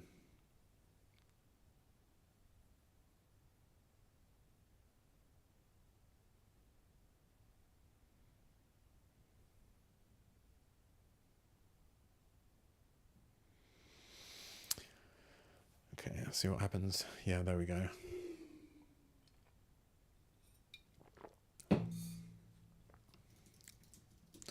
So let's just sense check what's gone wrong there, but I'm hoping it's the thing I was expecting. So this has all been fine up until F64. No fold. Less than if. So apparently, evaluate extraction, unhandled exception, line 264, that's got to be the line we just added. Yeah. So there was an index in the conditional, a type index, to a typedef that we have discarded. So why is it only here that that's become a problem?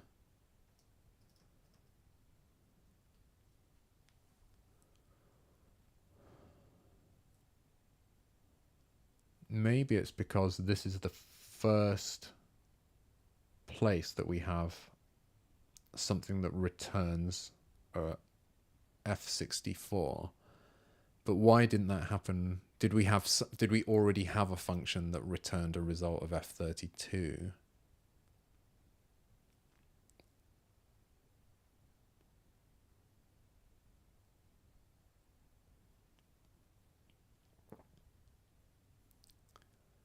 I mean, this function returns F64, but it also has a parameter. So this type is not a match for this one.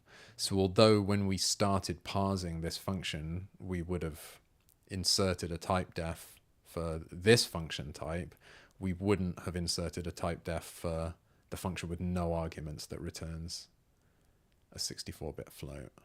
But the same would apply to these previous ones. So what I'm expecting when I scroll up is to find either a typedef or more likely a function definition that happens to match this, and there just isn't a corresponding one for 64-bit floats.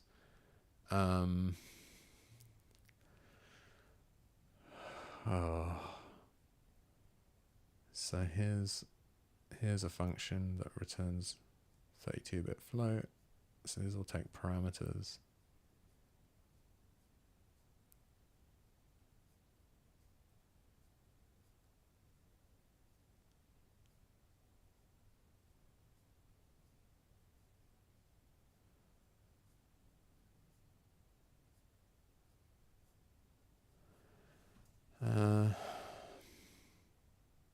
Little bit mysterious.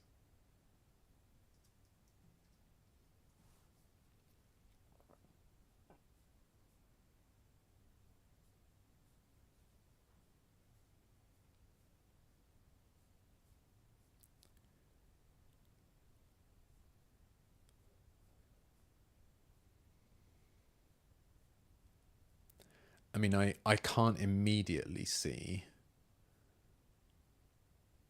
where that is.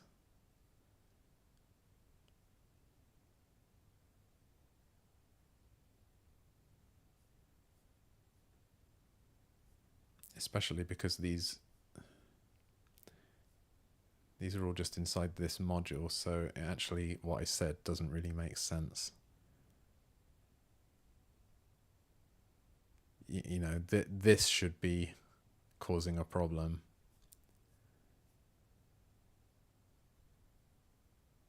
So yeah, there was no need for me to scroll beyond the top of this module, was there? So that's a little bit disconcerting.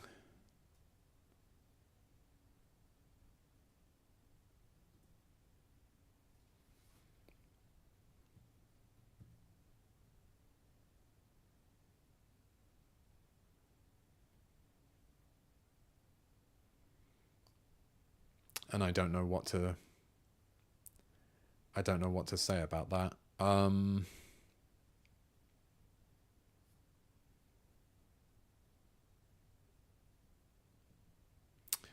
Oh, maybe it's that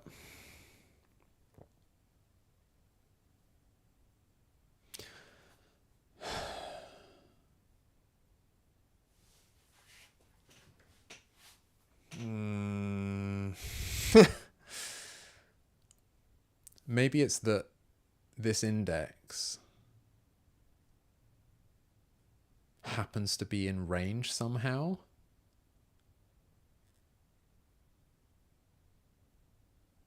Like by accident.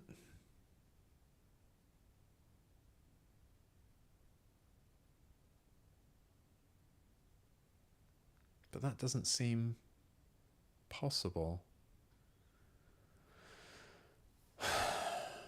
I don't know why.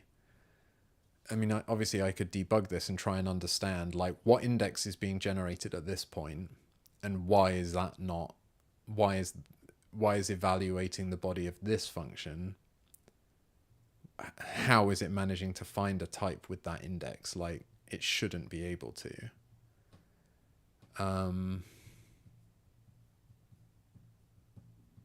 Because this should be pointing outside of all of the typedefs that are generated by the function definitions here. Like, this should be one greater than that. And so I'm a little bit concerned that for some reason it might not be. But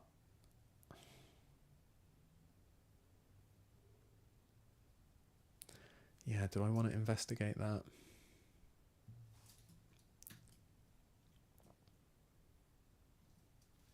Let's look at this, I guess. And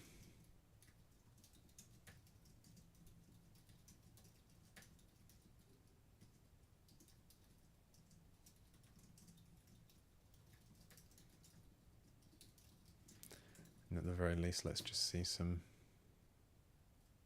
Let's see some debug output.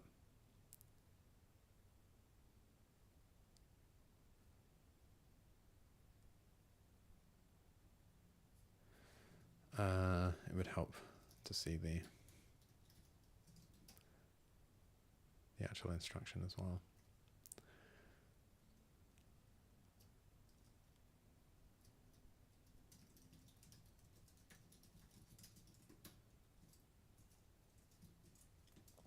Okay.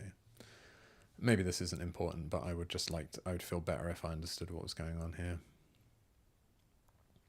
Type index 1, type index 1.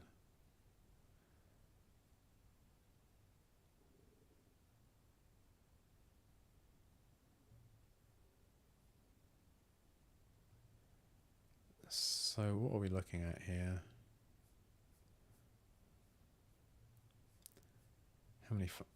How far do we get? No fold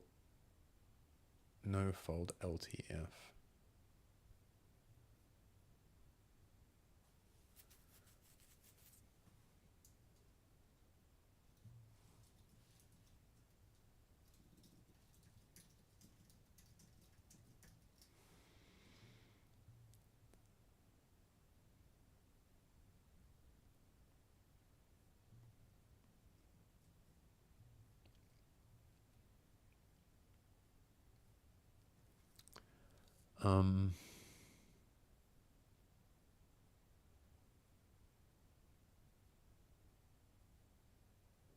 Oh yeah, of course we've lost the condition at this point.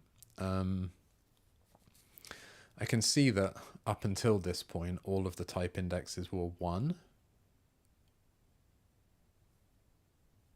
F32.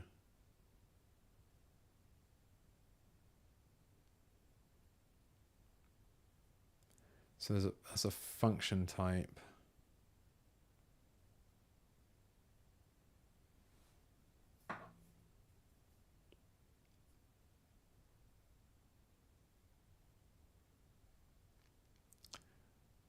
So the first one is a function type that takes two 32-bit floats and returns a 32-bit float. So that's this. Correct. The second one is a function that takes two 64-bit floats and returns a 64-bit float, which is this one. Correct. So why is the type index 1 here? That doesn't seem correct.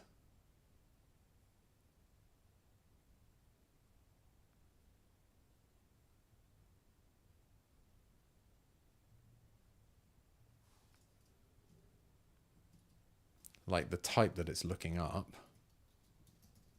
is the wrong one.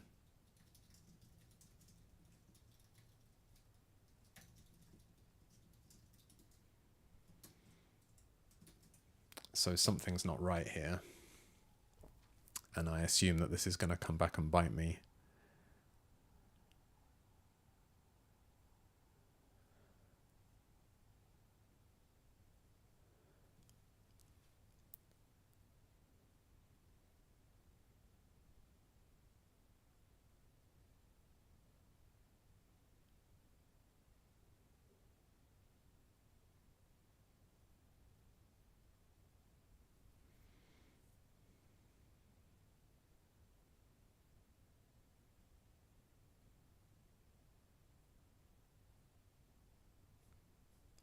So yeah, this stuff that's saying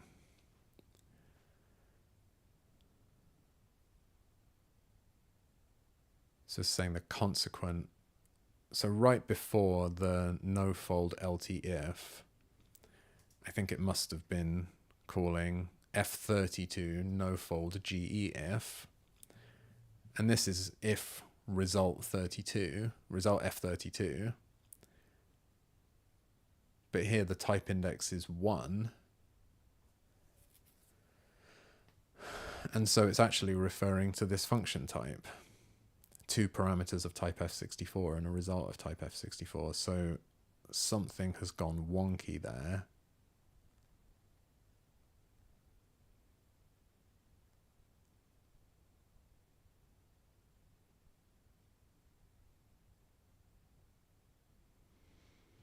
Okay, let's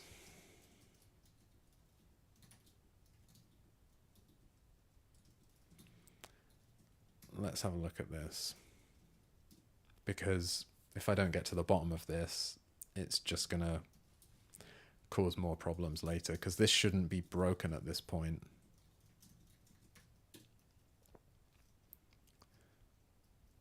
So let's get rid of all of this.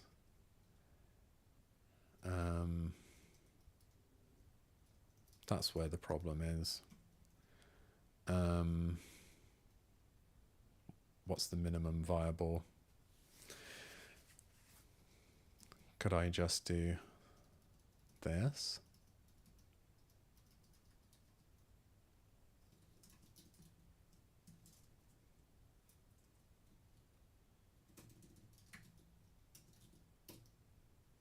Yes.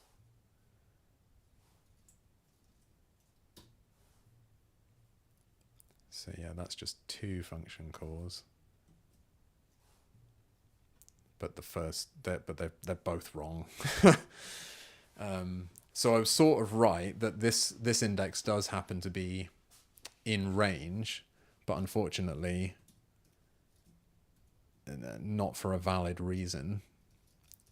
And let's just check that this still happens if I make this more minimal. Yeah, okay. So this, like I say, this first one is actually wrong. It shouldn't be talking about 64-bit floats at all. So it's just totally broken.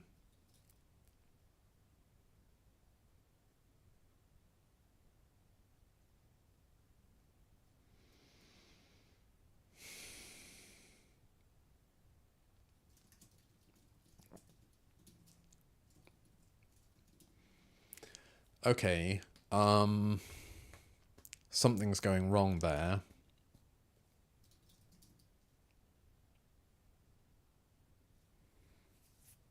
And I assume it was going wrong before. Well, let's just check actually.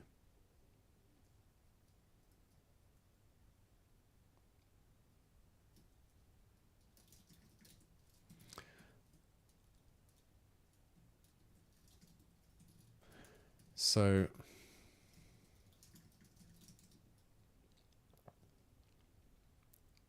if in the evaluator I just, because at the moment these types don't do anything. So here, if I just, well, if I basically, I shouldn't have stashed this, should I? But if I basically just do this, except I don't try to, there is no type index. We've already got the type. Yeah, so let's see, do we have essentially the same problem? No.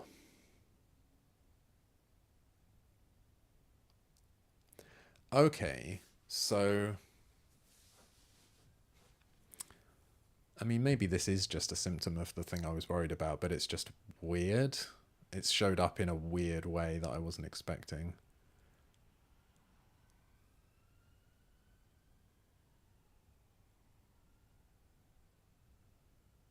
Well, yeah, I mean, it is weird. But so at the point where, so if we go into the parser,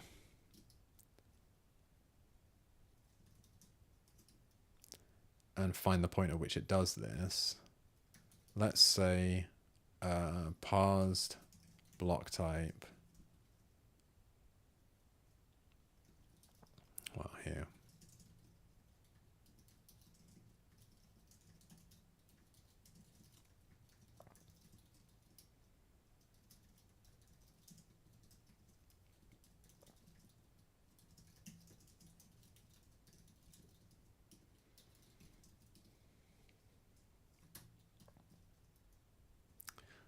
let's instead of trying to do this, let's just say typedefs context.typedefs is context.typedefs.inspect. Type index is type index, and then type is type.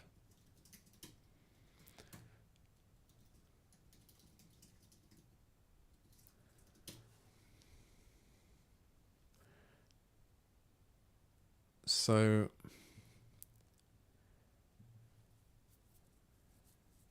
I mean, this is where the problem's coming from, is that these are the correct indexes at the time, but these are not actually the correct indexes. Like here,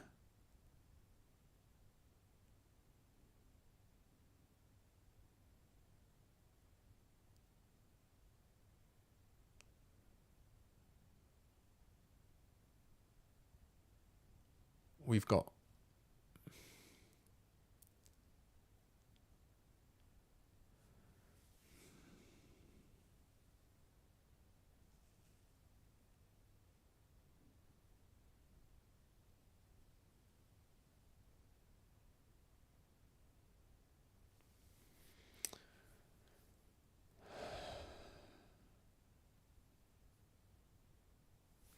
hold on. How does the initial context work?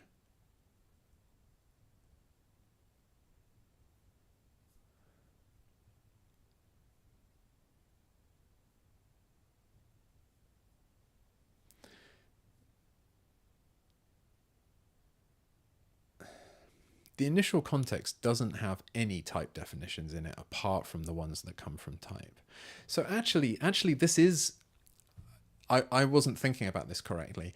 This failure is what I should have expected. This is a symptom of the problem. I just wasn't thinking clearly about it.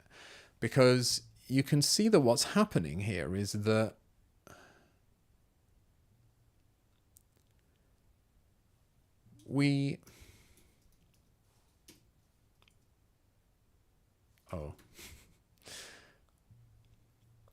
well, let's look at the actual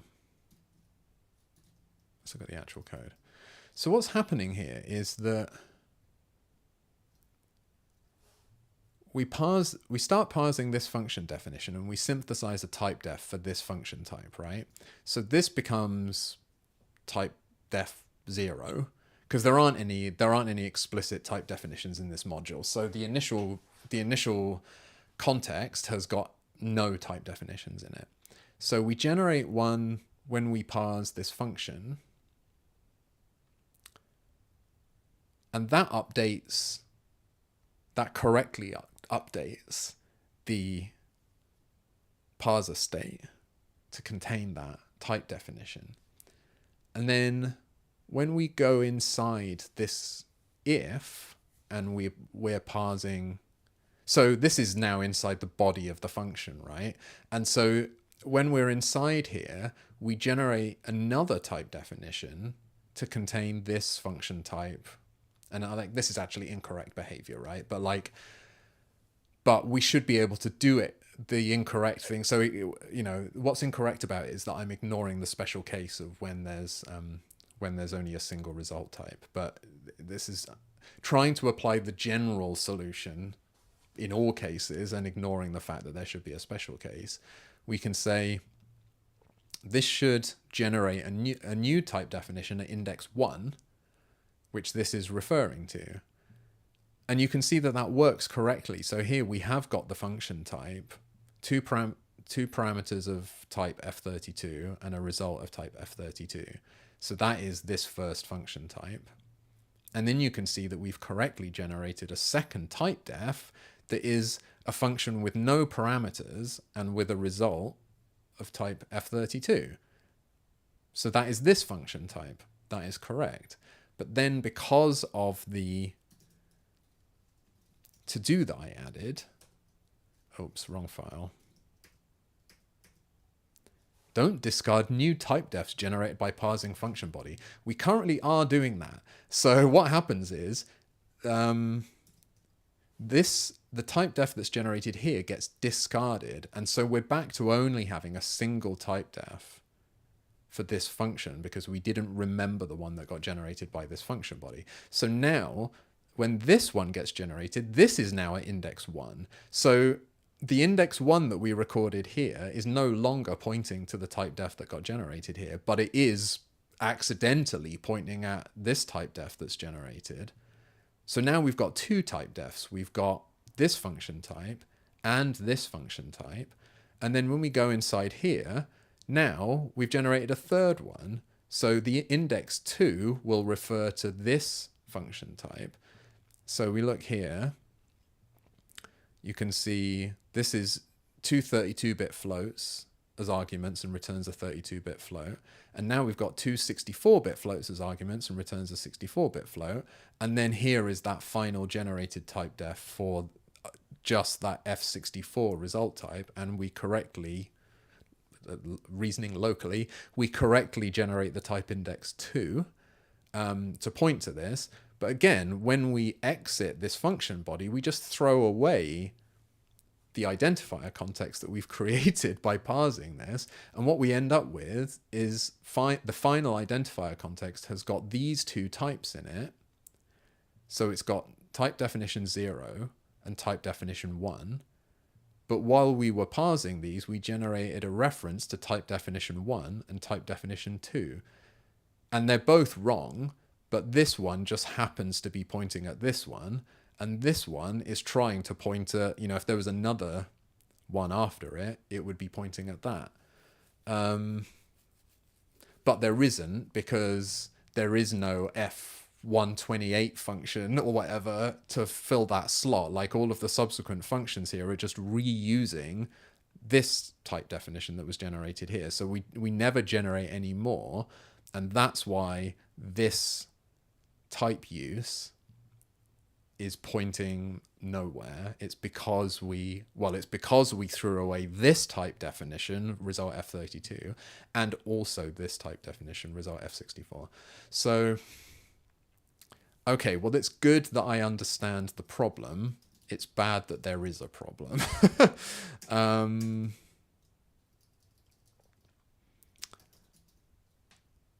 So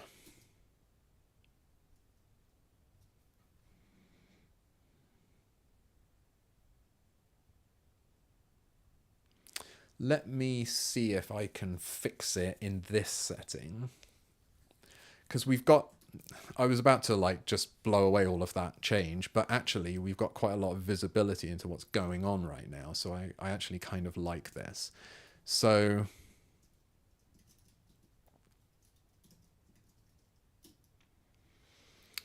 don't discard new typedefs generated by parsing function body. So this is a bit challenging.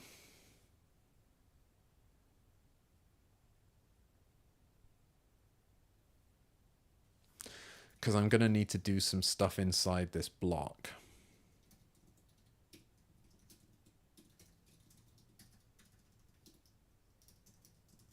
Well, maybe it's not that challenging.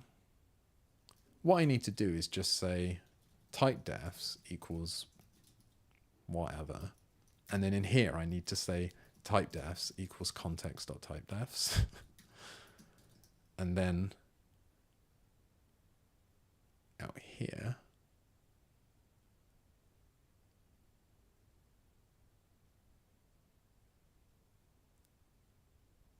I need to return parse instructions.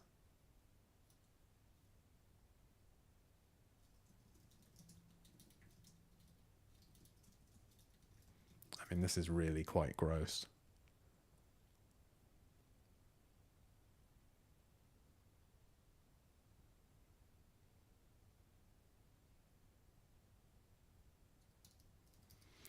Let's call this updated typedefs.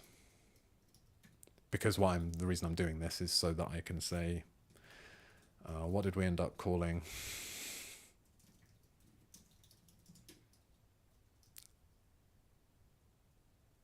Oh. was going to say, what did we end up calling the function that you can use to combine to you know, essentially that with method that I wish existed on data, but actually we don't. We've just sort of inlined it here.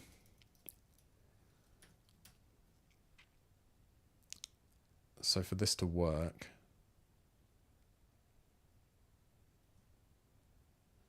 okay, let's do it. Let's do it a horrible way.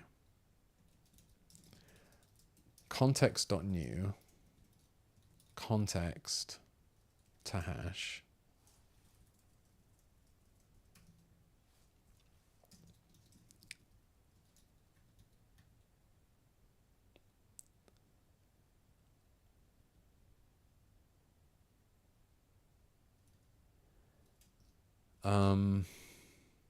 but I'm going to override the typedefs with updated typedefs. That feels really gross.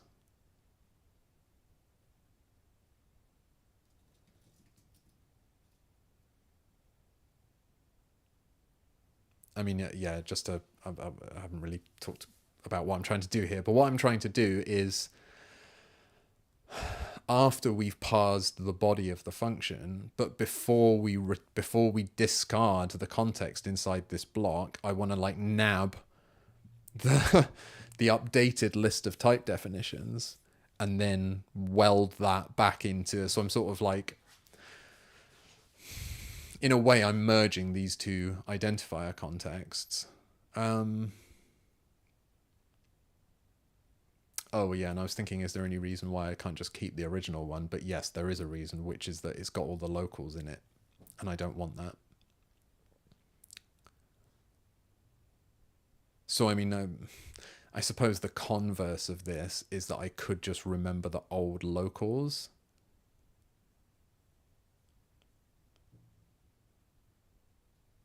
And restore that. And like not use a with context blocks or a with context block around parse instructions, but instead actually like update the current context to have the locals in it, and then remove them again afterwards. I think this is slightly less grim than that, but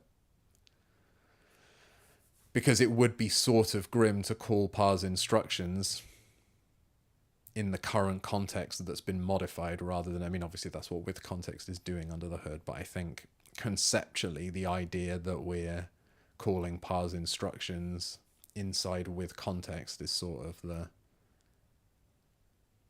a bit less horrible. But obviously really don't like this local variable that's being updated. Anyway, let's see what this has done. So this looks much more promising, because now the indexes are 1 and 3, which is what I was expecting them to be. And now we can see that it's correctly... Oh, well, it's not looking it up, is it? But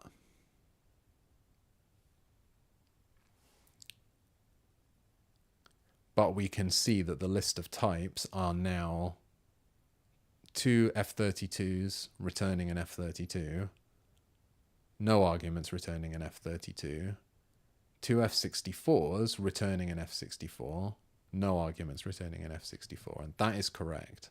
And these indexes would be correct with respect to that. So let's see what happens if... okay.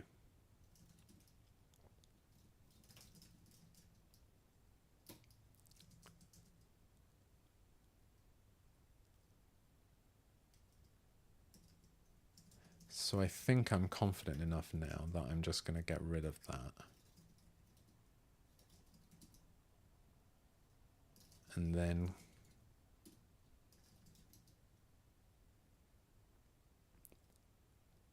see if this is okay.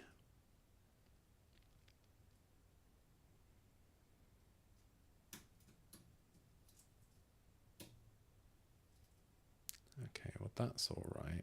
Let's try the real thing.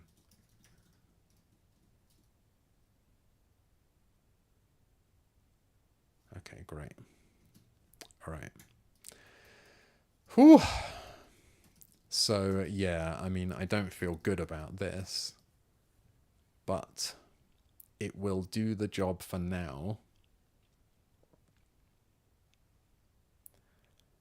And then I need to just think more carefully about how do we think more carefully about how to deal with, well, updated typedefs in general.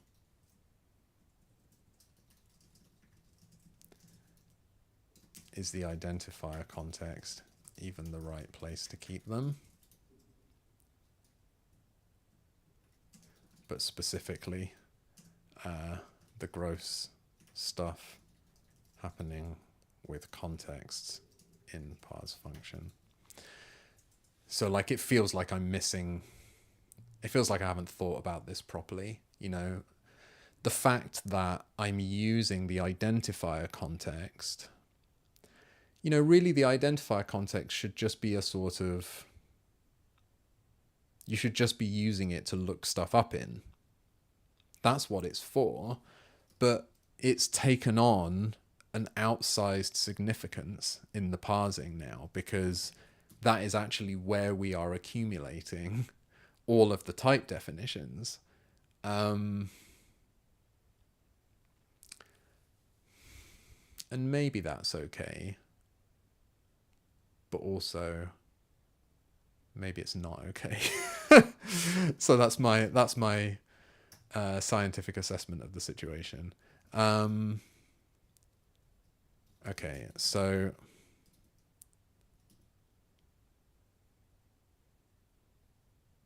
hold on. What's going on?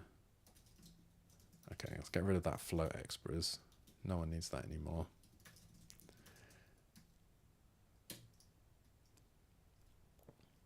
Okay, right. Right, I don't want any of that. In fact, there are some things there that I don't want at all.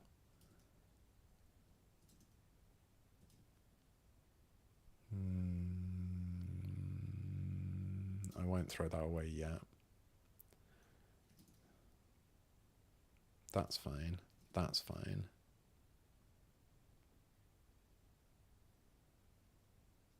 Okay, never mind. Those are just lines I can delete from, that's fine.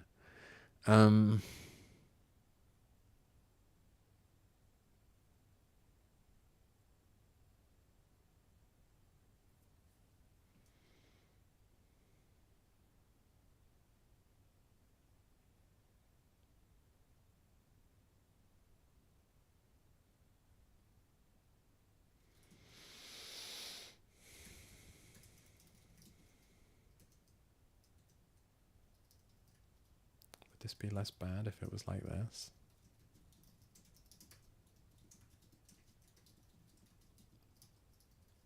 Maybe that is slightly less bad, actually. Okay, but anyway, there's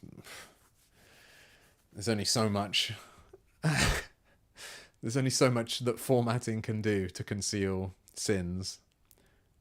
So let's say, well, this is don't discard new typedefs generated by parsing function body.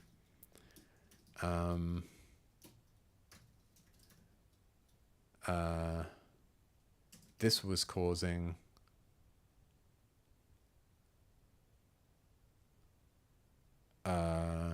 type indexes to potentially, when we start doing it, be computed incorrectly in floatexpres.wast.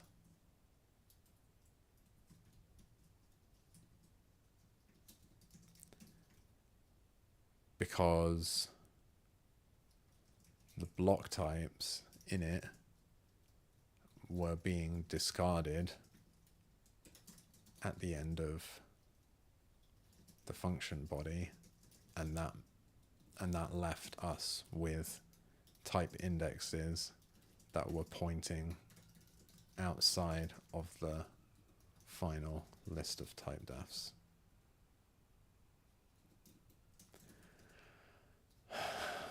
I don't feel good about the way I've solved this, because we probably shouldn't be hacking about with the identifier context like this. But it gets the job done for now and allows us to make progress. I'd like to come back later and think harder about how to organize the information, how to better organize the information which we accumulate during parsing, so that we don't have to weld together two different identifier contexts like this. Okay. Well, it could have been worse. And to be honest, I'm relieved that that problem happened sooner, because I think I'd already anticipated it. And so it's a bit of a relief to not have that sort of vague sense of dread that there's something broken, but that I haven't properly understood how it's broken. Like, instead, I now feel like, well, I kind of knew that thing was broken, and now we've seen that it is broken, and that means that I'm able to fix it. So, could be much worse. So yes, this is the change that I wanted to make, minus this.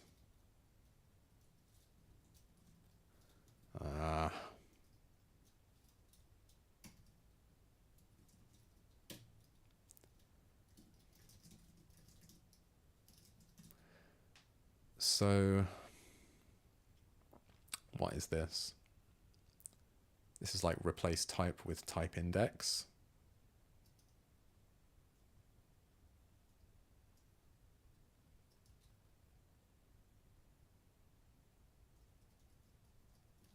So this is like replace type with type index in block, loop, and if.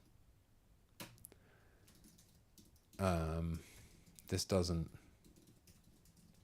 account for the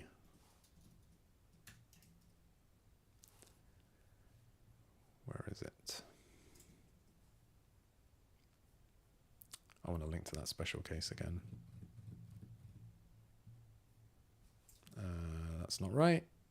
Control instructions, block type.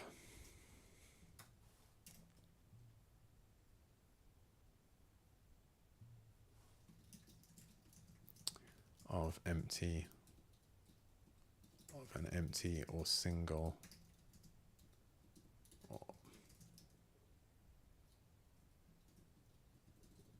or single result type.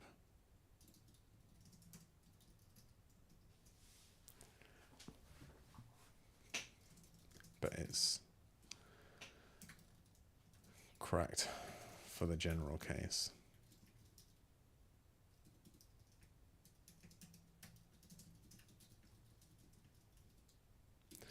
I think I want to add a little to do.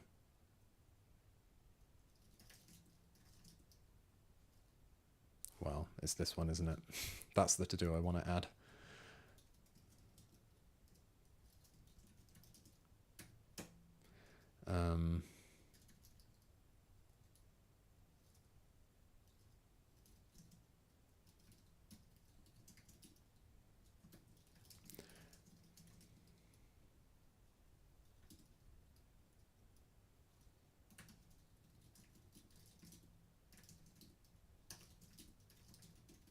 So yeah, that just makes sure that it's because that's where the problem,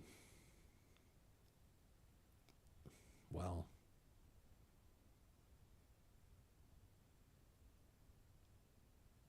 yeah, I mean, I guess arguably the problem was already there, but you know, apparently this is the point where I'm starting to really think about it. If only because now this is sort of an encoding of the type rather than the code itself, rather than the type itself.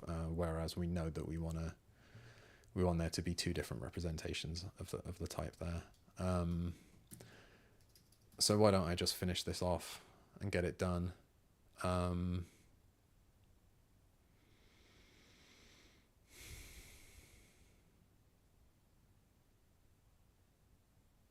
So, okay.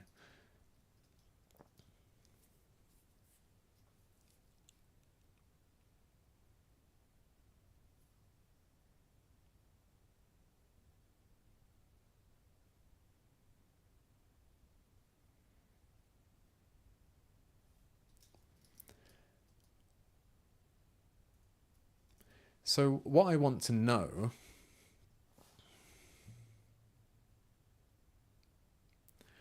what do I want to know?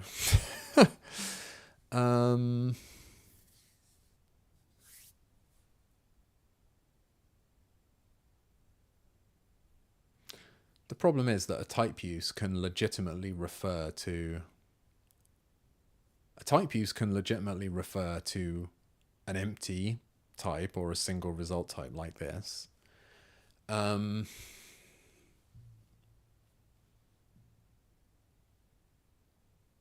So just this check is not enough to tell me if we are in the special case, because we didn't necessarily syntactically see nothing or only a single result here. It could have been type and then $foo, and then the type $foo that is being referred to might just have this property. So what I really need to know is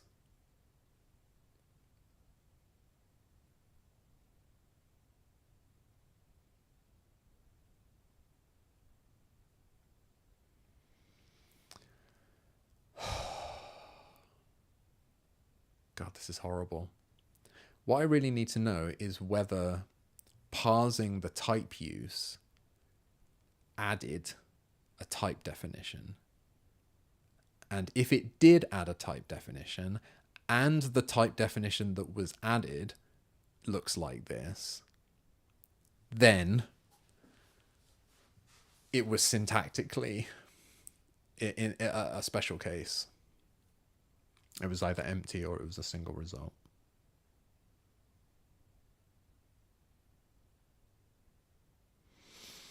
So that means I need to be able to back out of the identifier context change in that case.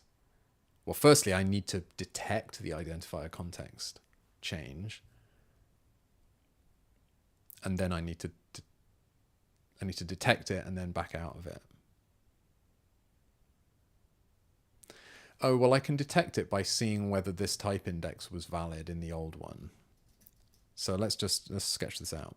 Old context equals context.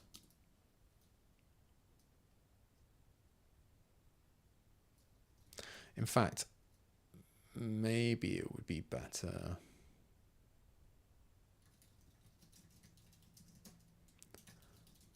It's just making me remember that I was using previous context here. What I was going to say was maybe it would be better to call parse typeuse inside a with context block so that it can't modify the current context, and then I only update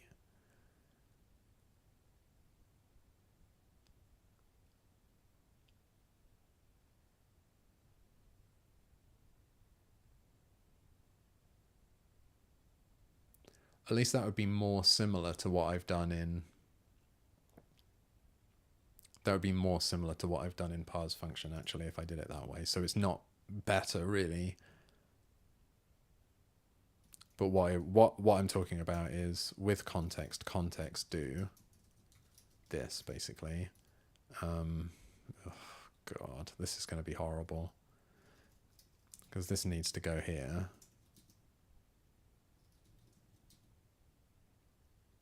Like, this is going to... Currently, this is broken. Yeah. In fact... Let me just run all the tests to make sure that... Because I'm not sure I did this. Let's just confirm that nothing is broken.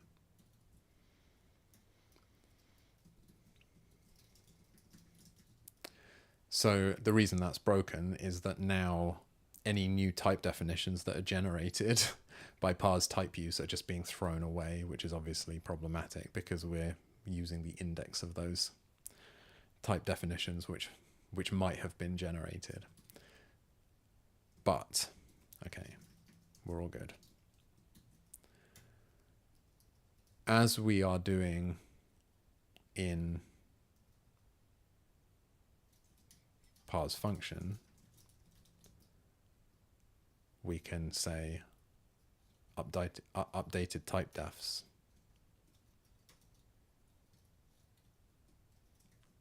equals nil, and this can be updated typedefs equals context.typedefs.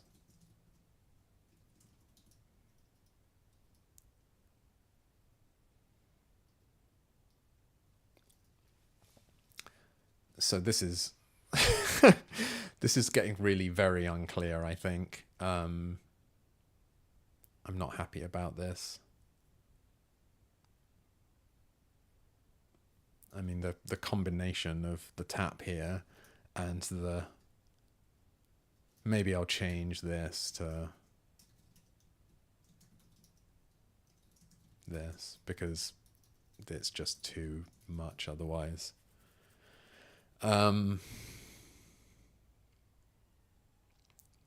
So now we're capturing the updated typedefs before they get thrown away, which again is sort of weird, but it's the same as what we're doing in parse function, so it's no more weird than what we've already done elsewhere, although, you know, the rot is spreading a little bit.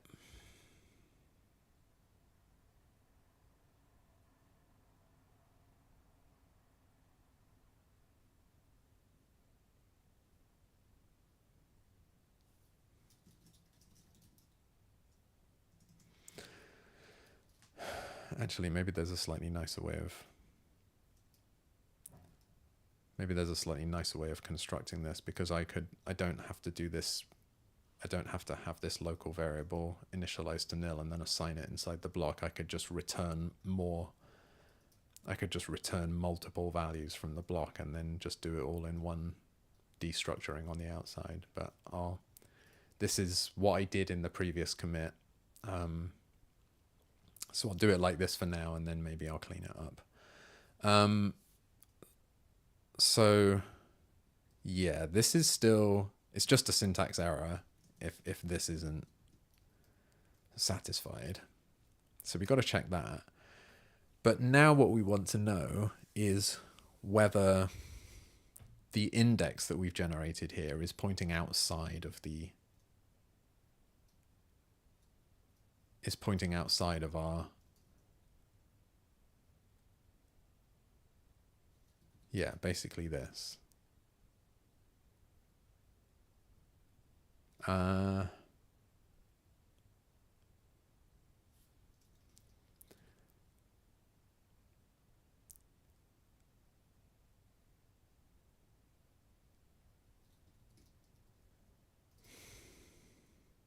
Okay.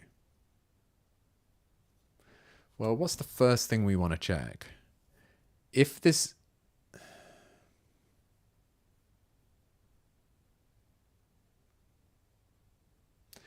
If the type index is not pointing outside of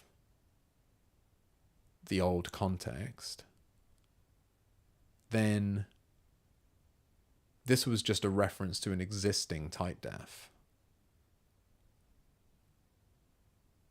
In which case we I don't think the typedefs have changed.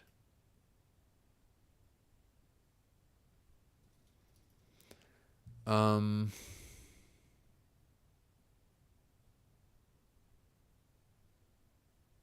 do I really care about though? What can we do? What we can do is we can get the type by looking in the, it will definitely be in the updated typedefs because that's what the index is with respect to. So we can definitely get the type. Really what I want is just to write a single conditional that tells me whether we need to do the special thing or do the general thing. Because it's like, if special case, else general case. And what general case looks like is that we just return the type index. Well, and also we do this.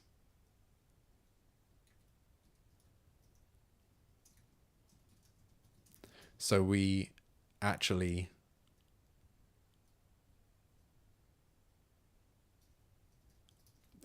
I think this is the right thing to do, is that we just unconditionally update the typedefs,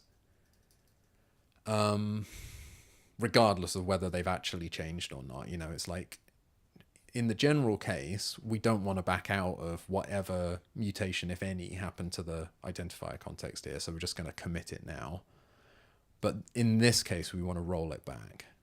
And what rolling it back means is just not updating the current identifier context. And also, we're returning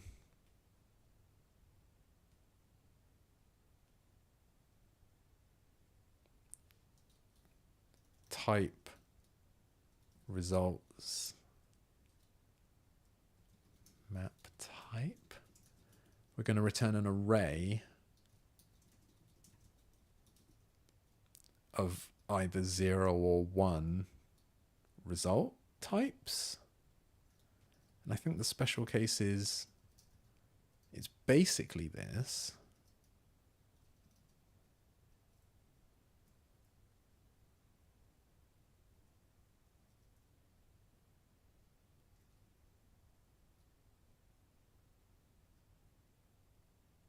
But it's also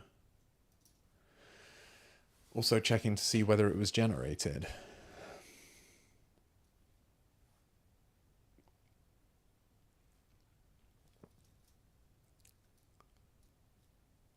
So we can say, like, let's check to see whether it's of the appropriate shape. So it's got no parameters, it's got no or 1 result, and the type index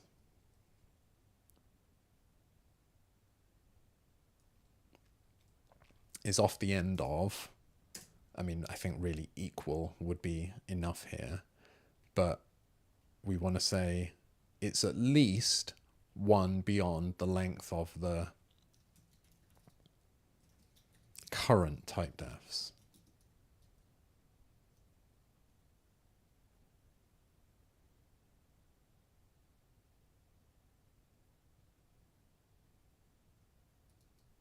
Or maybe a better way to say this is context dot typedefs dot find index type is nil.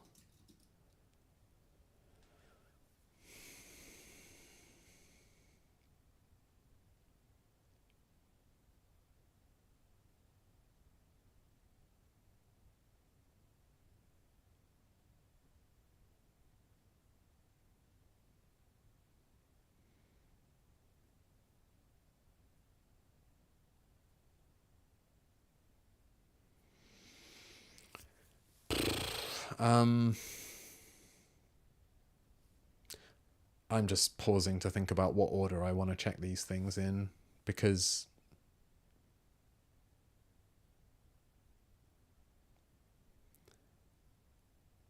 Because if the typedefs hasn't changed, then we don't need to check any of this stuff.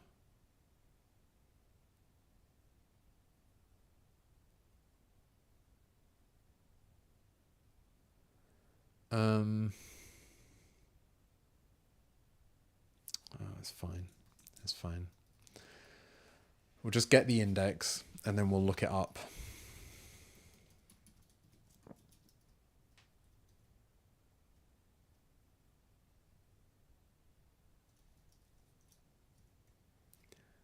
So what the heck is this condition?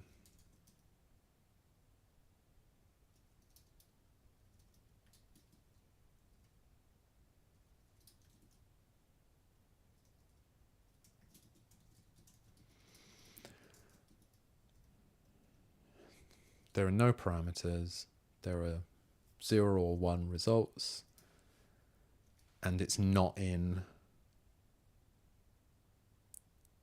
the current typedefs. Then it means that we fell into the special case. Otherwise, we didn't.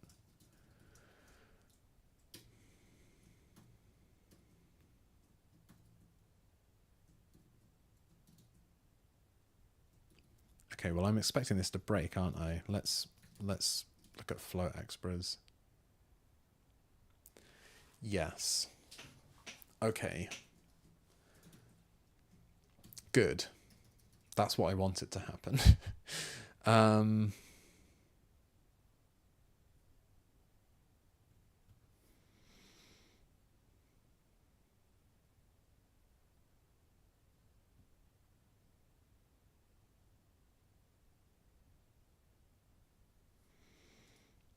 So yeah, all of this stuff in the interpreter where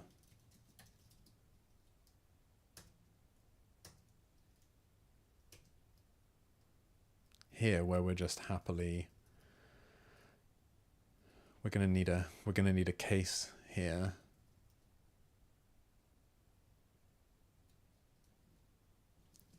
The type index is not a very good name for it anymore. So I should change it back to type, but I'll do that in a sec.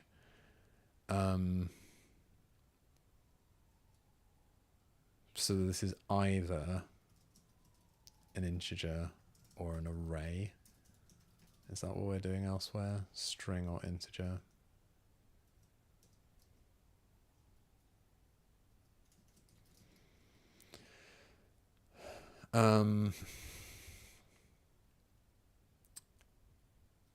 So when it's an integer, we do this. Well, this is the assignment is going to be to this case, right?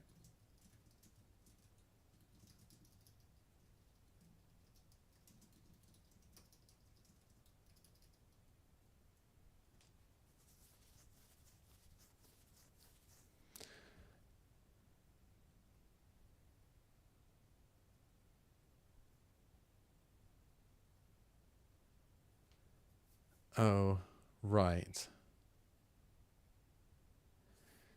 So actually, in this case, what we're going to do is synthesize a type. None results. Because then we need to project out the results here.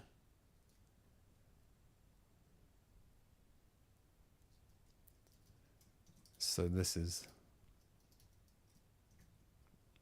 what we need to do in all 3 of these cases, I think. Because yeah, this was just an inline type, result type. And yeah, we're trusting that this is either, well, we actually don't care. This is some kind of inline result type, but actually it's either empty or it's just got 1 type in it.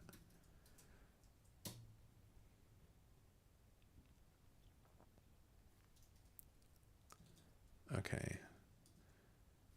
So it was called like expand block type or something. So I think I'm gonna, let's make this type equals expand block type.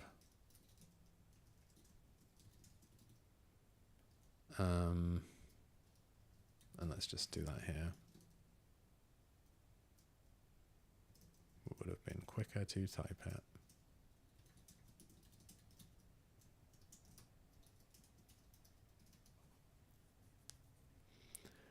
Oh, where does types come from?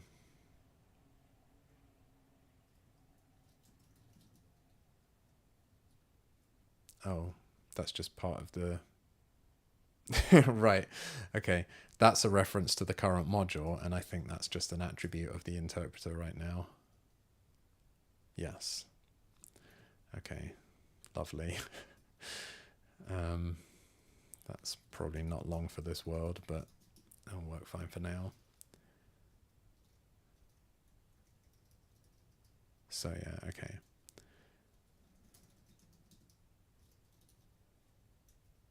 Same thing here. Same thing here.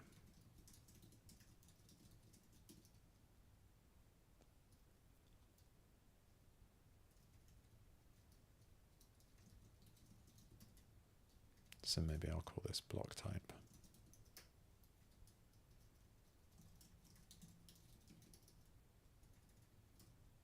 Oops.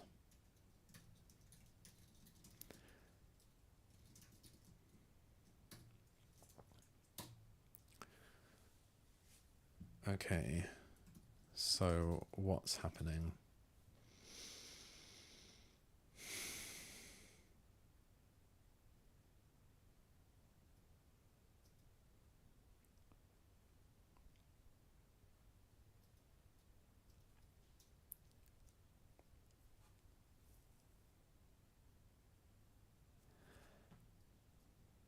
Maybe, again, I can insert this helper as a sort of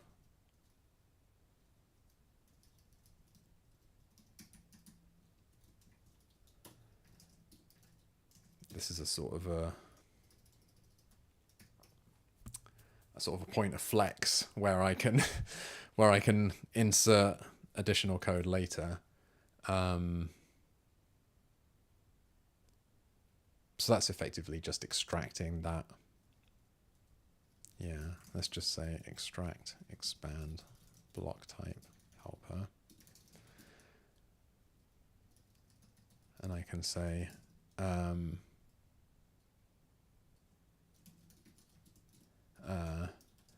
there will soon be two different varieties of block type. So it will be helpful to have a single place to deal with them both. This is the equivalent of the expand. What's it called? Auxiliary function in the spec. Where was that? Feels like it was in execution, maybe.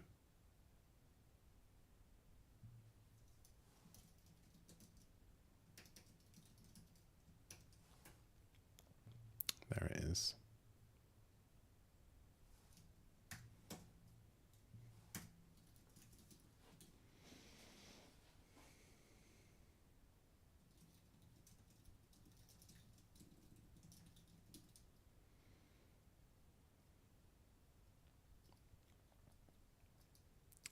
Okay, so now this is the real change. I'm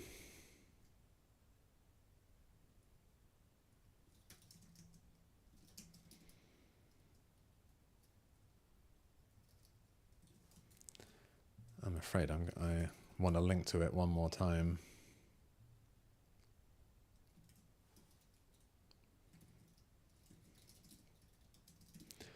So let's say support the block type special case of an empty or single result type.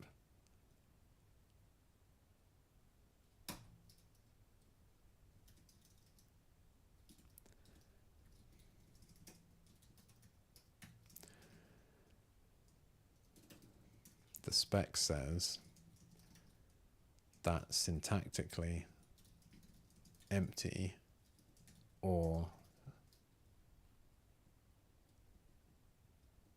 that a block which has syntactically 0 or 1 results and no parameters should be treated specially. We provide that result type inline in the AST and don't add, well, and never add a new type definition.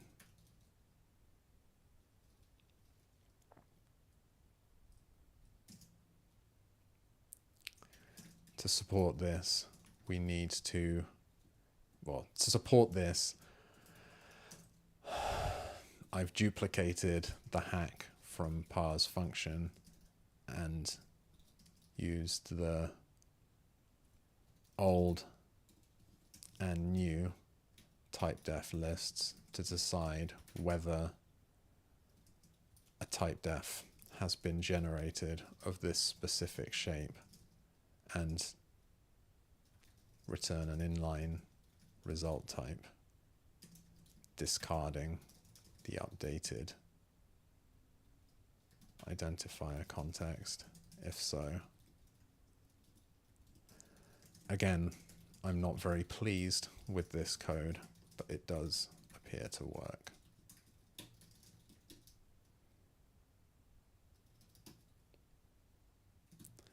Okay, and now I think it would be a good idea to rename these back to type, because type index is definitely misleading.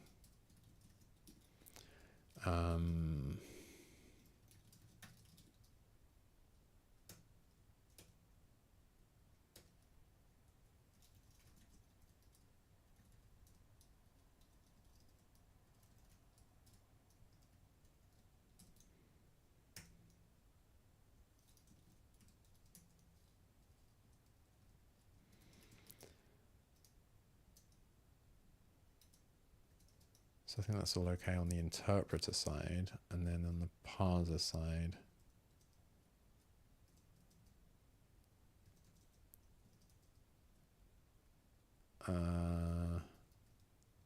this just needs to become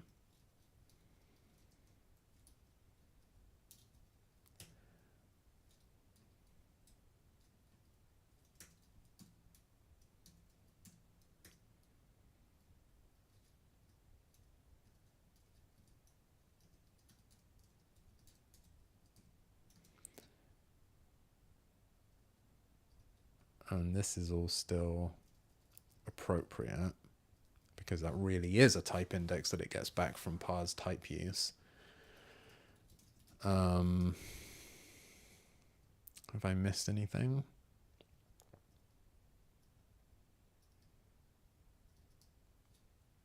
It's a pretty simple change, I think.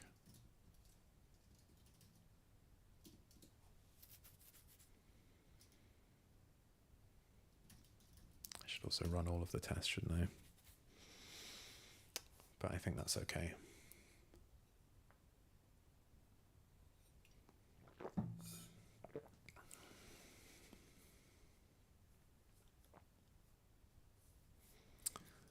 Okay, so let's assume that it is.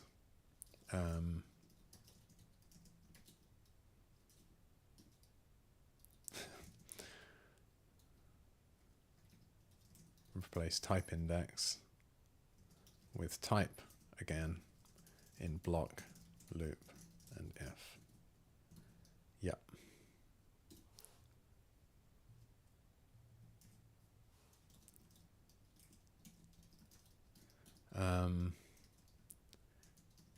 This essentially reverts blah, which didn't account for the block type special case. Now we do account for it, And type index is a misleading name because the value stored in the AST is no longer necessarily a type index.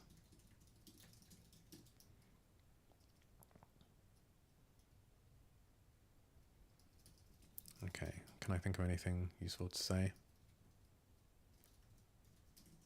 Let's say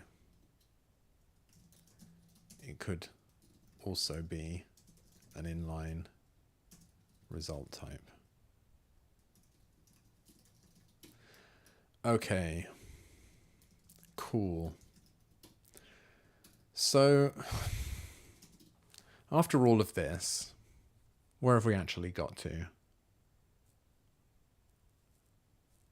I think I've done this. I think I can parse block types which include params. How far are we with if.wast? No, I still got the same problem there.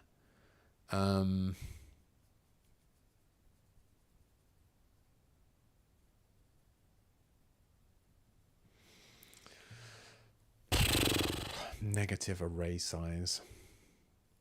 Stack.length minus stack height is negative. So clearly something has gone wrong with my stack discipline there. I think probably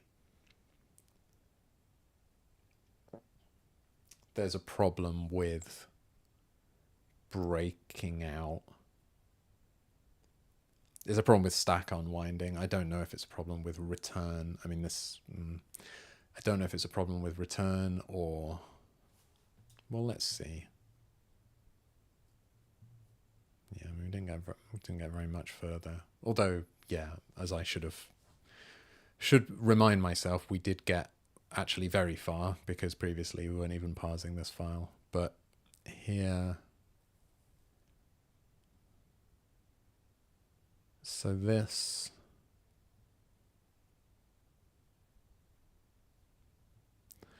So yeah, okay, this is a bit funny, isn't it? So what is it expecting to happen here? This thing is supposed to read 2 values off the stack and then push 2 values onto the stack. And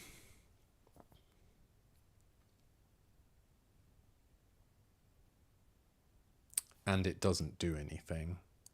I mean, it reads the argument, but then there's no consequent and no alternative. So this whole thing is supposed to be a no-op, and then there's meant to be an add, which, you know, oh, hold on, I'm looking at the wrong one. That one does work correctly. Param's ID is fine. It's param break. So actually, this one's okay. What goes wrong here? Oh. I always thought BR was branch, but maybe it's break. Anyway, I guess the point is it jumps out. It jumps out, and we're not cleaning up properly when that happens.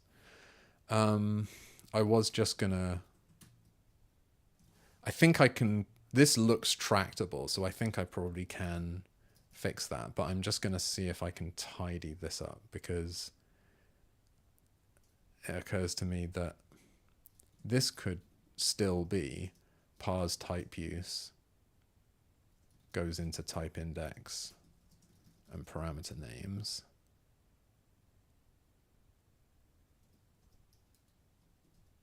Then we do updated typedefs, and then we just do all 3: type index, parameter names. I mean, I guess this can just be context.typedefs, right?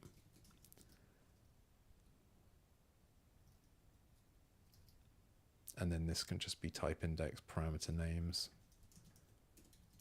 updated typedefs. And similarly,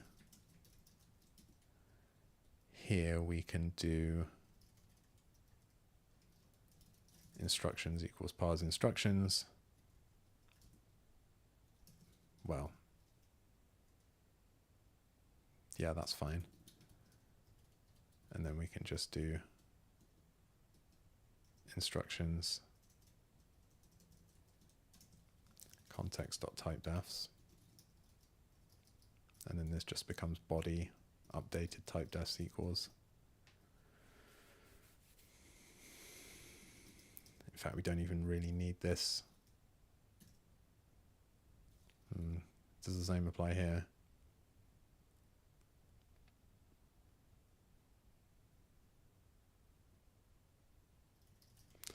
I mean, is it too weird to do this?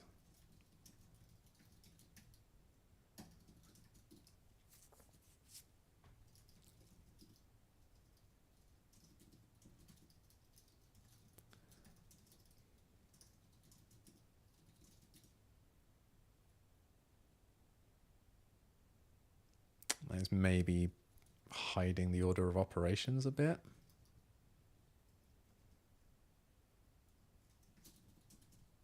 But here again, there's no reason why this can't be.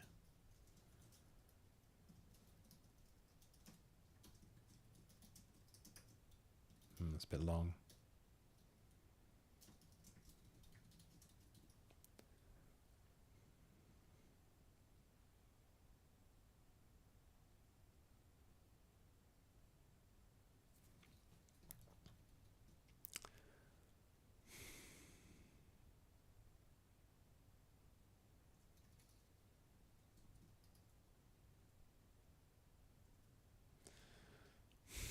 I don't really like it.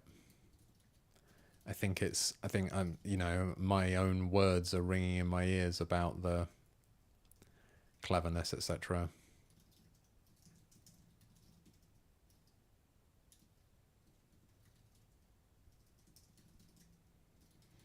So I think I'm just gonna, I probably could have undone to this.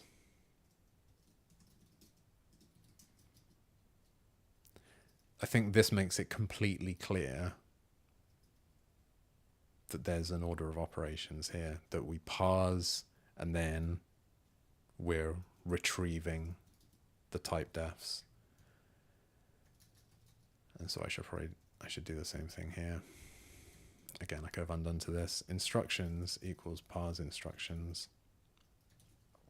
And then we return instructions along with the updated typedefs.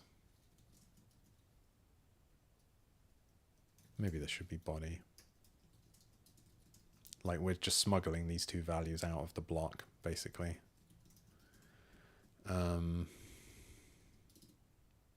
If that all passes, then I'll commit that, because that's,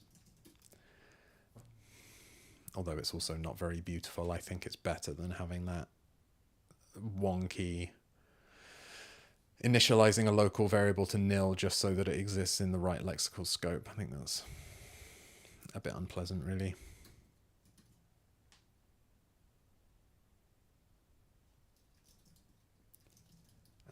Let's say return arrays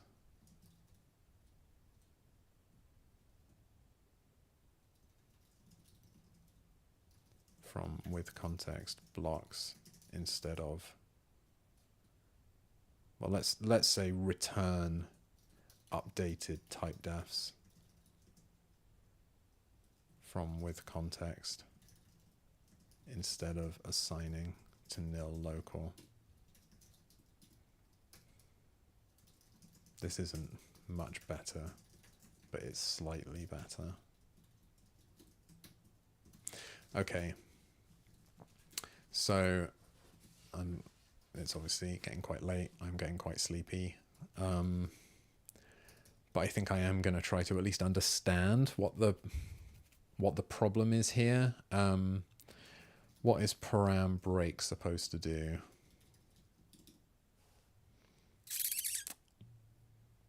I'm sort of reassured that param's ID is working. That's good. I mean, I suppose I should state explicitly that my sort of hypothesis at this point is that, at least for if, and I'm guessing also for block, it's sort of okay for us to ignore the parameter type.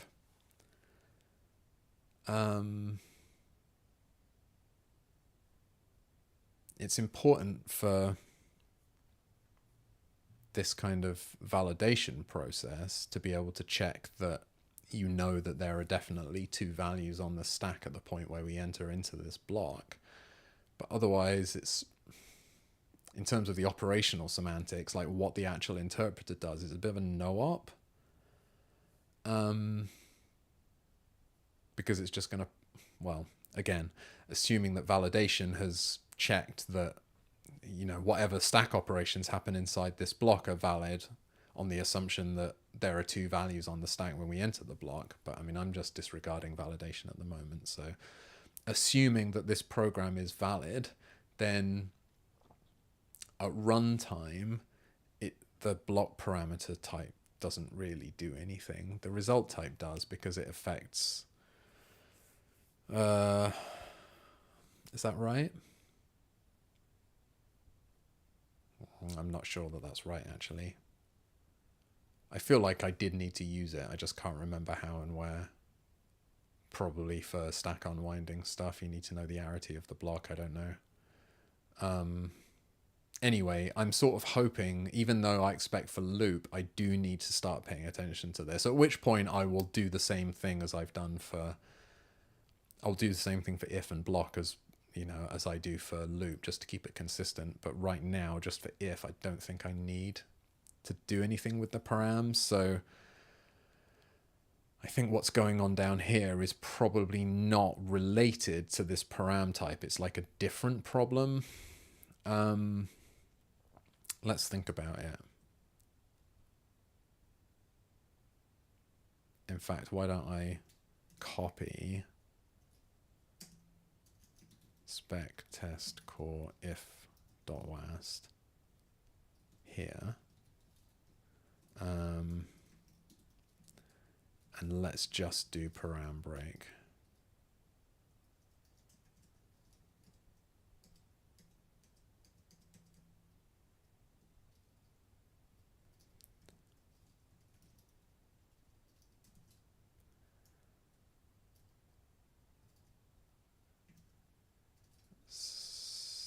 So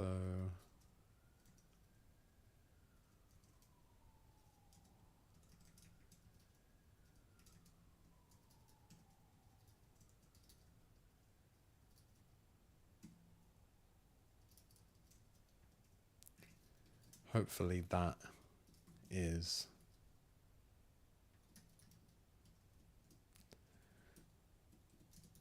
gonna fail. Yes, in the way that we expect.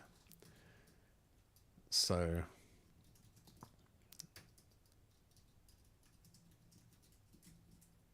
it's good that Vim knows how to syntax highlight WebAssembly. I suppose that shouldn't surprise me. I was like, oh, this, how does it know the syntax of this toy language I'm building? It's like, oh yeah, WebAssembly. So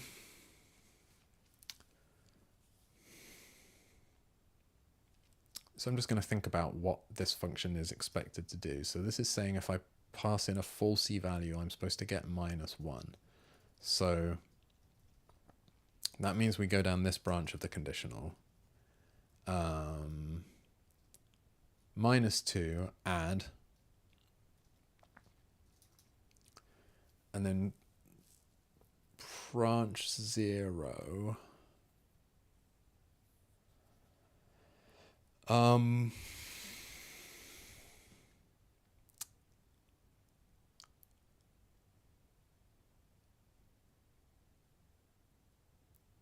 I mean,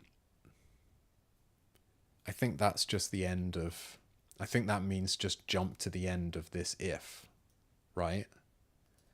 Like the 0 thing closing block is this block that we're inside right now, the body of the if, I think. Like, I don't think the consequent and the alternative do something special. Like, you know, they don't introduce a new label, for example. The label is at this level. So I think if you were gonna, I think you can only branch to places where you can put labels, basically. So I think this means,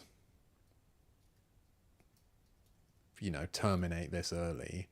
I think, you know, I think if I do that, I would expect it to pass. Yes. And hopefully this would also pass. Yeah. So it really is just, the challenge is making that jump work correctly, and at the moment it's just not. So what do we expect to happen here? Like when this terminates normally,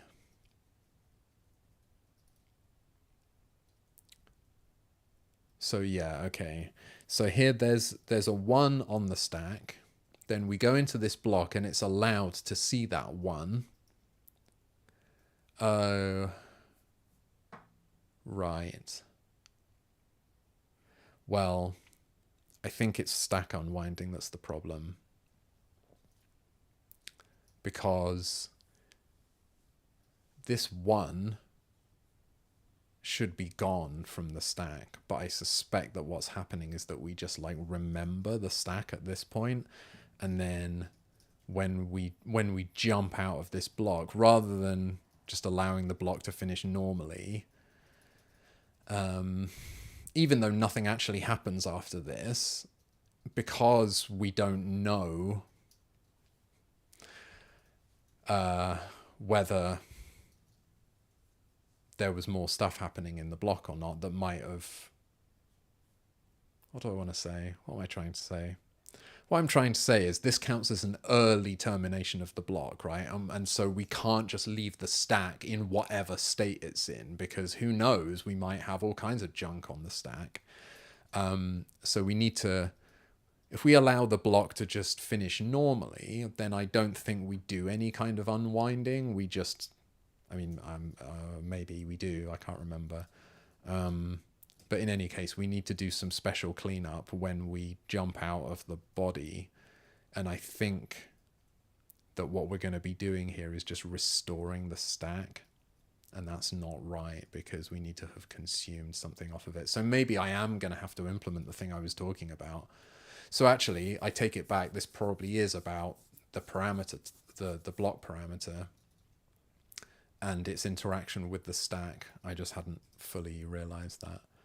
I mean, this is still just a hypothesis, but let's have a look. Branch? Burr?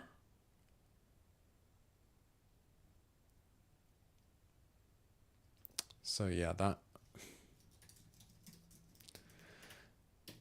just throws, obviously. So yeah, for whatever reason, with branch handler needs to know the result arity of the block. At the moment, it's not interested. I mean, really, this should just be a type argument that we should just give it the type, and then it can find the arity from the type by looking at the results. But I think it's also going to need to know the parameter type. So let's see here. Yes. We remember only the stack height, stack.length, and then, yeah, I mean, ultimately this is what's causing the problem, isn't it? Is that for whatever reason, we're trying to pop stuff off to sort of restore the original stack height. Okay, so I think I know how to fix this, which is just to account for the number of parameters that the block has when we calculate the stack height, because really this is too large. You know, in this case, the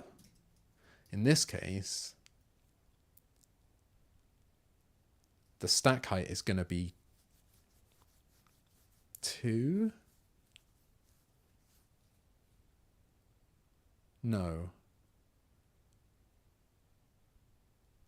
Because the local isn't on the stack. So the stack height is going to be 1 here. But I think we should be thinking of it as 0. Because what the popping that we do is to kind of try and correct the impedance mismatch of whatever we think the rest of this block was going to do. And it's at the moment it's trying to do that by saying, well, before we entered this block, the stack size was 1, the stack height was 1. And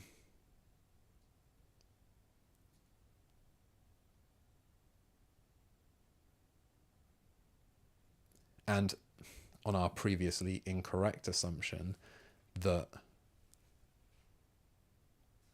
the block, well, it wasn't an assumption, but it was a reality. The reality was that the block never actually consumed anything from the stack as it was before we entered the block.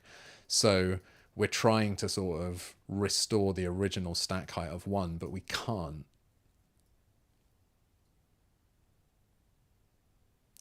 I'm not explaining this very well. I think it's because I'm not understanding it very well, or at least not.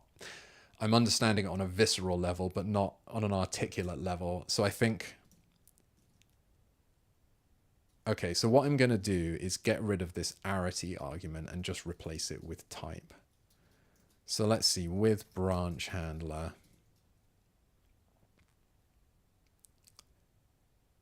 like everywhere we've got it, we've actually just got a type that we could pass in. So here we're just doing type.results.length. Here we're just doing type.results.length, type.results.length, type.results.length. So everywhere that we're doing this, we can just pass in the type, which we've already got. So that's way better.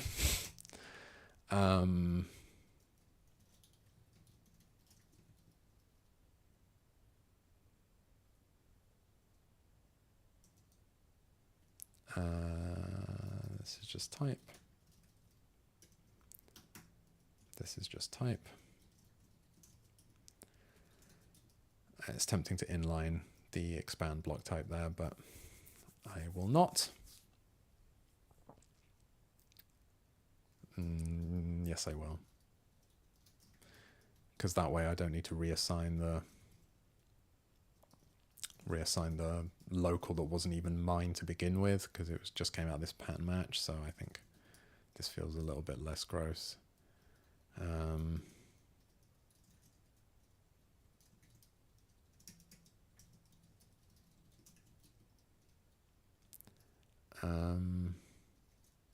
And yeah, it's not important that happens there. It can happen here.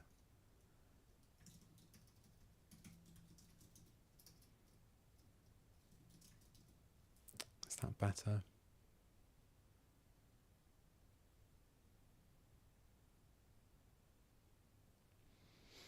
No, not really. Whatever my justification for that was, all it's done is just made those lines longer, and I think actually reassigning this local is not so bad, because it just needs to be converted like this. Maybe it should have a different name, but it's fine. You know, maybe this local could be called block type, but whatever. I think that's fine. So that's changed all of the callers, which is great. But now whoever is asking for the arity here, oh, this is different.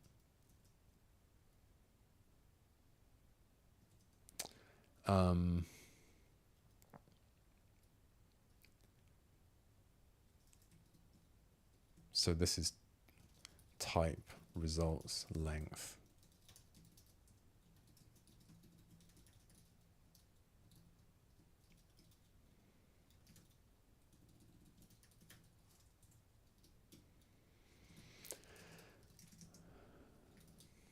So I think this is a thing.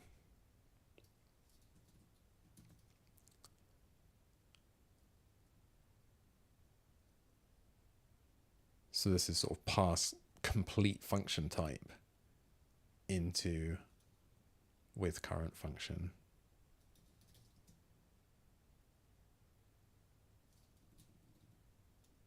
Oh, with branch handler, sorry.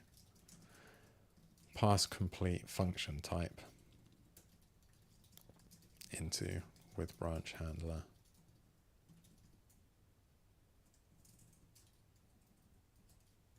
Not just arity.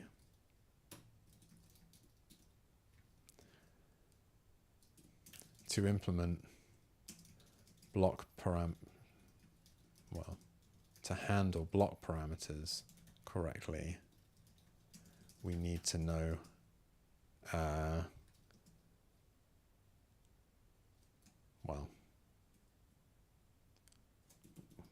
we need to know how many there are and that information, as well as the result arity, is available in the function type, so we can get both by passing that in instead.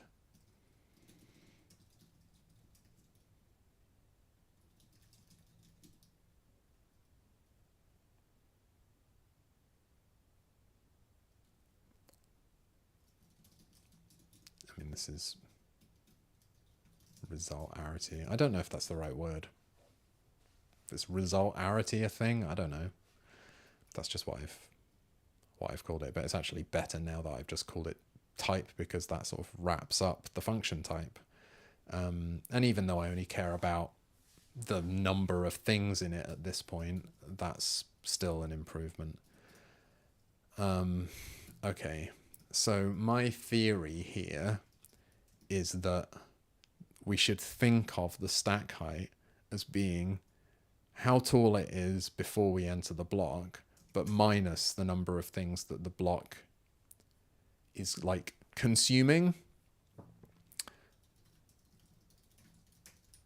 So I think it's like that.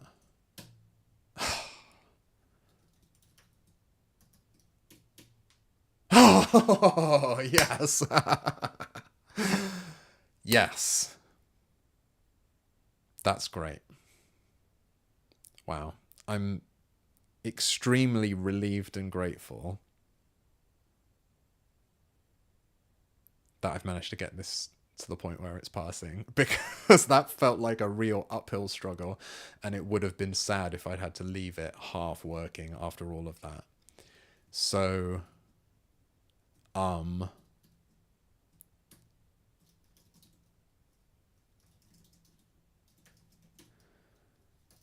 so let's say correctly account for,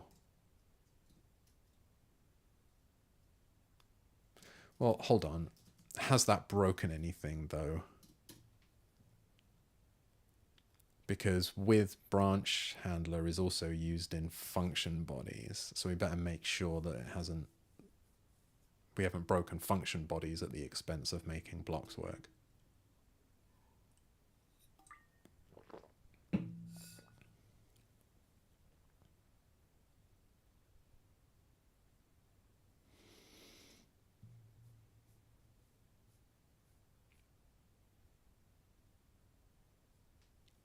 I noticed that this block also needs block type with parameters. I'm not going to get my hopes up about this, but oh, beautiful. All right, and surely loop is not working for the reason that I said. Yeah. Okay, that's fine. Brilliant.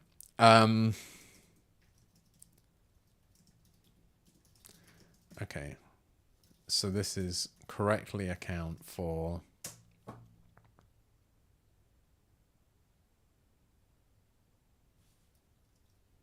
block parameters.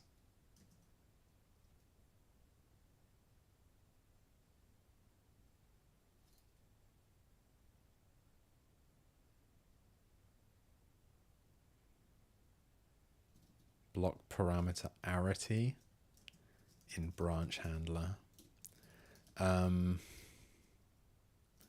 when restoring the stack after jumping out of a block,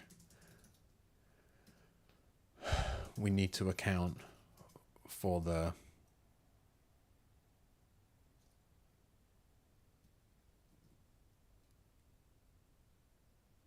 we need to account for the values that were consumed by the block.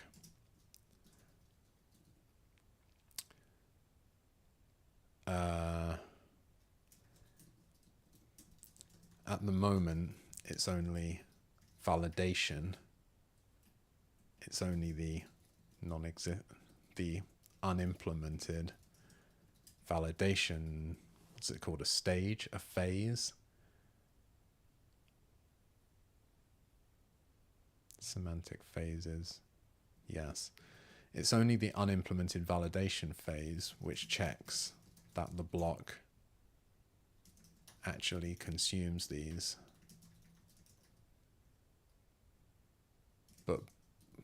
But on the assumption that the program is valid, we know that the stack will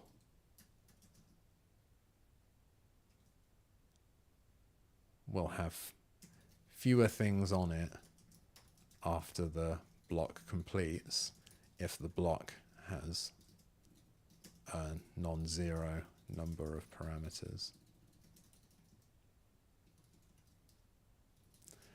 I think that's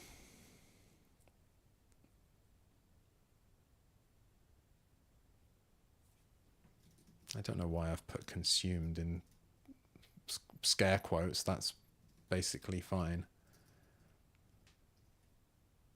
And I haven't done it there.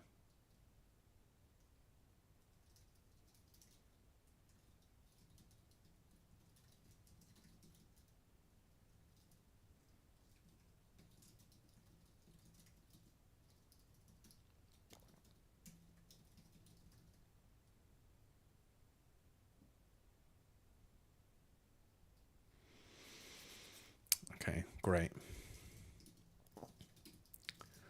And of course, the real treat here is that I get to edit test.sh and add, what is it, if block.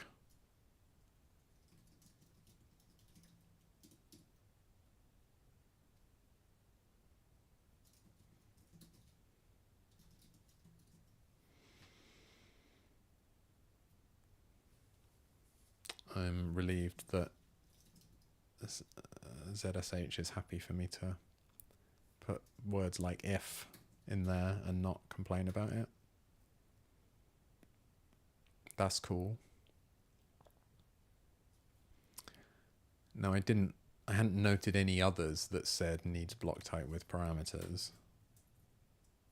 So probably reached the end of my getting things for free there.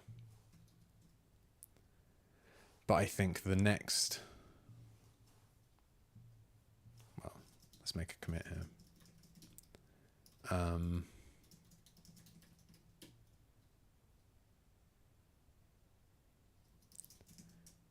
Add, what is it? if.wast and block.wast to parsing tests. Both of these needed basic support for block parameters, which we now have. I was just going to see what I could check off up here.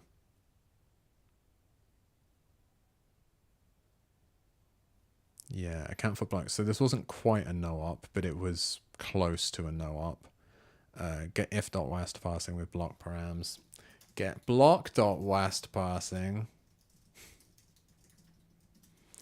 Boom. Written and ticked off in one go.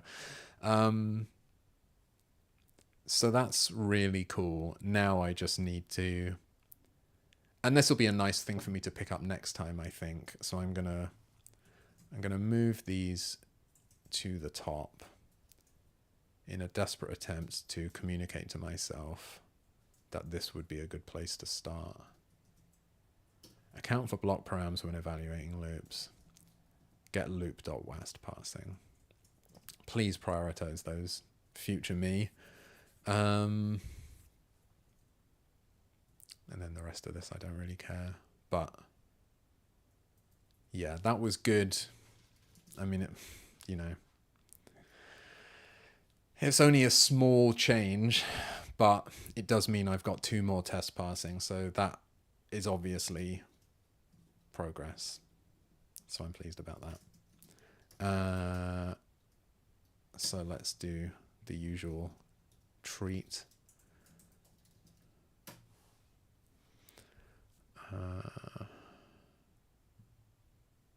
if we can get these test parsing. Now running on, I hope, 320 RC1. Yeah, I think that's what I've got locally, actually. Yeah. So we're now dangerously close to the release of Ruby 3.2, but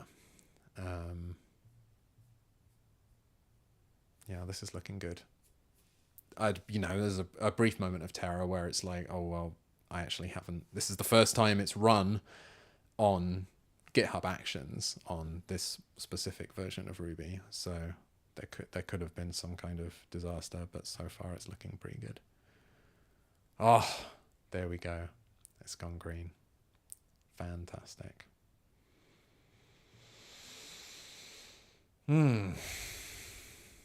Well, okay. I mean, I think that's probably a good place to stop.